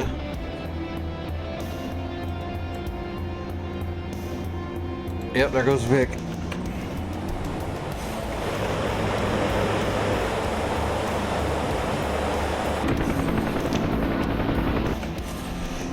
I'm assuming you're going to bring it into Hatsarum.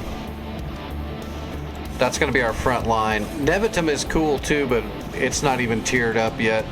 I wouldn't risk it.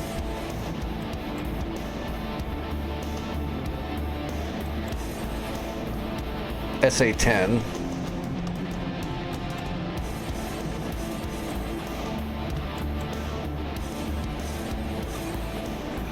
Is this the AM or the FM? This is the AM.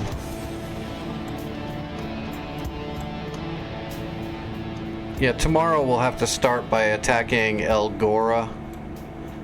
Or, well, actually what we really need to do is bomb out Ramon so they can't launch any more aircraft. We're gonna have to bomb this runway.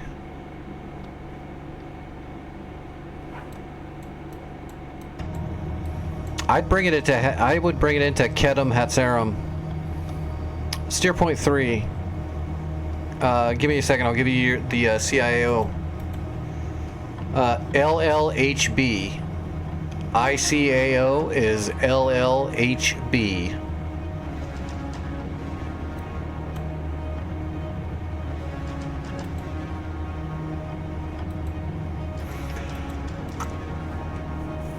We've got some defenses already here, so I'm assuming Hatsarum will be held.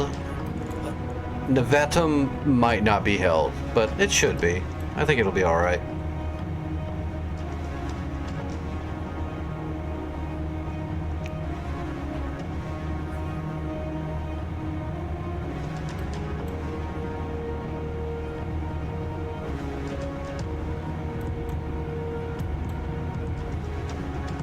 Yeah, I think it'll be all right. I think that's good. What was the warehouse at? You'll go for Nev? Okay.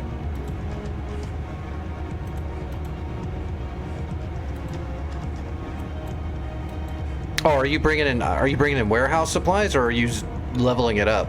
If you're leveling it up, then yeah, go to Nevatum. If you're bringing it in warehouse, then I was gonna say put it in Hetzerum. I didn't know you were bringing zone supplies. Yeah, zone supplies go to Nevatum. That way it'll max it out.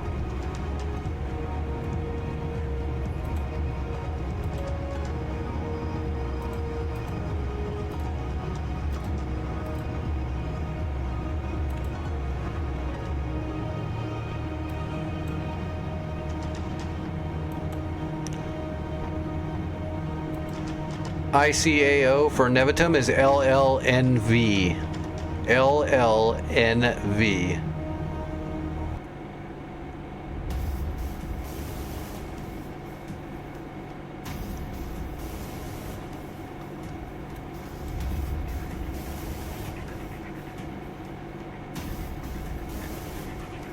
That's loser, nerd, Valium.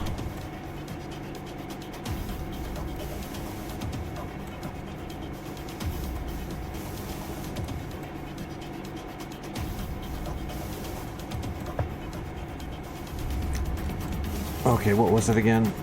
That one is... That's the AM. Let's put the FM over Ramon just to see what it looks like. I do have the Tomcat, but not the U. That's not out yet.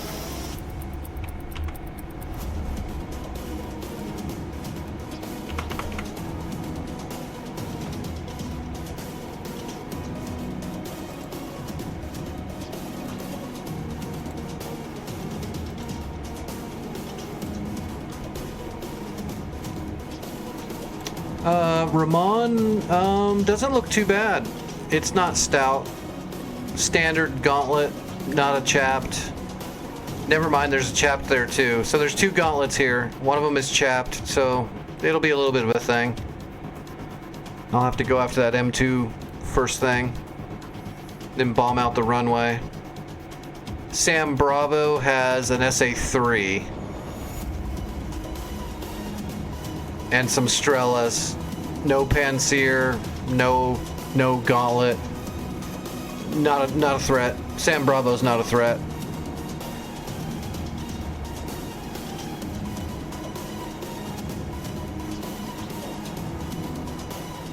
But we'll definitely have to stop Ramon from launching 1,000 Mirages.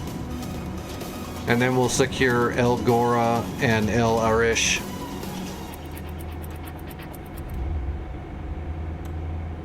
That's a good start, though.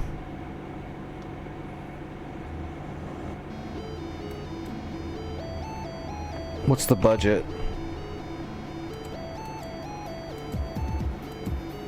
Yeah, we've got 2,000 credits built up already. That's quick.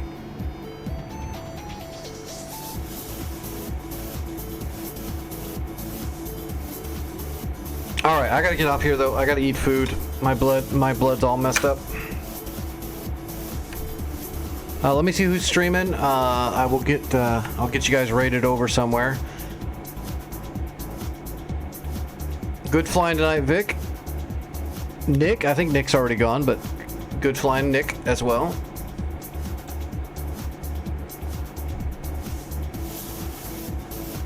And I'll be back tonight like normal, Saturday. We'll get some more work done on this war.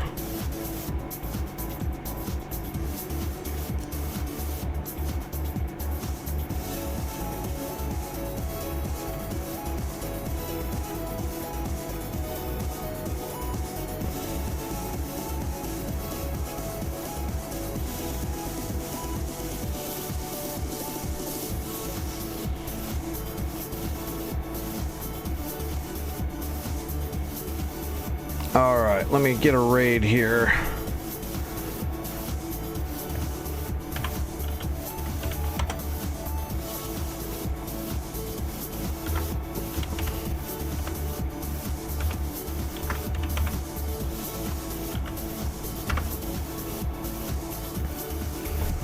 Alright, I am raiding someone who's in a Tomcat right now. And they're probably better at flying that than I am, so...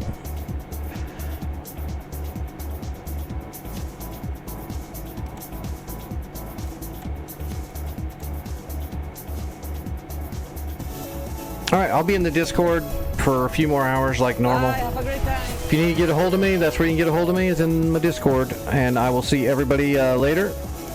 Full screen VOD will be up on the YouTube channel within 24 hours usually of the stream being over. And I will see everybody later. Thanks for hanging out.